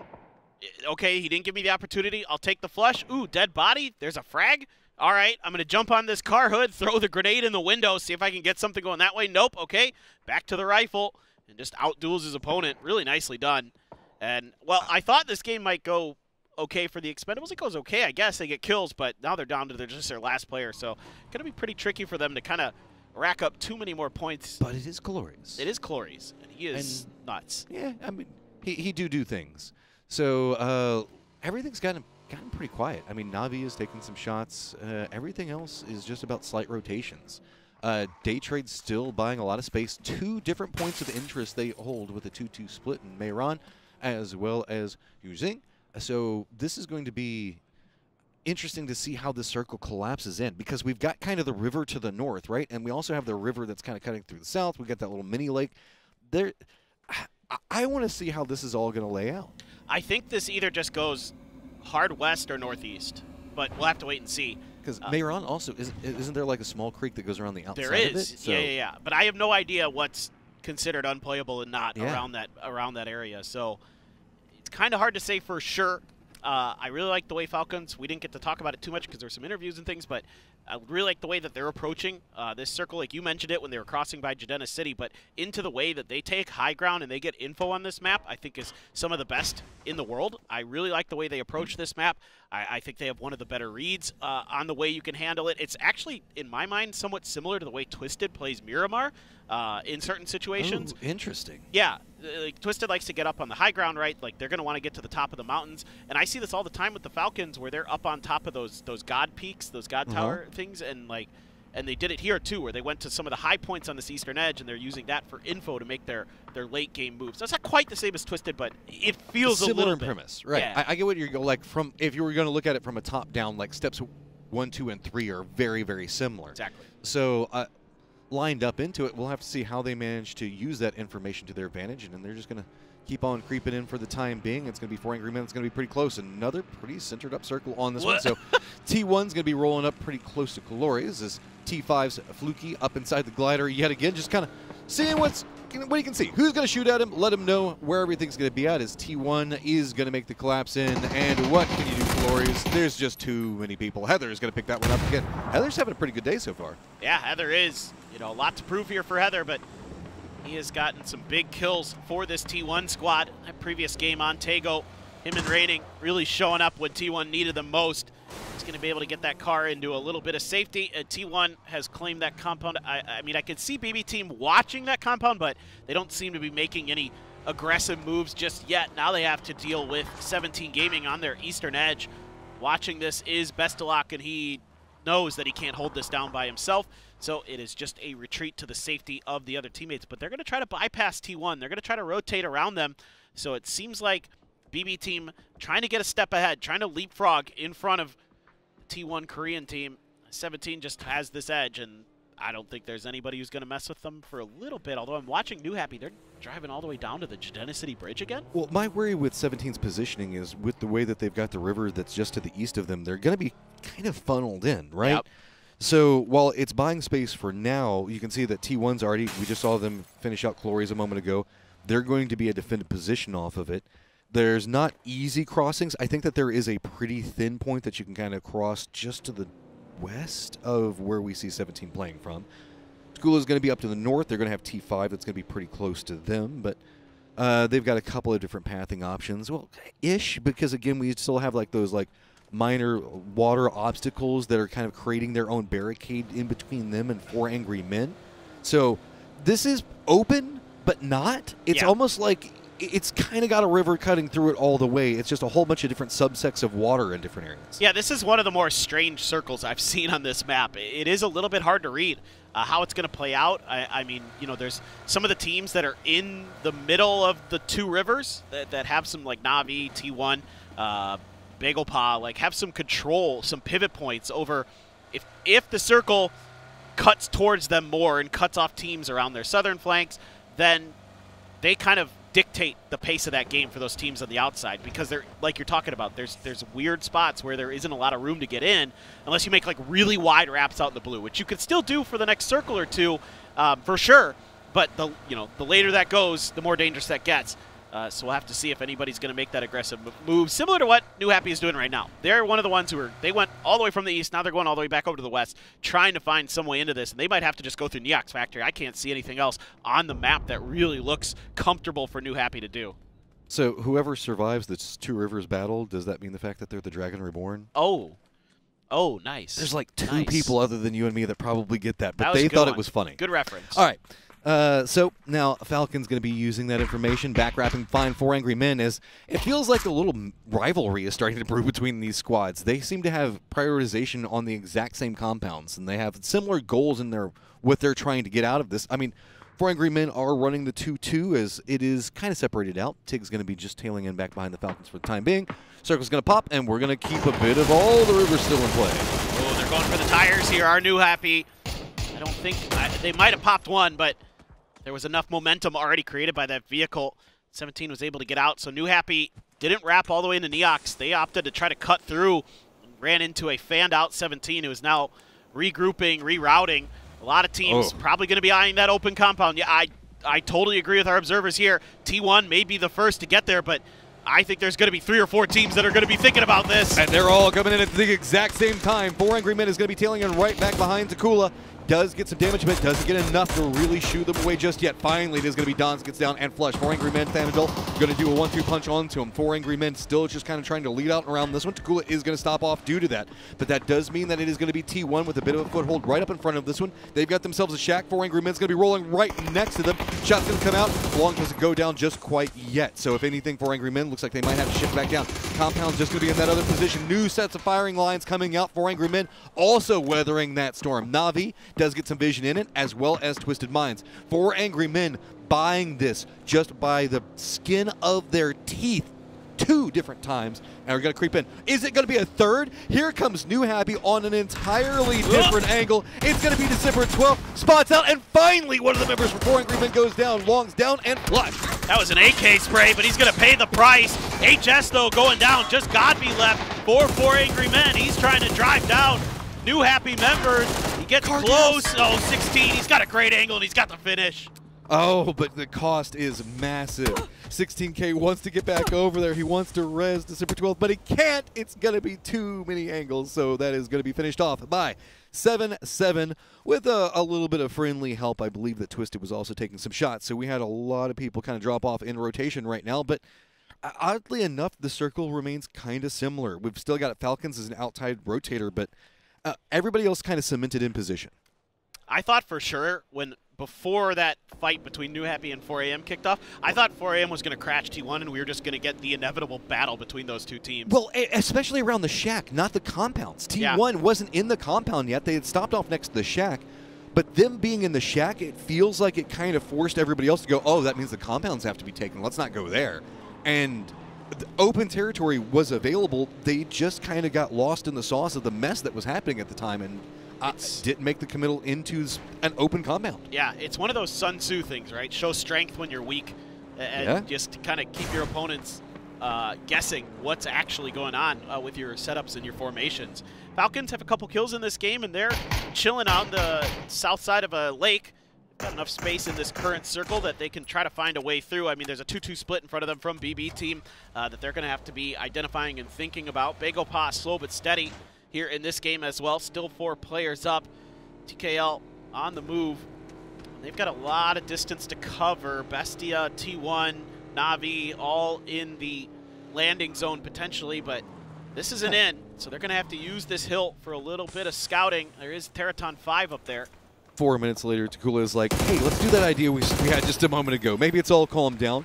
Bestia rolls up pretty close to them, but a couple of shots going to be exchanged. Asusa is going to go down. Tigger does spot him. Tigger is going to be on the other side of the, I guess, tail end of the river end, whatever you want to call it. T5 is going to have a new point from it. Flash already hopping inside of a vehicle. Looks like he's going to be wrapping around right into Takula's positioning. I think maybe seeing if they can exploit the down member fast enough, but I don't think that he's gotten over here fast enough just quite yet. Well, Ranger X is going to help out. Spaceman's going to go down with the throwables now coming out. Takula hasn't been able to stop, and Flash, dude, this is Day Trade playing real aggressive, just getting up into the face of Takula. This is a great read by Day Trade. They've got crossfires from the city, from Lo Haoxing, excuse me, and they are just going to have an opportunity to really do some damage and maybe even eliminate TKL. But there's also Teraton 5, who's got a bit of an angle into this as well. So you can see smokes completely covering a lot of this fight. Day Trade trying to use their vehicle to hide themselves from Teraton 5's angles, but damage being done. Down to the south, we do also have Vegapot and Falcons that have bumped into each other, and it looks like it's coming at a massive cost. Remember, this firefight is also not inside the safe zone yet. T5 is making some type of commitment to see if maybe they can get some kills out of it. Means that they're not making a move for the circle either. Day Trade trying to get the inside track, still left Thanadol back behind, seeing if they can just open with their firefighting capabilities, and that is going to be Flash with one down. Falcons does get eliminated in that southern firefight, so Vegapot should be able to win off of that. T5 going to be trying to circle in back on what's going to be going on to the north. Day Trade does win the firefight for the time being, but is Fluky and the rest of T5 going to make now a shift into after Day Trade because they are neither team in the circle just yet. Tanadol's got an important role to play here for Day Trade to try to do some damage to T5 to keep them from getting ahead of where Day Trade maybe wants to go, but it's Flash at long range. Gets Rossiter Jr. out of the driver's seat, and it is going to be T5 scrambling to try to continue forward. 5 kills already for Day Trade. It feels like they're starting to get the momentum. Bellamoth has to go for a peek up on top of that hillside to at least try to stall out Fluky, but it means that Thanadol has a new angle. Stopping that one out, but now Thanadol is going to be taking some damage. Blue Zone already on top for the time being. It's just continually shifting in. Look, Day Trade hits from one side, then tries to shift into another one, but Path and Fong finally manages to take down Bellamoth, which should slow the pacing that Day Trade is trying to set. Ooh, Padampong just took down Tanadol as well. That is some great shooting from him, and that opens up a lot of extra breathing room. There you go. Going to get the flush as well on a Tanadol. Those are some big headshots for T5 to continue on in this game, but T1 in front of them. They did suffer a knock. They're trying to go for the res while harassing T5's movements. Flash again! Unbelievable! Dude, Flash is just putting in work all by his lonesome on this hillside, seeing what else he can just rip away from the opponents. New circle popped. T1's compound not inside of it. Navi's compound not in play. Fury is going to have to make a move. So as well as our southern teams, I believe that BB that had control of the south also going to have to shift in, but they already have one of their duos inside of a compound, so should be able to regroup around that.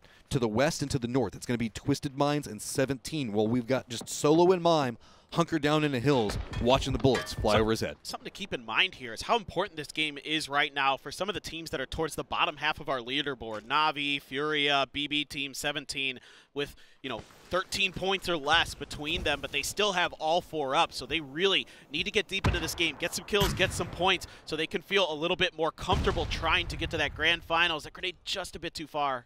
Well, Bounce almost gave him something off of it. Ian does go down. Molodog, the BB team, is actually spotted out. 2 different pushes that are happening right now. You can see that it is T1 that sent Heather and Type outside of the compound to kind of creep around, see if they can catch what was going on with T5. Fluky is shifted down, but down to the south we have Furia that's trying to make the push into Navi. Navi trying to defend in. It's going to be Haven that's cracking already down. Navi defending very clean so far. This is looking really good for Navi. I mean, these grenades were on point from the get-go. The first one that came out got a knock for Navi, and then they just let loose. Some of the points, though, being scooped up by BB Team, who's done well with this 2-2 split in this game to collect points here and there throughout. Posa out in the blue behind a tree trying to heal through the pain, but I think he may be coming to an end relatively shortly. The thing about this for Navi is expending a ton of utility, expending a lot of frags, a lot of throwables. How many more are they going to be able to pick up? The timing on this is perfect. BB is looking at Mime and sending one of their members to regroup in the compound. Navi shifted out looking for the remnants of Furia and Posa and didn't manage to find him. So the timing on that for Na'Vi was almost as exquisite as you could want because BB was doing so much of the harassment into Furia that stalled them in their tracks.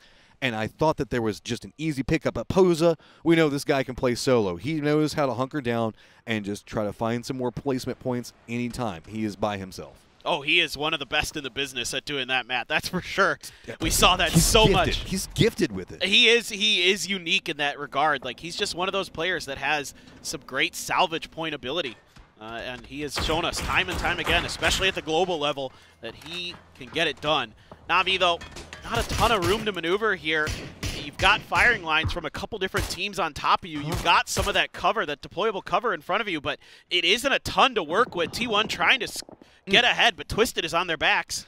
Okay, so that means Fury is finally going to go down. Na'Vi has a pathing into the circle. Flash is going to be pretty close to him. T1 was wanting to try to get some control over the circle, but Raining is going to go down. Twisted playing very close to 17. There's going to be this hillside that everybody's going to be working around. This is the end game right now. So it's going to be about buying position and control. If you can control up top, great, but it is going to mean that you're going to have to contend with very strong squads. Twisted going to hop inside of vehicles. They're going to be roaming right next to T1, right up on top of T1. Spot him out. Does a nice little juke around, and that was just clean, baby. That was so nice. Yeah, that knock opened up the door here for Twisted to make their move. They felt the pressure of 17 behind them, but they needed to clean. T1 out fast, but Type has something to say about it. That's 2. Is it going to be 3? Yes! Look at Type just absolutely trying to turn it back around. You have to give respect, but now everything's coming apart.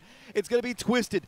They've had a lot of damage done to them. Na'Vi can't creeps in. BB is taking control of a lot of what's going to go into the south, but quietly. 17 Gaming is moving up the hillside, and they're going to start getting a lot of vision of what's going to be happening. BB has to exploit this as fast as possible. With Na'Vi weakened over here, it's going to be on the BB to pick which target do they want to go for. Best of Luck is looking at 17 Gaming. Well, it looks like a doozy and Molotov are focused in on Na'Vi.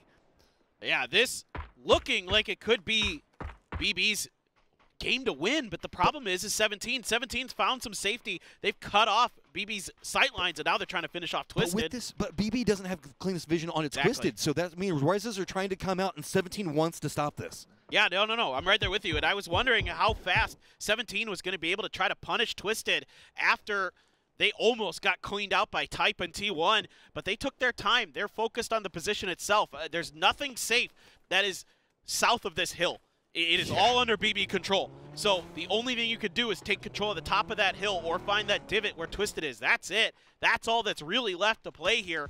And that's why 17 has opted to play safe now, because they have one of the more powerful spots that's left. So Twisted managed to reset. I mean, there was a lot of damage done to him, though. So with this, that means that BB gets even more control down to the south. 17 tried to go for a 2-2 split, keeping an eye on what's going on with BB, and then sent Xiaobei as well as Little Ghost over to the north to see if maybe they could take on Twisted. But Twisted cleanly and quickly managed to reset, and they've got a little bit of that hillside as it recesses down to play from. This is now kind of shifted in. BB was kind of the one that was executing a lot of plays a second ago, forcing a lot of the movement, and now it is going to be what's happening up into the north. 17 Twisted right up on top of each other means that there's more space that BB is trying to exploit while this is going on. Nobody can really make a big shift right now except for BB. 17 can't get the shots onto Twisted that they want. Twisted is finding ways to survive it, but while they are weathering the storm, a new threat approaches, and it's going to be BB that has a new firing line onto Twisted. Throwables could be a bit of a problem if we see this get much closer, but instead it's all going to be on the sight lines. It's going to be Best of Luck that spots out Perfectix. There's a ton of frags left for all these teams, and 17 is trying to get them in. BB team as well, starting to make it rain. The blue zones combining there to get the knock onto Batulins. Blue running out of bullets, has to go back and hide. Perfectix down, Twisted getting cut apart by these crossfires. 17 has realized that BB has the line onto Twisted. Now they've set their eyes back onto the circle. They're shifting in after it. Looks like they're trying to see if maybe they can catch a doozy while he's kind of focused in on trying to defend in.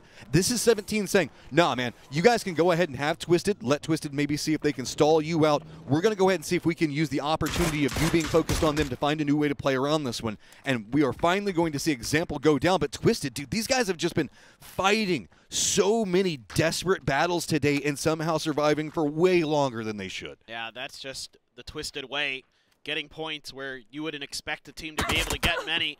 They're doing a pretty good job. 17 might have felt like they had enough pressure with the combined fire of them and BB to take Twisted down, but Twisted still clinging to life, but just barely. You do have a doozy down on the southern side of the circle as this anchor position for BB team.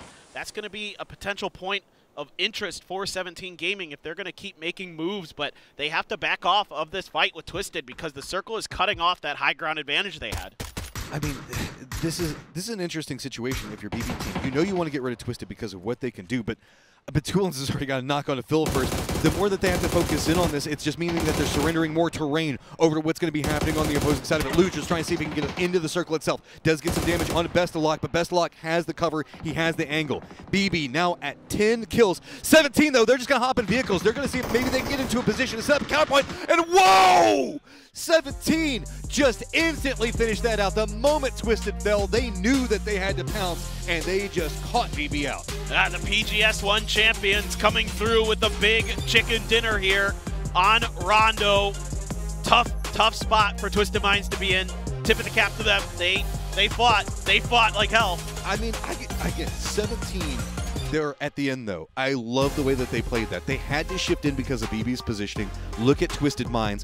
But the moment that they saw those knocks come out from BB, they said, no, let them do it. They can't control the circle anymore. They shifted back out, let BB try to hold up against Twisted that has been so entrenched, and then just flooded down back behind him. It was so smart the way that they played that. It was really well handled. I mean, I thought there was a moment where they could have been more aggressive, but boy, they nailed that. They nailed the aggression at the end. Yeah, and at the end, they did it at the right time.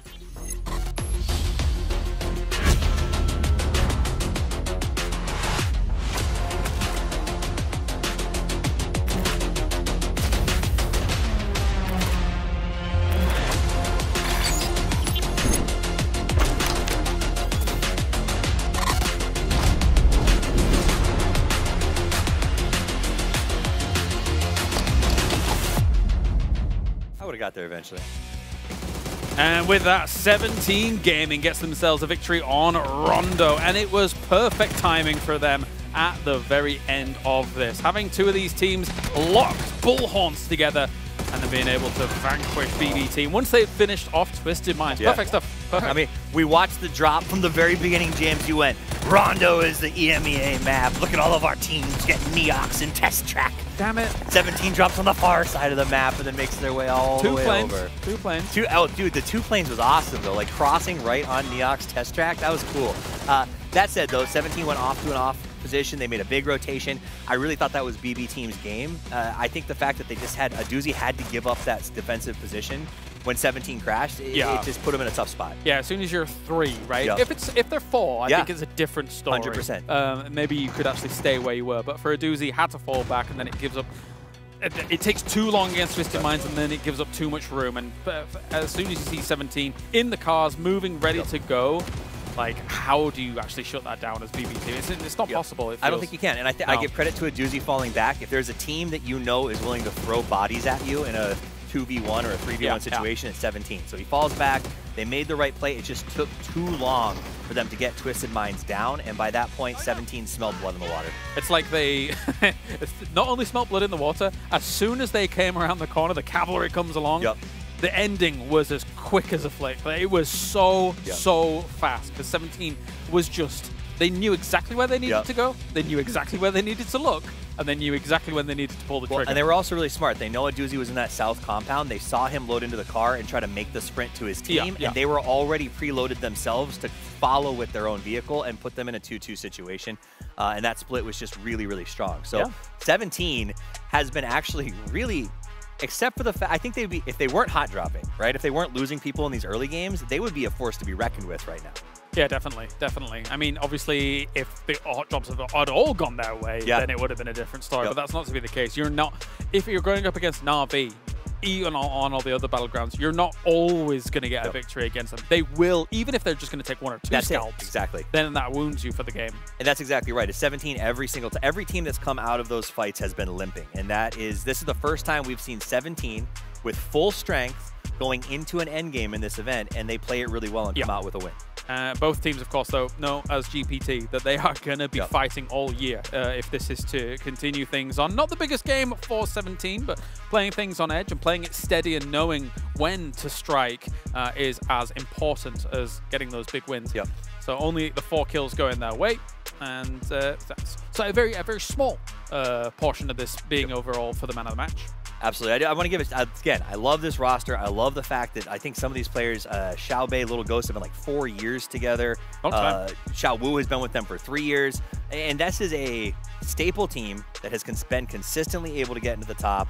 I just wish that maybe we could get away from the hot drops to see what these guys could really do when able to sort of go, because they didn't have a hot drop spot. They didn't even have a prime position in this game. They were so far off the west side that I thought they were kind of out of it, right? And that is just, they have a really good macro game. I don't know why we focus so hard on having to win these early fights. Yeah, slow in from that west side. It even said, it's rare, I actually quote distance done, but it was 37,000 meters across the whole team. That's very far that they had to travel to try and get to these circles to then start moving around on the edge of these circles. There was no center objective really for them to try and hit, and especially on Rondo, right, where you're kind of where we're expecting those circles to go. But overall, it's BB team from a compound that will take the 16 points at #1. And it's an interesting thing, right? Because I was saying to you whilst we were watching it in the back, this is a team that, for us in EMEA, is generally an edge sweep team, edge control team. But in recent months, recent regional, they found their groove a lot in some of the most center compounds. Holding strong, holding down, getting themselves a few kills on the board, and just waiting for the game to come to them. And do you think that's because your region has become more edge-centric and they've adjusted, or you just think it's a new style of play that they're exploring? For EMEA, it's like there's threats that lurk on the edge that you can definitely be scared of, even if they don't necessarily get to internationals, right? Like Foot is a great example of that. They'll always just take fights, not care, and use that as a kind of negation of having to go for the big rotates. Although they're not strangers to the big rotates. But anyway, we're getting off track here for a second. We could talk forever. Yeah, no, I get it. 42 points for Day Trade. Fantastic start for them here in the groups. This is almost certainly shoring their defenses up for BC tomorrow. BC. And now here's my other big takeaway. Great for them, but also 2 and 3 right now is Twisted Minds Falcons. So those are the two teams we said we need to get off to a big start, preparing for BC tomorrow. To see them at this point after these games is really good news, because we're going to Miramar, and all of these teams in the top 3 tend to thrive on Miramar. They work really well with the more ridge system, the harder transitions. They're very smart with their macro, and I think that all 3 of those teams are going to thrive in the next one. I will hold for Rondo that if you give EMEA that much room, again, in these other games, it's not going to always go that way for teams like 17 to be able to come and eventually sweep. You had Na'Vi, you had Twisted Minds, you had BB team, all holding very strong positions towards that late game. EMEA will bite your hand off if they give them this much room on Rondo. Absolutely. I mean, I think 17 got lucky that EMEA was so tangled up. Absolutely. They got away with a little bit of murder there. All right, well, time for a break. When we return, we have got our Dusty Dunes on the way. 2 Miramars will be coming at you here for Groups A and B for PGS 7.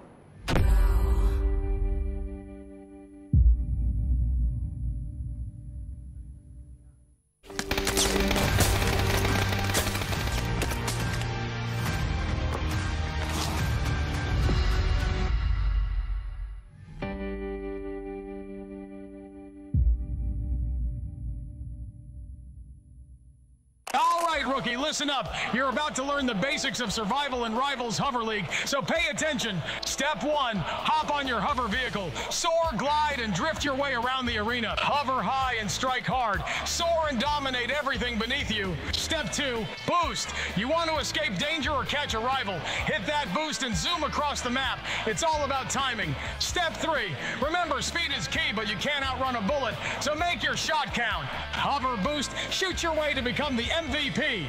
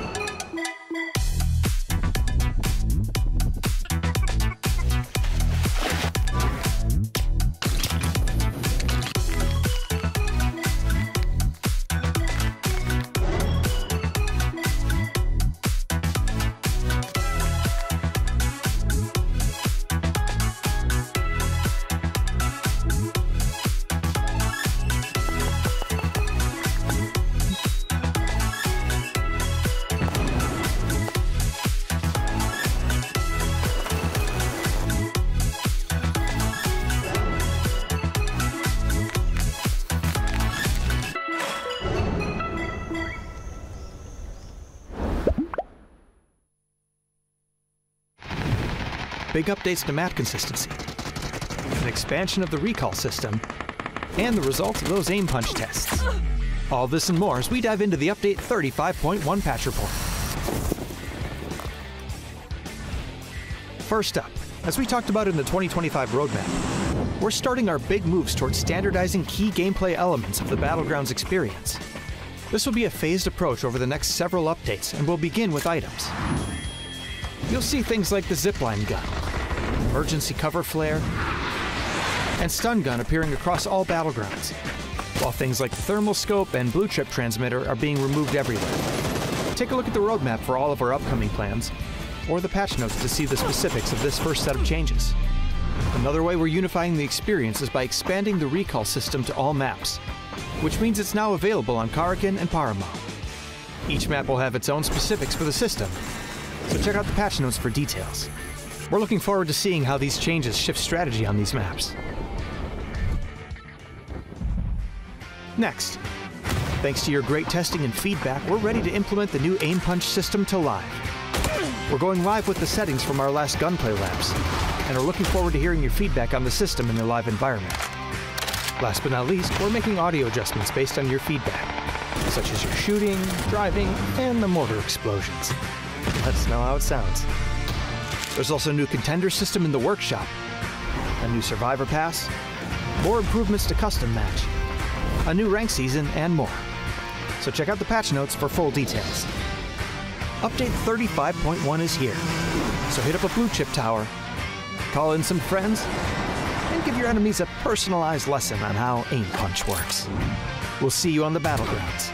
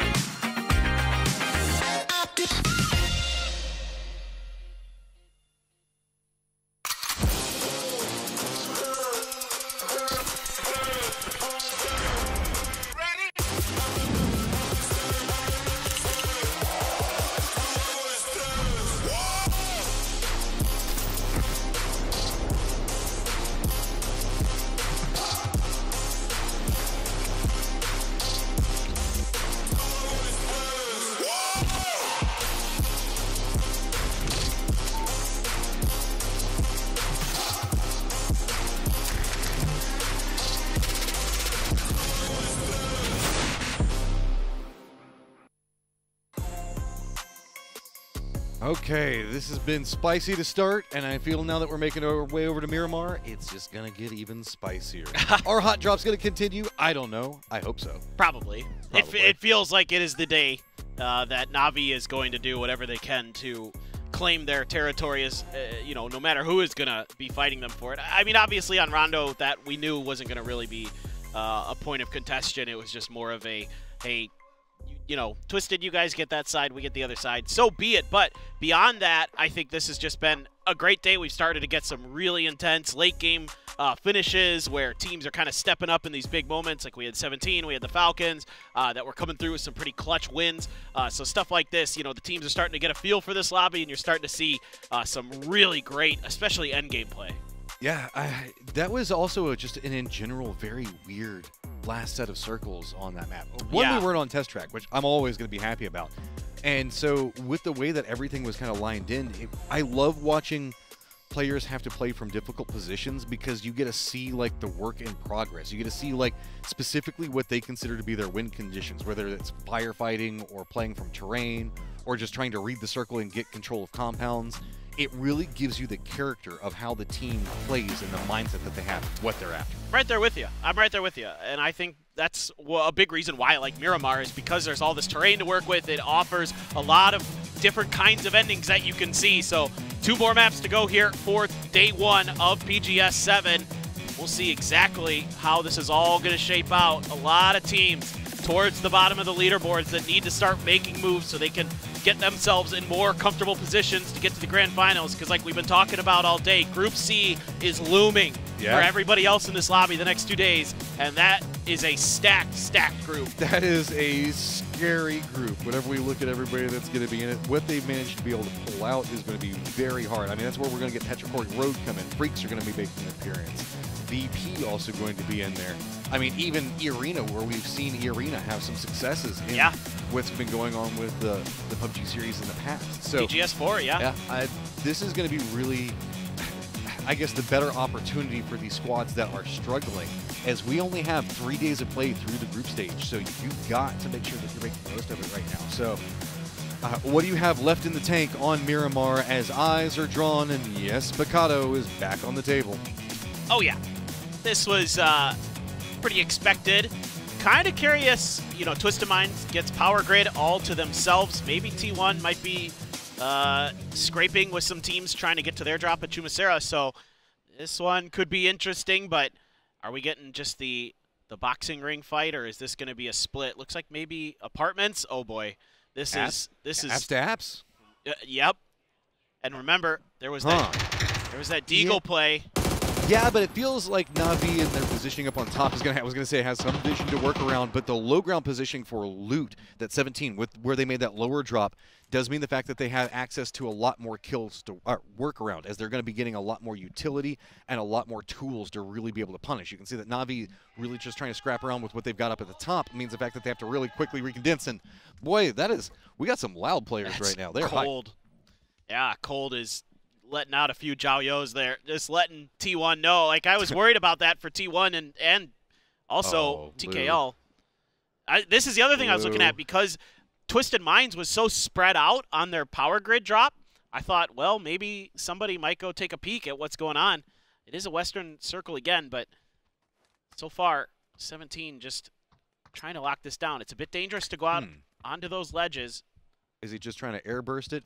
Yeah, it looks like Na'Vi already heard it, and it goes a bit too far anyway.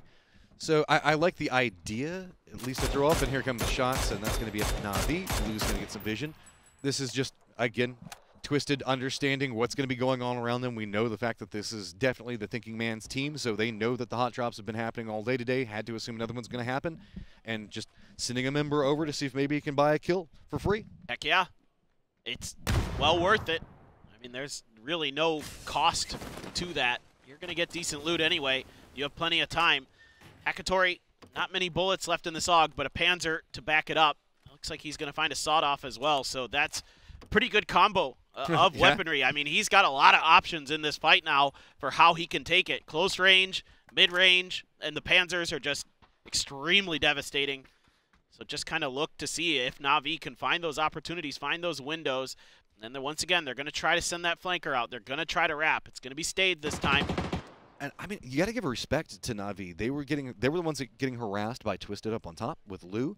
Their loot situation was pretty bad off, and instead you can see that they're just kind of shifting around and kind of stalling out. They're showing enough with 17 just to kind of and with style. Cold. Okay, I get why you were yelling, my man. I get it. That is a nasty shot. And to finish it off with Pan. It's a thing of beauty there. You have the iron sight bolt. Headshot onto Lil Ghost, though. Sakatori finding some more bullets for this AUG. Put him to good use. Got a 3x to boot. Damage done. And now Na'Vi trying to do what they can to funnel 17 players out. If 17 thinks that backside is free and they don't quite realize that there's been a wrap in that direction and they try to drop out one of those windows, they might pay the price. But so far, they're just going to hunker down in the apps and just try to make this work and try to put the impetus onto Na'Vi to make the first move and see if they can punish them off that. Yeah, this is interesting. You can see that it's almost like Na'Vi is still continuing to try to use bodies as some type of distraction to allow enough for looting. It did stall out 17 a bit, but 17 is now kind of committed a bit more into their looting. You can see getting into a much better, I guess, position as far as their loot. They haven't moved their position physically too much yet, as it's still just apps, nowhere else that they can really go. It feels like with the way that the drops and having to surrender the rooftop happened, they have no idea exactly what's going to be going on with some of these flanking positions, and it's making them nervous. I can see Bestia up in the plane or up in the helicopter trying to find somewhere to land with their emergency pickup, but a lot of the central stuff already claimed by a couple different teams. Gen G, Bagel Pot, already in the vicinity of northern Monte Nuevo, so where do you go as Bestia? I would have laughed if they just dropped off Picado. Oh, that was It looks like they might have lost a tire on their vehicle as Delvin's kind of spinning, but he got over the hill just in time. I mean, slowed him down, but could have been way worse. So now Chumasera's really only got T1 in it, so TE has plenty of opportunities in front of them. Takula kind of a bit further away, but nothing too terrible just yet, as Monte Nuevo seems to be the focus for a lot of teams. A couple others kind of dancing around Pozo itself. Of course, we've got the Picado brewing. We also do have BB, a New Happy, that are just kind of down to the southeast. At least it's going to be BB getting some vision. We might see a couple of shots, but it doesn't even look like they're taking shots at it due to the fact the Sandstorm is going to be right on top of them. Daytrade and Furia are pretty close to each other up to the north and might path in, but everything else is kind of settled real estate. Yeah, it looks like the early game be a little bit quieter this go around. We'll just have to wait and see. But I was curious if maybe BB team was setting up a trap near that road, but it's potential that the dust storm kind of cut that off. We'll have to wait and see. Well, we've got ourselves an interview set and ready for Welcome Belmont. back to the interview. I'm Lisa and Havin Belmont from Daytrade. So you're performing really great among APAC teams, and after TE's win last year, how strong do you think the APAC team will be in this year's PGS? ก็ดูจากความการเล่นวันนี้นะครับทีมของเราเล่นได้ดีมากๆเลยที่กับทีมจาก APAC ทีมอื่นหลังจากที่ทีม TE เนี่ยเขาได้แชมป์มาในปลายปีที่แล้วคิดว่ามันทำให้ทีมจาก APAC เราแข็งแกร่งขึ้นมากแค่ไหนครับก็แน่นอนครับหลังจากที่ TE ได้แชมป์เมื่อปลายปีที่แล้วมันทำให้แบบทีมอย่างเช่นทีมผมหรือว่าทีมใน APAC รู้สึกว่าทีมใน APAC ก็สามารถเป็นแชมป์ของแชมป์โลกได้เหมือนกันครับมันก็รู้สึกว่ามันใกล้ตัวเรามากกว่าที่เราคิดครับแล้วก็ผมคิดว่าที่เล่นดีวันนี้แล้วเดี๋ยวทีม APAC ทีมอื่นๆก็น่าจะตามมาครับ So of course yes we have improved a lot and I would say after TE have won last years that made all of the APAC team including us have to improve a lot to become champion and we all know that it's really close to us. It haven't been around. It's still in APAC regions that made us really need to improve. Okay, thank you. Good luck and back to the handsome. That's you she's talking about, right? I don't know. We just both turned and looked at each other and I was just like, thanks. Which one? Which one? Thanks. Yeah. I know. I think she might have gotten it confused for other people, but... well, we know it's not Poro. Poro's back watching right shots now. fired. I love it. I love you, Poro. Okay, so looking out on the day, yeah, I mean, Flash putting in some work, but Tig, remember, also had that big 6-kill win. Best of Luck has also been, like, Best of Luck is so good, so dude. good, man. Like, and we just don't get a chance to really talk about it. It's been a bit of a struggle for BB teams at the global events, right? Yeah. But they're great regionally, and Besto is often the big part of it. He's just constantly just doing damage, putting up numbers. And he's one of my favorite guys to talk to. Like, he's so chill. He just, like, he knows how to explain everything that's going on around with what's happening in the team. I mean, also just an incredible memory. Whenever you ask him about anything that's happened on the day, he's just like, oh, yeah, no, and then just breaks it all down. I mean, there's so much talent whenever we look at what happens inside of PUBG. There's so many players that are always going. It's so hard to just give everybody their due. But, I mean, we've just had an absolutely incredible run of plays today. And meanwhile, back over in Picado, we've got a shift out a bit more to the east in Picado. Remember, this is kind of along the edge of the zone, but... Oh, okay, he's behind the building. The X-ray got me. Oh, yeah. The X-ray got me. Oh. Dude, Taikula is just so loud. Every kill they're getting, they're just popping off. They're having fun. Let them have fun. Oh, yeah, I'm all about it. I love it. Spaceman, one of the best players. Again, can't emphasize this enough, was right up there with the likes of Petrichor's, Rhodes, Ming Ming, and Aches left in terms of kills and damage in PCL. I think he was 4th in both of those columns, so really impressive what he's been able to put together. A lot of those players kind of bouncing around a couple different teams in the PCL. You know, they've been on Weibo and some others. So coming together here and having a ton of success with this new org. My question to you is with TE. We even saw it in the interview. Yeah.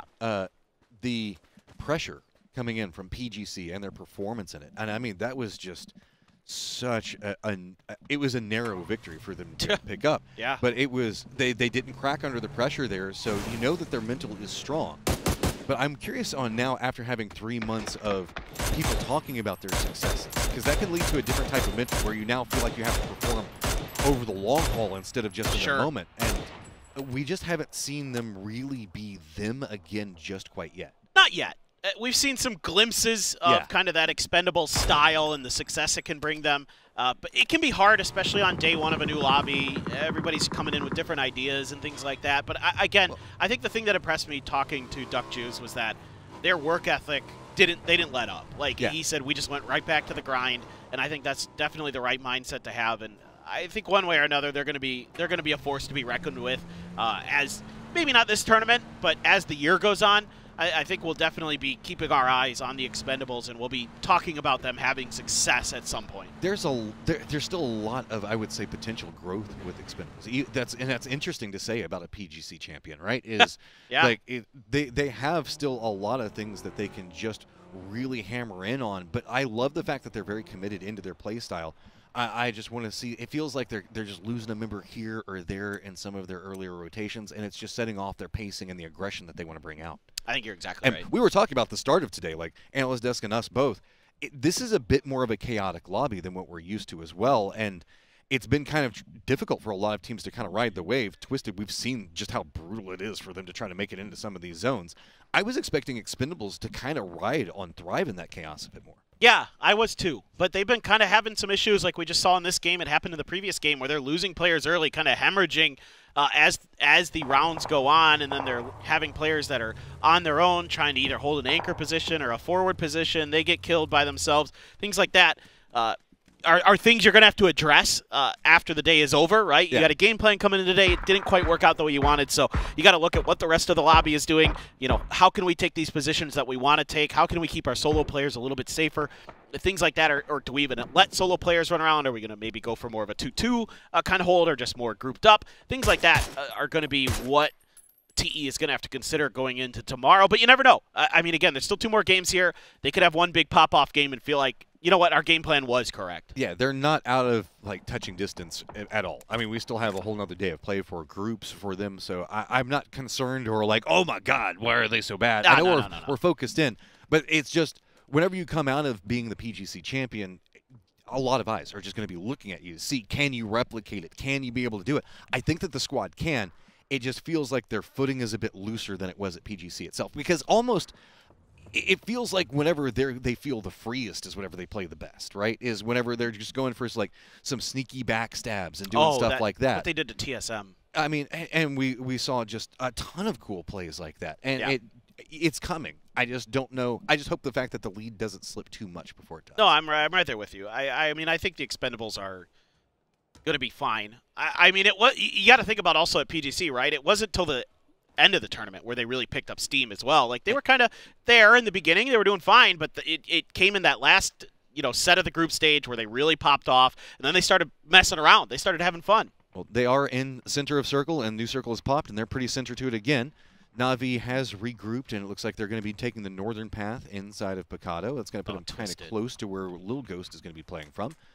New Happy is going to be trying to regroup, and the arrow doesn't seem too crazy off, as there's a couple of opportunities for pathing in this one. This is kind of an interesting circle as we're looking on that outskirts low ground position, Monte Nuevo, as well as still having the ditches outside of Power Grid still in play, and still having the hillsides just to the east of Pozo with some vision in it. This is going to be very peculiar to see where teams go for power plays. Absolutely. Speaking of power plays, Twisted's already made one. They've got a compound dead center of the circle, a pretty good one to boot.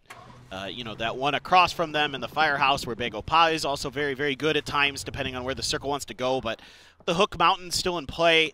Bestia's up there getting some info. Really on Twisted now, it's their game to just kind of lock it down. They don't have to go fighting through 5 different teams to get into the late game, which they have been doing pretty consistently. Ooh, some mortars available. I see what their goal is. I see what the plan.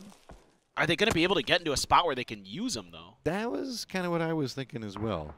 You could put them behind the shack, but... Yeah, because there's the hillside, but then you're kind of weak to the hillside. Exactly. Hey, look, maybe T1 will deliver some cars to him.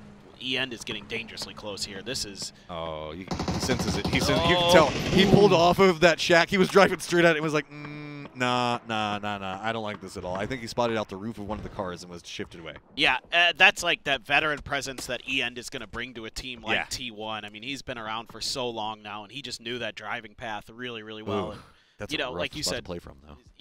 No. Yeah, you're correct. This is not great. And you know, maybe that's why you're trying to get that higher ground angle so you can find a little bit extra cover, a little bit extra safety. But now you kind of have to rely on the expendables to not get a little bit too crazy, which, like we've been talking about, that team, you never know. Could be. It could also just be opting to play safe, play for some placement points. They've got a position to play from for the time being.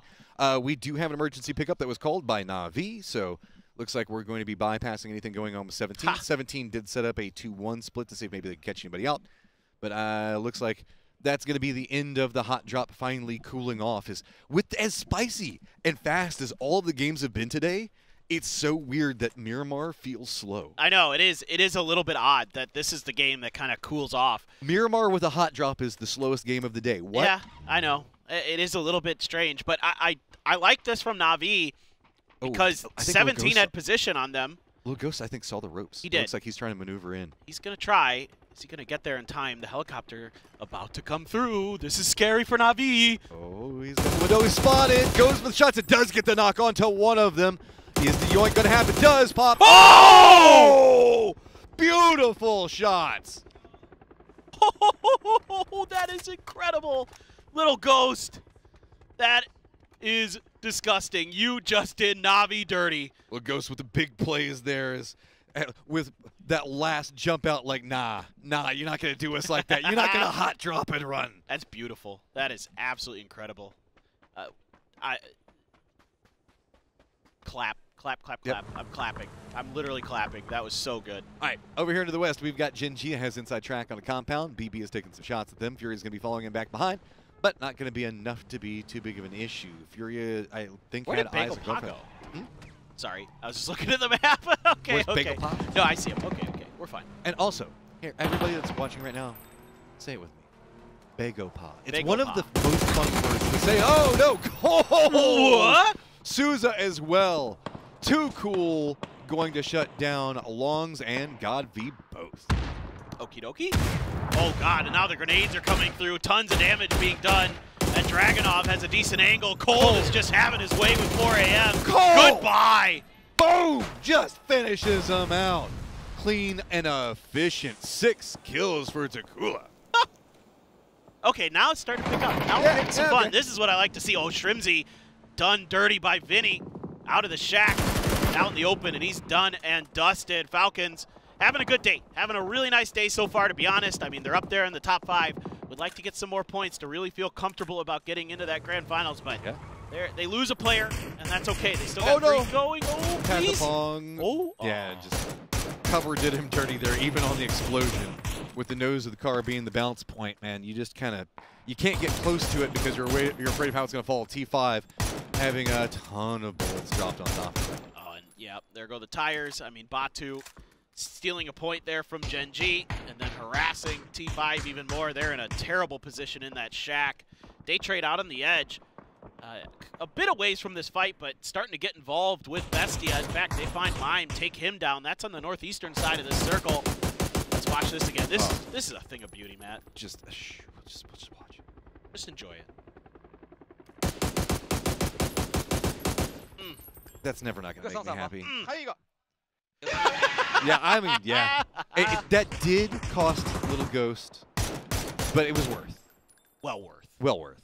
I mean, that's a play of the day. I love the guttural scream with it as well, because, man, that just feels good. It does. And to do it at this level, And against the team that you're hot dropping against, like one of your biggest, rivals in this lobby. So good. Oh, hello. Bestia, you in some trouble. Nade's going to be landing right in front of you, blue zone as well. Now just going to be skirting right along the edge. Day trade on one side of it, and you can see that it is going to be the Falcons also trying to take into what's going to be happening. Circles popped. T1's position is pretty good off of it. Day trade. With my last breath, I stab at Thee, but it is going to be day trade eliminated. So, team presently in first by 6 points. Going to have to contend up with Takulu as well as Twisted and Falcons that are on the hunt for first by the end of the day. The Falcons are in trouble. Yeah. New Happy is going right at them. They saw those knocks in the kill feed, and they want some points. They're hungry for it. Smokes are in front of it. 16 can't quite see, but H1 steps out in the open momentarily. 16 can't find the spray with the barrel. Looking for a little bit more. Some grenades to try to buy some space and time. May have worked. At least to slow down the pacing on everything that's going over there. DraftKings actually hears these shots. It looks like he was trying to creep forward as well. New Happy starting to commit a lot more into it. And Nerves of Steel commits in, wants to make sure that the whole kickstart doesn't get the knock on the 16KK. Shots not coming out from December. Falcons get eliminated and at near on no cost, and his 16KK should be reservable. Yeah, Kick hit a good grenade in the middle of that battle, but after that, it was all New Happy. They did a great job there. Great opportunistic play by New Happy, having the space and comfort to take that fight. Just DraftKing from Bestia in the vicinity now, looking to see if maybe he can find some more points of his own. New Happy, Inuyasha, going to get a knock onto 7-7, so they are all over this edge of the circle. It's just, is this trap that DraftKing may be setting up going to get sprung and do damage? That's the big question. Long. It feels like New Happy. Yeah, I mean, please, just more. I just want more. Yeah, they're great. They are fraggers. I love it. And they're riding the momentum of it too. They are absolutely feeling it whenever they get in position. Begapa also in a pretty strong spot is going to be able to spot out and do a ton of work, pick up some more kills for themselves. That's going to be much needed points. You're talking about people that were needing to try to make a bit of a climb. Begapa down there at 15th place right now. 3 kills could be the start of something good for him. Yeah, big time. Great use of the blue zones to clear T5 out of that shack. Probably just layered a couple of them on top of the shack and you're just done. I mean, there's nothing you can do in a position like that. Zilong thinking about a blue zone of his own BB team with these absolute stunners that are Oh my god! Oh my god! Oh! Taikula, no fear, runs right next to the smoke zone, one side of it, and they are just absolutely unleashing hell on this lobby. Dude, that was nasty. They strike so fast too. They're so well coordinated. Taikula doing a great job. There is some damage being done by the Expendables. Clory's barely able to best 16 there. Inuyasha thinking about the grenade up and over. In towards them. Oh, it's right next to him, but doesn't get the knock. He follows up with the spray. Inuyasha steps in yet again after getting a knock. Has to be very, very careful around these angles. Keep in mind, BB can't really get into a third party. They've been caught up in what's going to be going on with Taikula. Nobody else has real vision on this one. Twist is taking a couple of potential shots at range. Looks like they might be flanking back behind it. New Happy! Inuyasha steps in and finishes it all off. 10 kills for New Happy. He's got 7 for himself, does Inuyasha. Living up to his namesake there. Just absolutely destroying teams. Spaceman. It's over. Just do it to him. I mean, the back and forth, the trading there. Spaceman knows he has backup, can go for the spray, doesn't quite get it to connect enough. Teammates are there to follow up. Genji getting destroyed. They have 2 players left. And Taikula is now in first. So, can they continue to ride the successes? Twisted now going to be making a move up in the north. They're going to have to deal with Inuyasha, who's a beast in and of himself so far today. Begapa also needs to make a shift in, but Twisted's got vision on him. These 2 teams are both striving to try to find a point. T1 still alive in positions that they were playing beforehand. Ian is going to have some very close friends. I'm going to see if he wants to get too involved or not. The other members for T1 can't really do too much because they got Fury up on top of them. Twisted have to now make a move. The safety of that compound no longer theirs, but they've got 1 kill. They've got some placement points, at least 1. Probably more than that, you would think. And Bagelpot going to be their opponents yet again. Just like we saw in Erangel, these 2 teams seem to meet. And that smoke just going to give Park Pro enough ability to get back to safety temporarily. So you do have T1 here as well, so a couple Korean teams now going to be trying to gatekeep Twisted Minds. Looking for the grenades, sensing that there might be a player behind that rock, and he's right. 2 Heart is there. It's just whether he can get the bounce. Doesn't quite do it. So, Twisted Minds, slow but steady march forward. They've got some vehicles to work with, too. Let's see how they want to approach this fight. Are they just going to wait it out? Yeah, they're going to be patient. They like to ride the edge of the blue as long as they can. Songjung's now having to start running forward. Blue zone back behind him, just trying to use trees as a sightline break against Twisted in their positioning. Surviving for the time being, but not a lot of options other than that. Trying to regroup. They at least have a foothold of some foot. Like 1 foot. I can't even really say a foothold. They have like they have like a toe hold in the circle right now. It's Inuyasha. Oh no, blue zone nade right on top of him. Nade on the other side of it. No Survive. options. Double blue zone. He's just going to run out, and looks like he's going to run to the cover of the car. Is going to survive. Takula is going to spot this out, and these guys are sharks. They are just going to throw the nade in. How's it going to bounce? Get some damage in. Oh, where's he going to go? There are no options. He's finally going to go down. Takula going to pick up another one. Well, Twisted, kind of some mutually assured destruction with them and Bagopah, but each team losing one respectively. Back off from that fight and try to take another one with the knock onto Taikula. Perfectix looking to end this great round, but wisely they're picking up their teammate, trying to get him to safety to get the res, and it looks like maybe they got Spaceman there, but Perfectix right on top of him. Couple quick headshots, and that's cold down, and Taikula, as great as this game was, it may be coming to an end. Finally have to calm down. They still have one member in Don down to the south. He was trying to keep an eye on what was going on with that whole Furious situation. So had no real way to come up and support Twisted. Just push that clean, fast, efficiently. Now eyes back over to Bagopah because they know where the threat is, figuring that after hearing that firefight, maybe Bagopah would try to creep forward. Everybody's out in the open. Lou just can't quite hit the shots that he wants to get out of that, and that is going to allow Bagopah some breathing room. They got a knock. Bagopah did on to EN, so seeing if they can use the space. Now more members starting to line in, but it's going to be Haven at range. It gets a knock onto Example. That's going to be from entirely across the circle. Yeah, I mean, Lou really would like to have those shots back. He had a couple potential knocks underneath him. Type doesn't get hit by that grenade. It goes a bit too far. Haven starting to come alive now. Has a P92 raining right underneath him. Finally gets the spray to go. And Haven starting to do some real damage here. Furia needs these points. And they're in a great position to get them. Can they get the kills now that they finally got the position to play from? They still have to deal with Twisted up on that high ground, making it a lot more complicated. Lou is going to get the shots onto Haven, get the knock onto him. Now Fury in a little bit more trouble. They still also have Dons from Takula that is alive, going to be just over to the east of this. Type still clinging to life, as well as a Khan for Bagopah has kind of stalled out the center of the circle. It's Twisted on one side to the northeast and Furia down to the southwest, and they can't meet in the middle just due to how entrenched these solos are. Yeah, you got Type and a Khan solo players left just up on this northern side, underneath the hillsides, trying to hang on, trying to keep the other teams around them from getting angles. So far, so good. The real question here is, can Don do any more damage?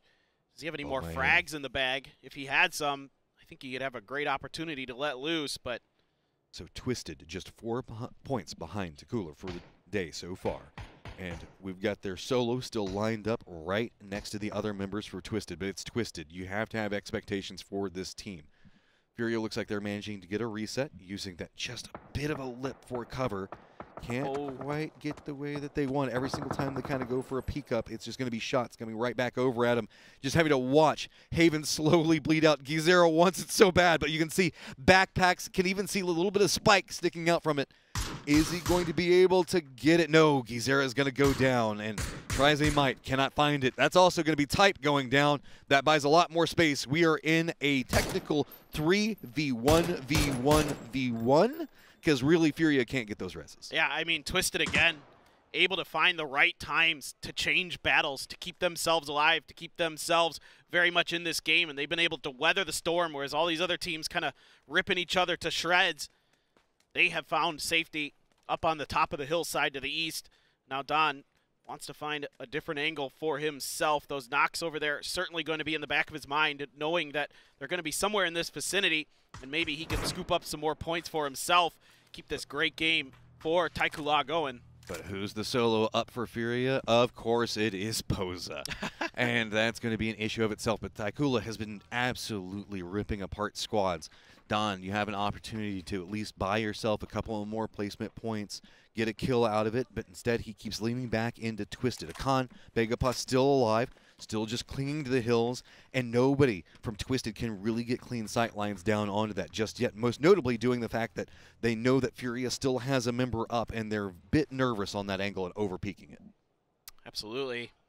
Akan just chilling, just trying to stay alive as long as he can, but the blue not going to be kind to him. If he peeks around, Perfectix is just totally in the open. He's going to be using that rock for cover. Is he going to go after the first, or is he going to see if anybody else comes down after it? Posa has been spotted, a couple of shots in. That means Perfectix has beat it in. He's trying to line in for this one. Akan just letting him go. Perfectix, are you going to turn around? Are you going to spot out Akan? Got to be careful. If he waits too long, there's a chance that someone just happens to look behind and see him. Is it bait, though? That's what he's worried about. I mean, this is so dangerous now. He's spotting out everybody. He knows. Oh, my God. Look at the focus on his face. He knows. He's spotted out. He knows the numbers. He knows he has the opportunity. If we see Perfectic start going after Pozo or Dons, there you go. Shots now starting to come out.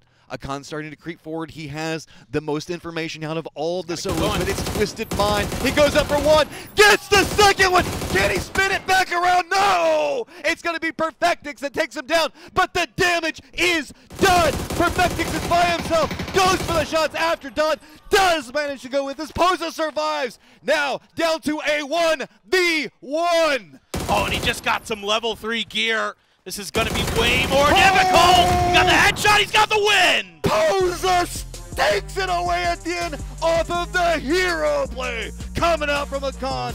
Big up Furia tag teaming up against what is going to be one of the strongest teams in Twisted Minds. I mean, nothing you can do as Twisted Minds but laugh that one off. That was a bizarre endgame, and one unchecked angle costs you.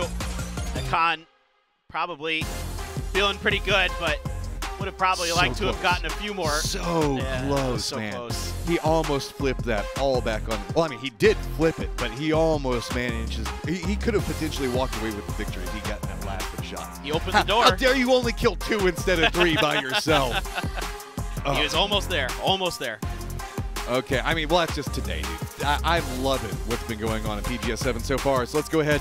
I know we've got our analysts chomping at the bit.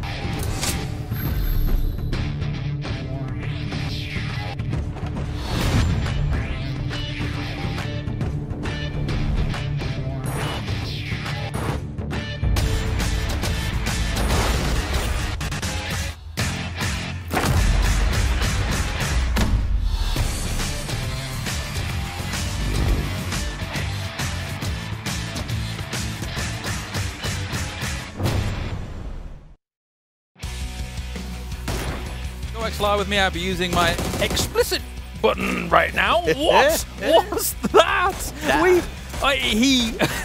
Okay.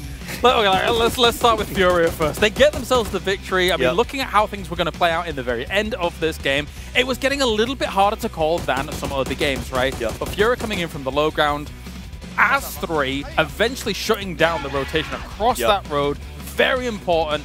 And then, I mean, all hell breaks loose at the end. And then, you know, you think, oh, this might be the end of it for Furia because Twisted Minds has got a good high ground position. They were spreading out very nicely. Yeah. The side slide by Begopa as they were hungry, they were ready to eat, and they fed on them. That double tap up on top of the hill was a beautiful spray, and it cost them everything. You can see Pozo was so excited because he realized all I have now is a 1v1 to worry about. Yes. And there was a moment where I thought they were going to pull it off, Twisted Minds, but it just...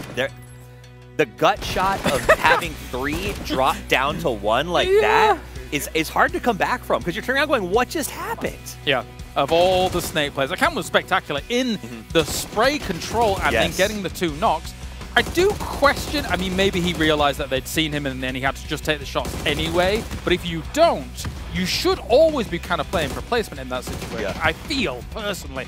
But, I mean, regardless, look what he did to the Pete tore Twisted Minds opportunity apart here.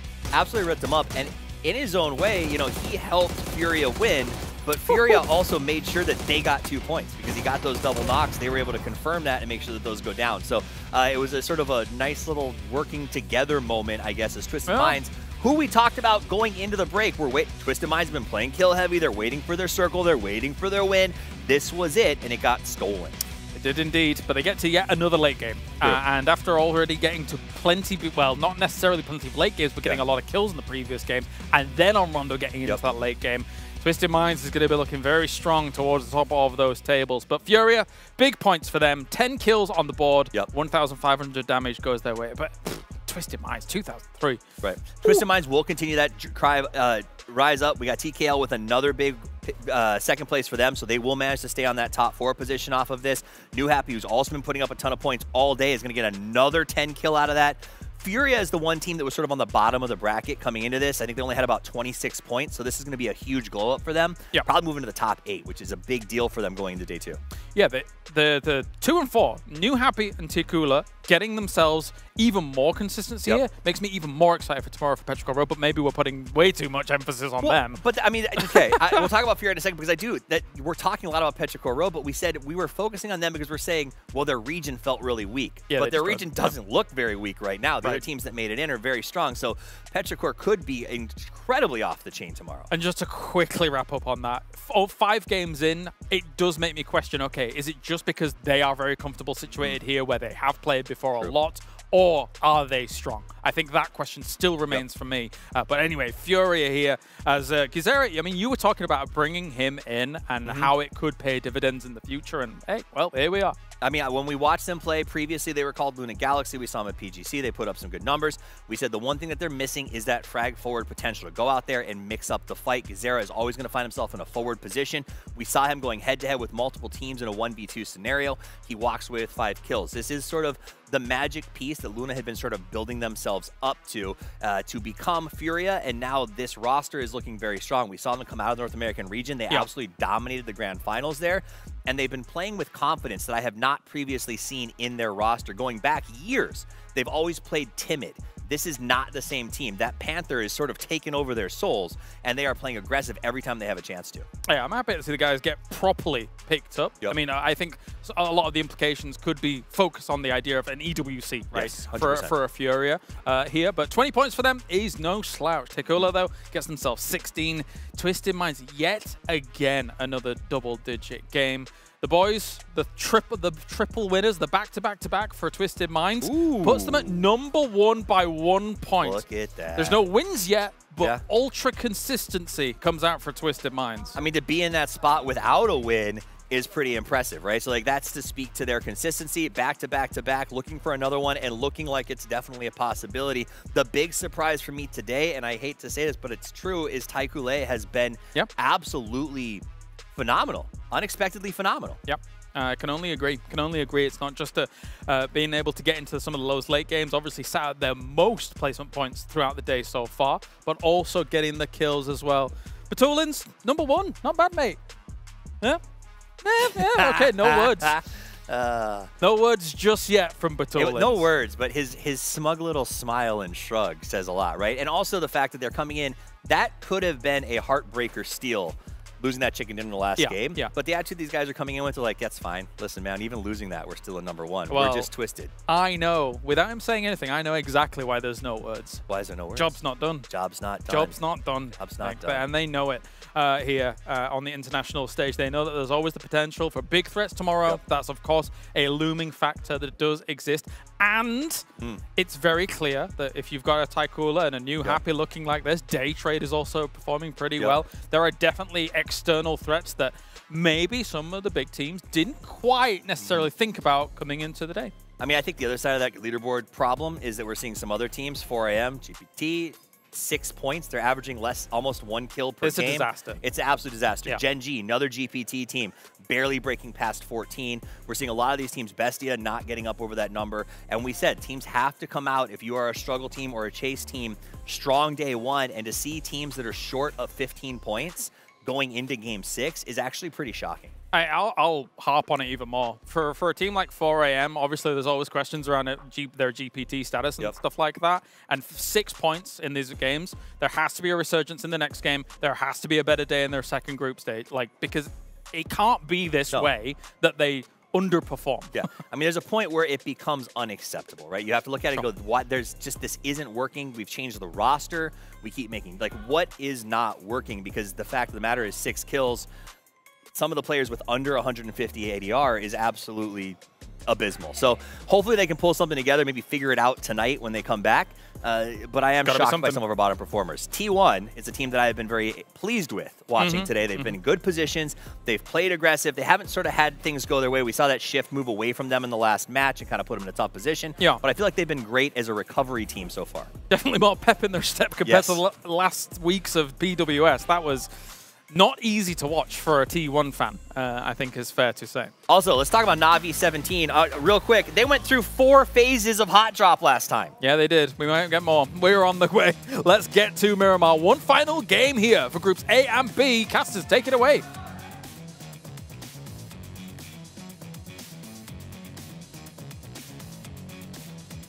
twisted at the top. Such things are inevitable. But, I mean, big games coming up specifically for whenever we look at Fury. That was a squad that is kind of taking Americas by storm. Yeah, man. This is a team that, you know, talking to you guys, obviously watching the games, a lot of hype coming out for this Furia squad.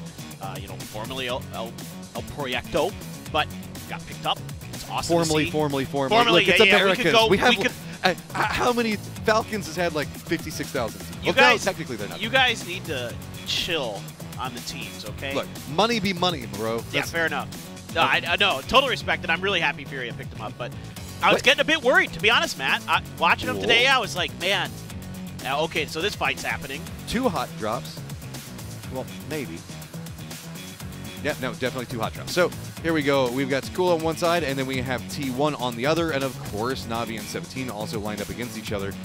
I don't really fault Takula for kind of being a bit friskier with this, with the way that they've been playing today. Why not? Test yourself. You're good to go. Oh, well, this is not good to go for 17. Yes! Yes! Yes! No! Oh. Go pick it up and do it again. Disappointment. But still, okay, you still got it at the end. Oh, Little Ghost getting some retaliation back, though. So, it's a bit messy, but in a fun way that hot drops can often be.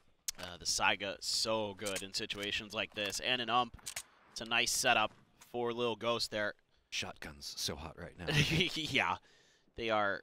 It's been cool to see that, like, these hot drops have often come down to SMGs and shotguns. This is all important with hot drops, but we also needed to mention that there's, like, this is a very southern circle with, like, I don't know, what, 30% of it water? Yeah, this one, there's a world where this goes Partona. It's probably not deep enough. Why'd but you have to say it? You cast or curse our fun. I've seen them end there, so. Both hot drops are a bit chill right now, though, so that's why we're kind of taking a quick second to look at the circle. Navi and what's going on with 17 looks like it could be brewing a bit more. Like, Hakatori is kind of like the key point in what we're looking at with a lot of the movement since he's the closest to what's going on with 17. T1, Taikula has separated a bit more into a north-south situation around Chumasera, but also we do have Orca that's kind of close to it as well. Yeah, this is quite interesting. And I do want to say props to Taikula for going for this hot drop because you've been having a tremendous day. And so you're basically into the finals, most likely, right? So if you got a team who's messing with your drops, now's the time where you can really commit and really go for the fight and try to bully them out. I don't expect T1 to let up on it, though. Historically, Sonic's teams, as a head coach, he doesn't really give up these spots easily. You really have to bully them away, and I mean, like, beat them, like, 3 days in a row to get them to get out of it. But pretty much, if you stay here, you won't qualify. Yeah. is the threat. Oh, they'll drag you down with them. Okay, so Xiao Wu, not sitting the best, doesn't even have a helmet. Shotgun's coming up, but he's got himself the Uzi. He's hearing a lot of footsteps. Feeding that back over. Hakatori's still playing around the apartments right now. Looks like the push coming out. So it's pretty much duos going after the solos on both sides. Very, very close to each other. Xiao Wu, he knows where everybody is. He does. Navi. Okay, here it comes. How risky is it going to be? Oh, my God. Oh, my God. I love the patience on it, but that does mean the fact that it means that Navi could get some vision of what's going on.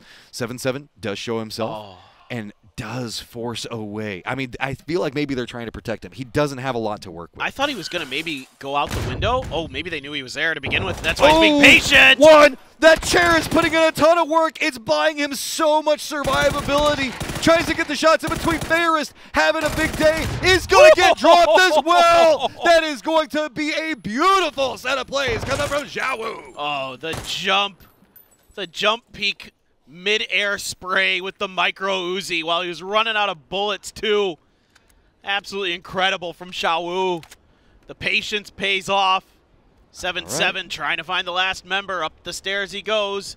Navi just going to have to hunker down and try to wait this out. The real question is 17 is, yeah, I was going to say, you need to be really smart about this. It's Hakatori, man. This guy, he can absolutely decimate a squad by himself. So now resetting back, slowing back down the pace. They know where he is, and he can hear the footsteps coming for him. Leans into the shotgun to the start. Doesn't want to bite off too much yet. So instead, just holding the angle, saying, okay, if you come for me, I'm going to punish you for it. I mean, it's a double barrel, too. So here it comes. You can see the markers down below getting closer by the moment. And the thing with this angle is it gives him the time to take the shots and then fall back and potentially reload or swap guns, where he's going to be safe to essentially isolate the first player down. Next player comes up. He's going to be able to back off if they do, push up those stairs like that. But 17 is being rather patient. I mean, if I'm them, I'm out looking for more stuns and frags and mollies, just holding the line here and letting our solo player. Yeah, well, bye, T5. This is T5's just gonna say, okay, you guys are fighting still. That's cool. Neither one of these squads in all of the hot drops has really taken a dominant position from the other one on the leaderboard, right? So we're at 22 points to 27 points. That's not like I have won a lot out of doing this. If anything, they're just both kind of dragging each other down. And technically it's Na'Vi dragging down 17 because 17 is known for going for these drops. And, I mean, you got to think about it this way, too. This is just setting the stage for the rest of the year as well, right? Yeah. Like, these two teams are going to be expecting to see each other at most of the international events. And as the year goes on, like, these spots and having control of them is more and more important.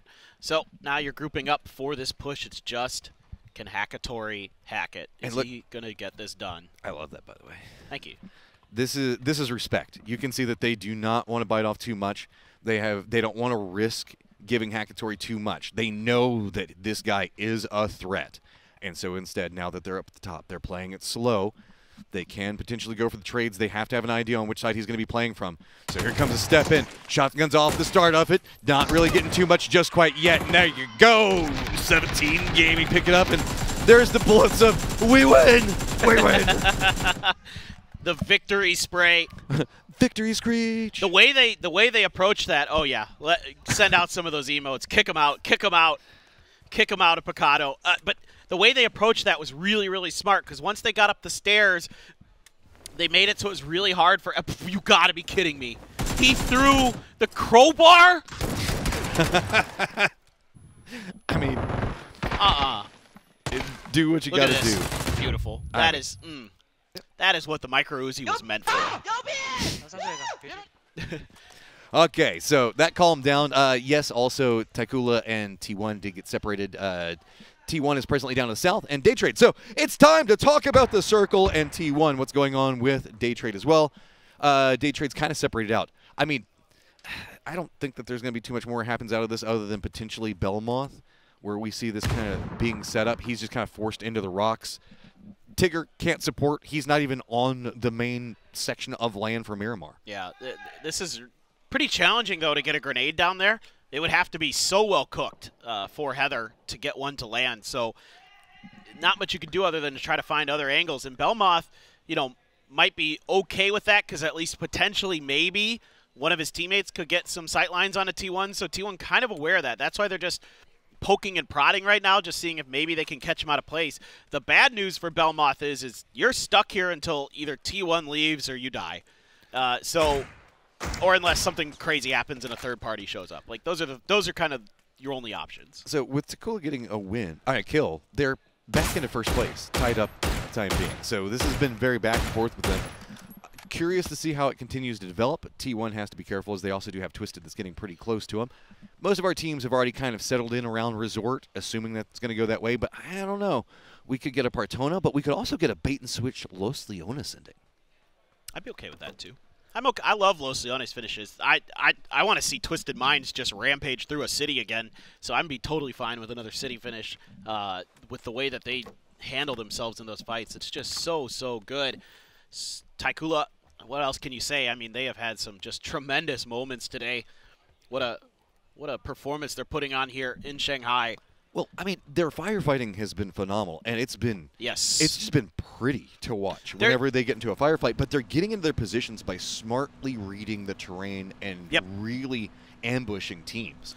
And it feels like they're fragging out, but they're fragging out because they're playing the game so well on a heady basis as well. Yeah, it's to add on to what you're saying is that they're using the terrain in a couple different ways. They're not just peeking over it. They're doing a great job with that. But it's that they're setting up for another player to come and take a flank or find another angle, and they're not over-peeking, they're not over-aggressing, they're not, if they take some damage, they back off to set up for another player. Like, it's really good coordination as well. So all those things looking good. Oh, no Los Leones, no Partona. Just Resort. Oh, I'm so sad. We get to Resort. Still fun, and also these hillsides are pretty cool as well. I mean, where you've got all the sprinklers, all that other cool stuff. So, 17 going to be doing an emergency pickup. You can see that this is pretty compressed. We still have a lot of water in play. So, T is going to have to be dealing with potentially Twisted Minds, who's probably going to go for a wider wrap. I wouldn't be surprised if they go all the way over to the east. T1's still going to have to contend up with Day Trade. Megapod went with a very long wrap and kind of circled around everything. You can see that 4 Angry Men also trying to do a bit more of a regroup as everything to the east of them is pretty open. Oh, whoa, T1 drove down into this. Tigger doing some serious damage. Finally, E-End able to take him down. Now he's got Belmoth out in the open. He's got him down. Nicely done here by E-End, but T1 suffering some damage along the way. I mean, the way E-End played around the car itself and was using the windows and specifically the metal sections in between to kind of eat bullets, that was just very, very cleanly played for him. Heather is down a bit further ahead, but I don't think the Begapod is going to see him. Yeah, I think everything should be fine. Well, they might have heard these shots. It's just you got to kind of get into the circle, because if you get stuck anywhere near that bridge, it can become really dire. The problem is you're going to be driving through Day Trade. Just Tanadol, though. Oh, 17. Okay, looks like they get those compounds. They just snuck right through everything, so emergency pickup pays off. They shoot people out of the air. They don't get shot out of the air. That's not how these things go. They are just... I play PUBG. I feel it happens pretty equally to me both ways. No, but it does.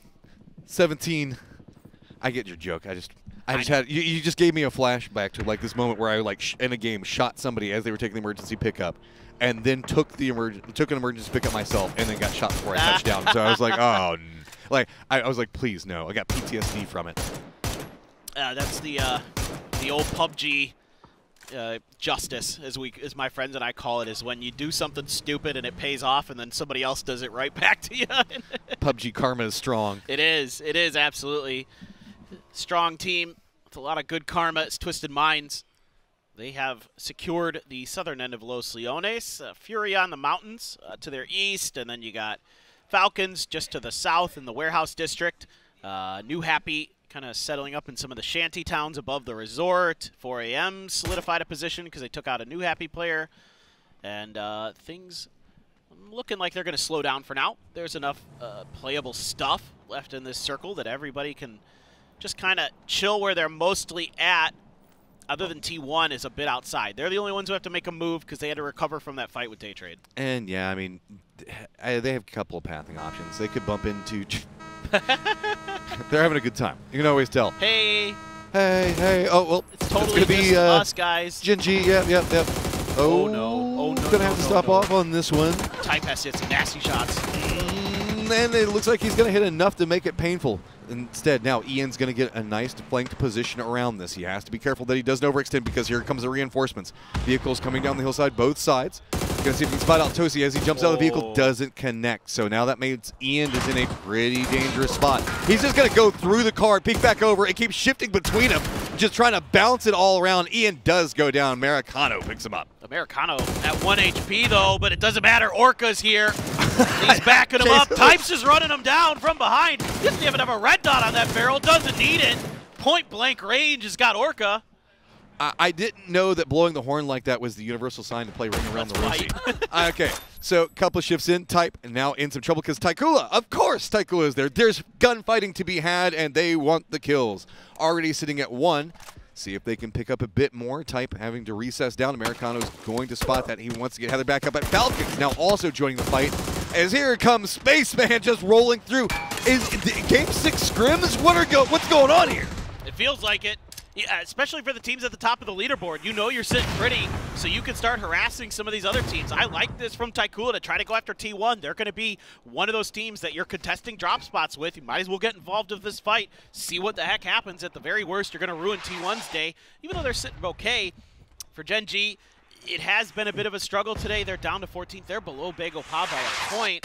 Now the mortar is starting to come through. I suspect that's Tiggleton. Or somebody from... Is it? I couldn't tell. It almost looked like it was coming from Tycoon. Could be. There's a couple teams who are in range. Yeah, I think it's probably... Yeah, no, it is Falcons. Tiggleton is now hopped on the mortar. Yep. So... Who else? Yeah. I mean, it's not the biggest shock. It's kind of the biggest shock that it didn't hit somebody. What a nerd. Nerd. He's doing geometry. You're nicknamed after geometry. Trigonometry. Ah, what a nerd. Playing your video games. I love to make fun of Tig. All right. Type. Gonna let loose with some stuns. That's all he has left for util, and he just gets shot in the back. Dude, I love the energy that they're bringing, though. Tycoon feels it. They're so loud, dude. It's so good. They've also have T1 right in front of them on the stage, so T1 can probably hear that. Subtle mind games, right? Yeah, very subtle. Extremely subtle mind games. 17 has a shack that they're presently living out of. I mean, take what you can get. They got the moral victory in Picado, and they have a couple of kills stacked on them as well. Taikula has some troubles of their own that they're going to have to deal with. We're getting flashbacks to the start. Are we getting a full breakdown of all of the hot drops today? We're going to run through 17 just destroying. I love the desk pound there, too. Oh, production. I love you for this. This is nice. I can enjoy this. Let's just take this in. This is a it was the sight, not the crowbar, but whatever. Just look at how this is my favorite. Like there's so many cool plays in these series. Yeah. Like I know hot drops are hard to they can mess up your game and do anything else like that. But just the showcase of skill in the hot drops from both sides has been spectacular. The creativity that you see at this stage of PUBG Esports is so fun, dude. I mean, I think I talked about it earlier, but when Shrimzy threw that gas can over the school fence, shot it out of the air. I blew out. I was co-casting with guys. Yeah. It blew out my mic. I got so excited. I was like, this is what I love. Am I the problem? Game. Do I just break mics? Apparently. You've got a talent, I guess. Is that your superpower? Yeah. You're the crappiest X-Men that ever existed. You call me Banshee right now? Is that it? Oh, maybe. Oh, there we go. Oh, we're making fun of him. There you go. The nerddom pays off. Lines in. Drops it again. That second one, Tig. Tig! What you got? What you got? Oh, he's hopping in vehicles. They got goals, man. They want to go after this. They already have two members that are very, very close. They were prepped for this when they were like, no, we know we can get it. BB now trying to throw out some nades. Slow down the potential push and the threats that are coming. Falcons want some more kills, but they don't want to overextend. Kickstart did get knocked. So inside of this one, they've got to be cautious, at least trying to flush out what's going on in front of him. Tiggleton wants what he created. This is so good. I mean, the timing there was an emergency pickup being attempted. Tig gonna find the flush out in the open. He's got another from the car. Woohoo! Give it to me. What is going on today? We are seeing so many cool plays. That was so good. I love the confidence from the Falcons as well. They're going to get out with their knocked teammate in the vehicle. This is just so well drawn up. You can't do it much better than that. I mean, the only way you could have is if you don't take a knock. Beautiful. I mean, there you go. This is the expectations people have for Falcons when they talk about him. Trying to assault back up near the top of the leaderboard. They still have a climb to go chasing after the lead that's been set up from Twisted and Taikula. But with Taikula now out, that means the fact that there is a climb potential. But let's not forget Twisted Minds. Yeah, there's worlds where maybe Falcons ends up as the top team of the day if they have a really just solid end game. I mean, even Day Trade could be there. Even Day Trade. They're down to one player, but it's a lot. They have to kill a lot of people as a solo. But it could happen. The way today's been going, it could happen. That's a good point, man. We've had some crazy finishes, like where I think one team is dead and they just kind of cling to life for a bit longer, and then I feel bad for our spectators, man. They're just like, oh, so we're just gonna see a three. Oh, Posa. Oh, Tiggleton. Posa manages to survive it though. Looks like the Falcons don't want to run it. No! Car flips. That's going to be easy shots for Posa, but Tig, yet again, makes a big play for his squad when he needs to. H1 down, Tig down. That means it's going to be Kickstart and Shrimzy. They've been buying a lot of cool plays so far, but this could be a problem. Yeah, this is out in the blue, too, to make matters worse, and it's actually T5 from quite far away, a good 400, 500 meters. Getting involved, doing some damage to Furia, who's trying to reposition. You got Shrimzy underneath him, though. He could find a decent angle here. With how spread out Furia is, I mean, Guizera's a mile away. He's across the road, down a hill, out in the open. Haven lets loose with the grenade, but doesn't get knocked. That is Oh, and he found the knock on H-Win. Usually Shrimzy gets those. I mean, there's a lot going on around him, so with that knock, more pressure mounting on Shrimzy's position. He's been revealed. Gizera now coming in for reinforcements. Shrimzy can make the hero play for his teams, at least taking the shots out onto Haven, has now forced Furia to slow down a bit and allowed a bit more of a reset coming up for Falcons. Man, Kick able to get the res up there. Nice work by him up on top of the hill, although they have to use a lot of smokes. And what in the world is going on here in the cave tunnels?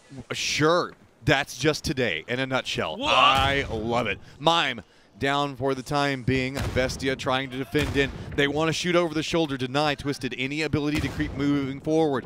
Falcons did manage to separate. Shrimzy did go down at the cost for it, so but Falcons did manage to make it down the hillside directly on top of what we're going to be seeing go on with Twisted Minds. Look at the staggered setup of these foldable shields. This gives them the ability to kind of fall back a little bit, set up some different options for keeping their opponents guessing where they're going to be hiding, where they're going to be going for the res, where those grenades need to be placed, things like that. Pretty cute little setup that they've got going there for Bestia. Twisted Minds, well, I mean, they got their knock. They got the Panzer kill. Hey, emergency pickup, kind of not good anymore, but it's a neat little find. I'm scared of that hallway. That's like a full Daredevil hallway scene. Oh, dude, you do not want to get in. Oh, yes, give me the. Show it again. Dude, this is crazy good. And then the second one. The second one hit too. Yep. Okay, so lay of the land right now. Dead center, we've got what we're looking at with Bestia and Twisted. Falcons are kind of up on top of it, so you can see them dancing around. Furia, we saw just one moment ago. New Happy's come into the northwest. TE in the due west. 4 Angry Men have themselves that compound that they're going to be playing to the south. T5 backs up against the wall. This is such a cool setup that Bestia's got going. If Twisted pushes in here, I doubt they will because of the circle situation, but there's also the AWM for DraftKings. And look at the cars around the backside of it, too, so that way they even have some cover whenever they step out on this angle. They are preparing for the zombie apocalypse here. They are fortified. Like, that's not necessarily the best place to always play from, but they have made that. They've turned it around. That is a complete house flip from fixer-upper into full-scale mansion. Yeah, that's a cool setup they've got going. Absolutely love to see it. Bagel Pot underneath Furia. Furia, though, doesn't really seem too keen to get very aggressive. Akan, there was maybe a moment there where he was stepping out into the open that if he got peeked, he might have been dead. Guizera being patient, but Akan looks like he's in the shack next to the house. Let's see if Bagel Pot is going to be able to kind of react to this, be aware of Furia's position, but Furia not keen to take the fight just yet, want to play better safe than sorry. They want more points. They want to get really confirmed and safe going into that grand finals. Well, it's going to be Akan that's creeping up close to Furia. We just saw that man can blow up a squad by himself. Can he do it again? Takes a face full of lead and has to step away. Manages to survive, though. Does manage to get separation away from Gizera, now feeding that information back over to the rest of Begopa. T5 can't make a move. Blue Zone going to be on top of him in just 1 second. All of these squads kind of caught up over here.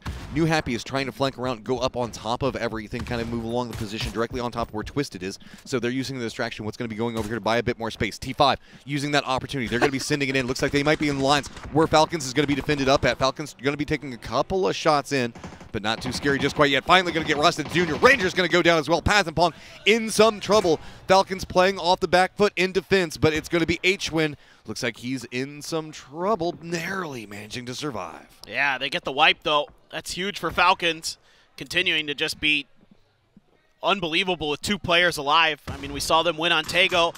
Who knows? Maybe they can get it done here in our final game. Haven is going to end up falling to 2 Heart as this battle is slow but steady. Bagelpod does lose Akan, their anchor player, in the long run, but they're going to continue on, march forward as 3. Furia up on the hill, but look what they got in front of them. It is sheer cliff. So going down there, yes, of course, you could pull the parachute, but there's going to be a lot of teams watching you when you do it. Is that level 3 gear? Yeah, and it's a P90 for Zakraken. Ooh, man, New Happy feels bad about that one. That was supposed to be our crate. I wanted that. And now you've got high ground and the crate weapon. I'm just going to have to kill you to take it back. There is a world where we could be potentially watching the brewing of a med battle ending with the multi-level situation. If this continues to stay up around the north. Dude, I haven't seen one of those in a while. It could stay stacked over here. So we can see a lot of teams now starting to assign control over the top while we still have Bestia and Twisted that are going to be down below it. I could be down. I haven't seen one in a while. The last one I think I saw was right here on this map, if I'm not mistaken. But yeah, it's been a while for me too, but those are actually super fun because they almost never happen, and when they do, they're wild. And we'll have to see. There's a decent chance that the circle does that. 10 seconds. Bagel Pot setting up the defenses themselves. Oh, too hard. You got to hit those shots. There you go. Okay, getting some more control over the territory. Furia in some trouble. The Kraken's got to move down, and oh, we moved to the south with the circle. Why don't you love me, circle? I mean, still a chance. Still a chance. It could happen, but it's pretty unlikely now. Yeah. Let's see. 16 just keeping his eyes towards where Furia was. So, the thing about, though, that really sucks about this is Twisted, New Happy, Falcons, Furia, Begapa all have to move into the circle now, and it's kind of rocks and a field. That's not ideal. Yeah. I wouldn't say that. Not the best real estate to be playing around as the Kraken finds another enemy and he knows he is surrounded. Oh, DraftKings starting to hit with the AWM. That's what you love to see. What's going to be curious about this for me is what does Twisted do and what is Bestia's plan, like if they can hold the line there at their zombie, fort that they've set up. And then if they, because likely that they're going to have to make a move eventually, not necessarily, but, and when they do, the only thing that they're going to have to be worrying about is like teams underneath them on the hills around the sides. So it's going to be kind of interesting. It is the flush there onto Park Pro. I'm going to need to see Twisted try to assault that hallway if it happens. I hope so. I don't care what else is happening. Please. Can I run onto the stage and ask Batulins to just do it for us? Take one for the team? Do it for us, man. Look, I know you're 2 points out of first, but it's group stage. Who cares about first? Think of the memes, bro. Think of the memes.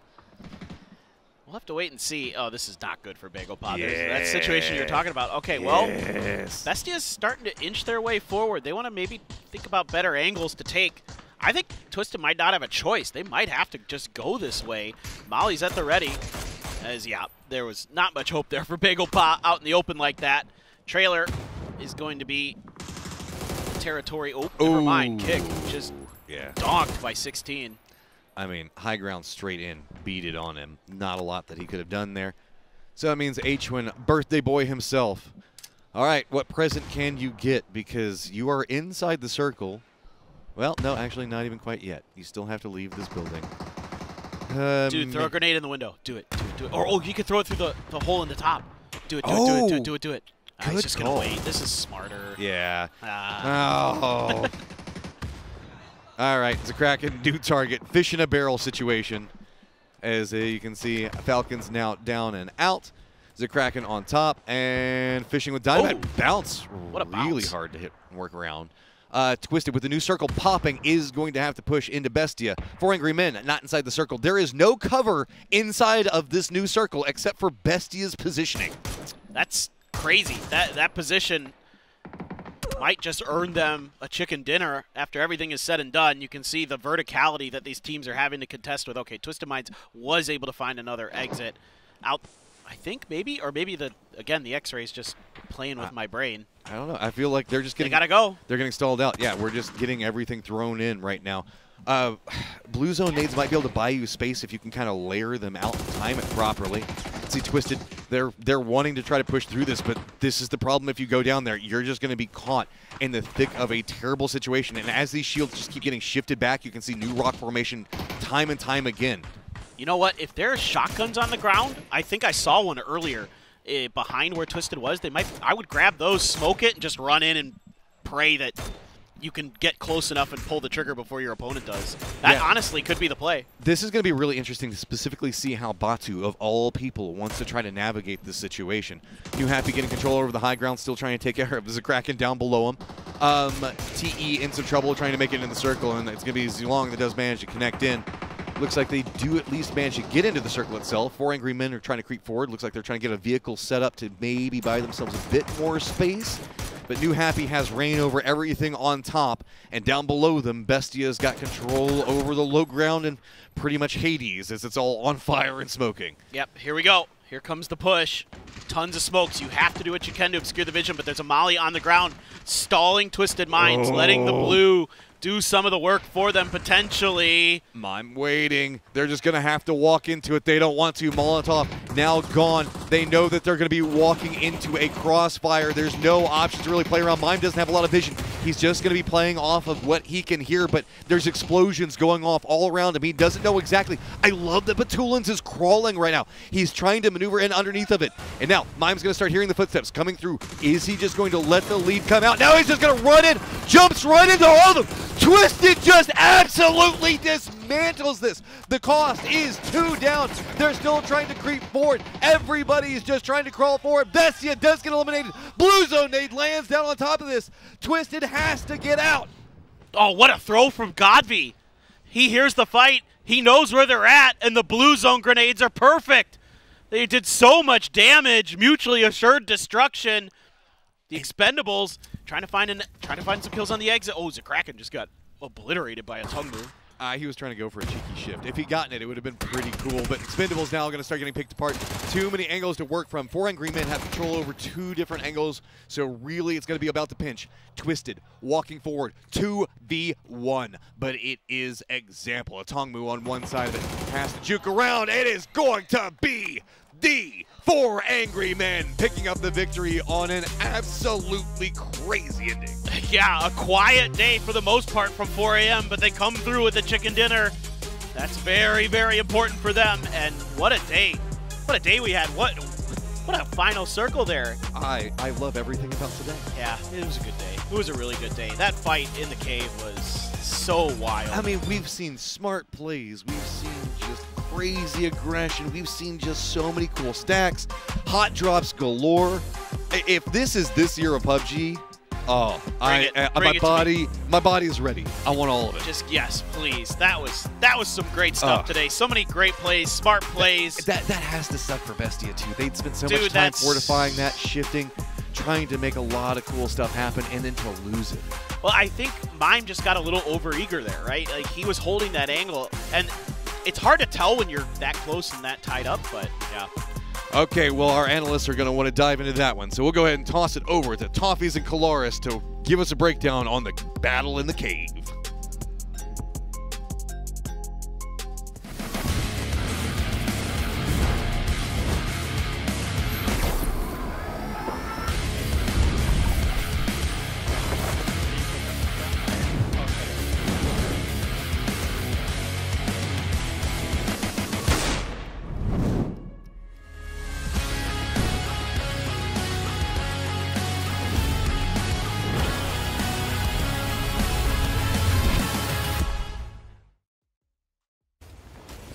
Wait a minute, 4 a.m. is in this lobby. Right. And what may be the most extreme example of a reverse caster curse. That is true. We stood up here and we're like, 4 a.m.'s not doing good enough. They've got to make something happen. That's never going to happen. And then here they come out and they get this victory. You know, they held a good spot. They locked down an exit and they let sort of Twisted Minds and Bestia fight it out. And then they came in for the cleanup. It was good. Do you want me to give the pedantic, wistful, melancholy British version of what happened though? Yes. In a 1 meter opening, they were like, God V says, hold me back, guys. I've got this. And just sprays intense. Suddenly gets like 5 kills. All right, guys, give me your utility. Toss it in the blue zone. I've got this, guys. Yeah. No, but you know, they knew they were coming out there. The real story for me was the insane amount of fight that Twisted Minds and Bestia head-to-head, back and forth from the tunnel. They went on for like 3 phases where they were taking ground with pop-up shields and then losing ground with the same shields and just exchanging back and forth. Yeah. It was actually quite a bit of fun to watch.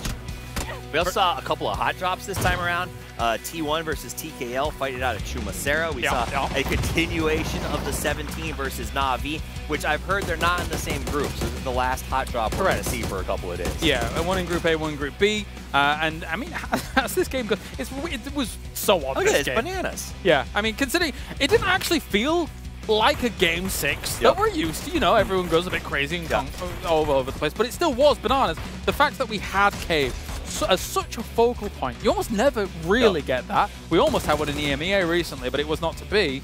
But then the constant hold of Bestia. I feel bad for mine. I do. A little bit. I do. On the run through the smoke and trying to hit everything and hits nothing. You know, we go into that end game. Mime is up. We got GodV up. The two players who don't have any kills yet in this event.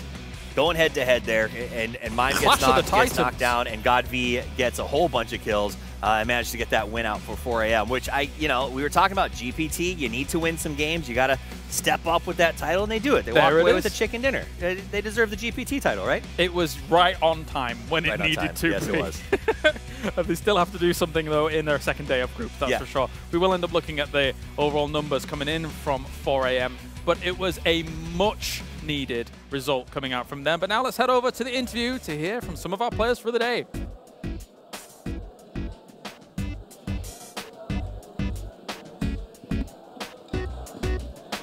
Hello, welcome to the after game interview. I'm now here with Code from TKO. And the first question is that this isn't actually your first time playing on the PGS stage, but this is your first time as the new team to come out on the PGS stage. And like, what do you think that your mindset has really changed? 那我们也不知道 Code 其实不是第一次打 PGS， 但是是第一次以 TKO 的身份打 PGS。想问一下，心态上有没有什么变化呢？首先，我身旁的队友就是 Spaceman， 他其实也是跟我同步就是参加 PGS， 然后其次，像苏泽，也是他打过 PGC 嘛，毕竟，然后但是东子的话可能第一次，就是我们的心态就是可能我跟 Spaceman 还有苏泽可能稍微要放平一点，因为相对于说东子可能就是给他一次世界赛表现的机会。So actually, for me and my teammates, we're not the first time playing PGS, and for me, like Spaceman, and for Suzu, we have already had the experiences on the international stage, so we're pretty much like more stable. But for Dongzi, he is the first time on the stage, and we just want to give him like more chances to perform himself. Okay, and second question is that we have known that as a newcomer on this stage, you performed really, really well today, and ended as the second place. So are you satisfied with your performance today? 就是说，想问一下，今天对自己的整体表现满意吗？目前来说，队伍在细节上还是做到跟联赛一样，发挥。但今天确实是，运气也站在我们这边，然后我们自己也把握住了，所以今天打的这样，其实是说实话，确实已经对于我来说已经很不错了。因为我进 PGS，决赛的概率其实很小，我好像打过，这是第3次，我进过1次决赛。So for me, actually, I am very satisfied because I'm not really entering the final group for PGS a lot. So for today's performance, I'm really, really satisfied. And I just want to say that I will keep working. And of course, for the teams, we have some details to improve. So just look forward to our performance next time. Okay, 那么 the last questions will be that we have seen that on the first Miramar game, you've wiped out the 4 AM. So can you just give us a recap of that game in that moment? 就是我们可以看到啊，最后其实在第一把米兰马的时候，你是1穿3了 4 AM。那么可以给我们做一个简单的复盘吗？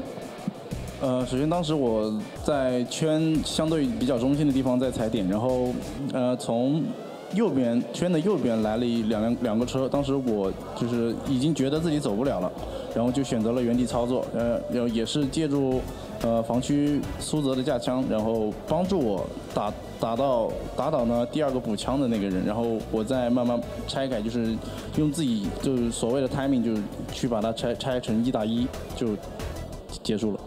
Okay, so actually at that time I'm in the center of the circle, and suddenly I found that 2 cards from 4 AM is coming. I know that I cannot really escape that, so I just choose to fight against them on the first hands, and I just tear them up so one by one, and with the help of my teammates, I just get them down. Okay, 非常感谢 Code. Thank you very much to Code, and just have a rest, please. Thank you. And next we're having Furious from Navi. Welcoming. Okay, Furious, just come to the stage, please, and with our translator. Okay, welcome. And we can see that Navi and 17 had a lot of hot drops today against 17. So first, just can you tell us what really happened in those hot drops?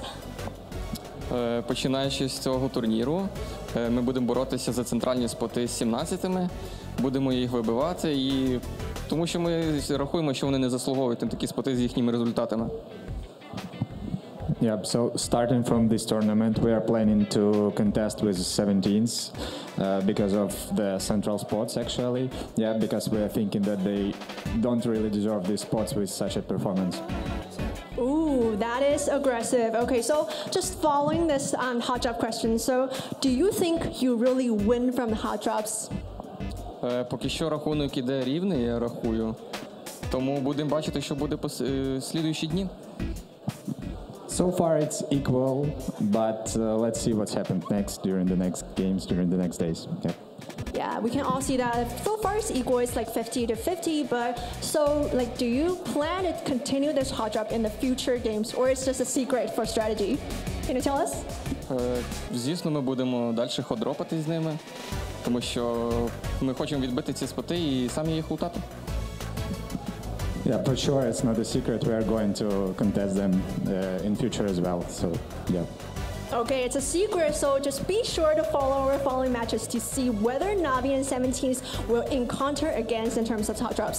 Okay, so actually we can see that in terms of last year's, Navi's whole status is a bit of up and down. So for this year, like what adjustment do you make to like more teams, more stable in terms of the game? Ну, ми прийняли рішення перейти на центральні споти, тому що ці споти легше грати на них, тому що вони центральні, якби круг уходить недалеко від тебе. І ось таке ми рішення прийняли. So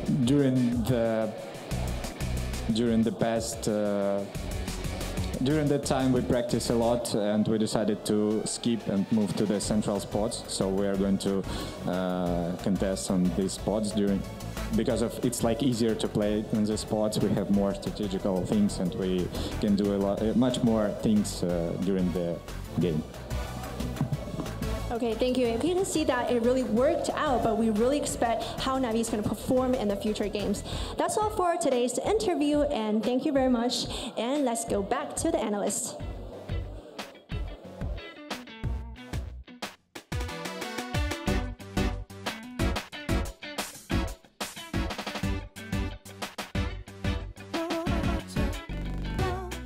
All right, well, of course, those are fighting words coming out from... Right? I like that. I like that. I mean, it was kind of to be expected coming into 2025, right? I mean, you have to. You have to look at 17, who's fought for this. I mean, they're like, we deserve it out of the fact that we've been here forever, right? But he's not wrong. Last year's PGS results, if you look at it, Navi was really consistent outside of one PGS, and they're saying, listen, you don't... The fact they're willing to get up and say, they don't deserve that respect spot that they think that they've earned 5, 6, 7, 8 years ago.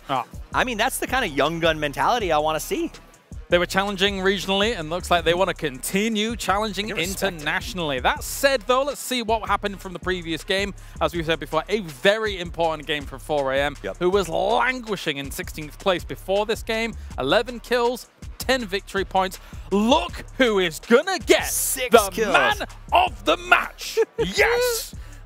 It's like, he listened. He was like, okay, you two, enough of this. I'm going to go out there, I'm going to get my 6 kills, I'm going to do 500 damage, and I'm going to go ahead and win this for us. And 4 AM managed to come out with that victory. I think it's probably not a big challenge to figure out who is the mom at the end of this thing. It is going to be God V as your man of the match. There he is. He's pretty happy about that. Absolute destruction coming out from God V into the Sarlacc pit. These opponents go. Right? Well, that's what it was. Get him in there. They were trying to come out of the Sarlacc pit, and he just locked him in there with those grenades. There was nothing you could do to get out of that tunnel. It was absolutely brutal. It was a good trap by them. They let the other guys fight it out. They held a good spot.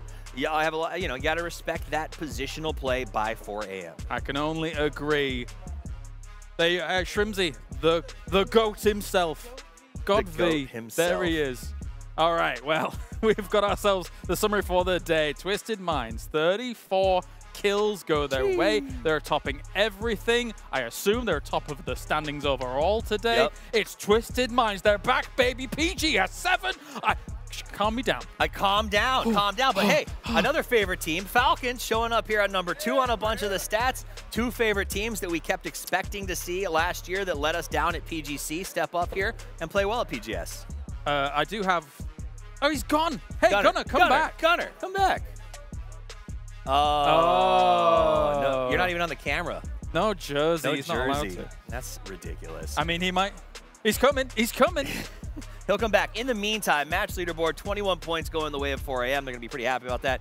Twisted Mind, New Happy, 2 teams that were putting up numbers all day long, continue to bring those in. And the overall leaderboard looking really strong with Twisted Minds at 57. And unexpectedly, Taikula at 51.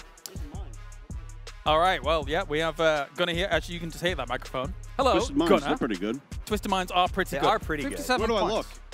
Where do you look? The camera. Oh, what's up? Yeah. We're going to do the impromptu thing, because that's what we like to do here. Yeah, absolutely. So talk to me, Gunnar, about the day, how it's gone for the boys. What are you feeling? It was a good day. Tago win was nice. Zones were pretty tough on us, but we did a good job maximizing points and just doing a lot of things we practiced, capitalized. Take on the mortars last game were pretty nice. So love trigonometry. But yeah, I mean, we can't complain. We're in striking distance, obviously, to qual. So, yeah, we're going to qual. Decent day. The win that you got, decent day. did you expect that? Because obviously, Day Trade was 4 alive for a lot of it. No, I mean, continue. I'm sorry. No, that's, I mean, if you've got the answer for it. I mean, we knew we wanted to take that compound because we had info 4 a.m. was 2-2 split. Yeah. So we kind of just like pre-sent it there. We knew we were going to have a good fight. But we got some pretty fortunate shifts that forced a lot of teams around us to fight. Won the fight against 4 a.m. and then He made a huge play getting on top of the shack. Yep. We were able to kind of just force New Happy and Day Trade to fight, which was like the main thing.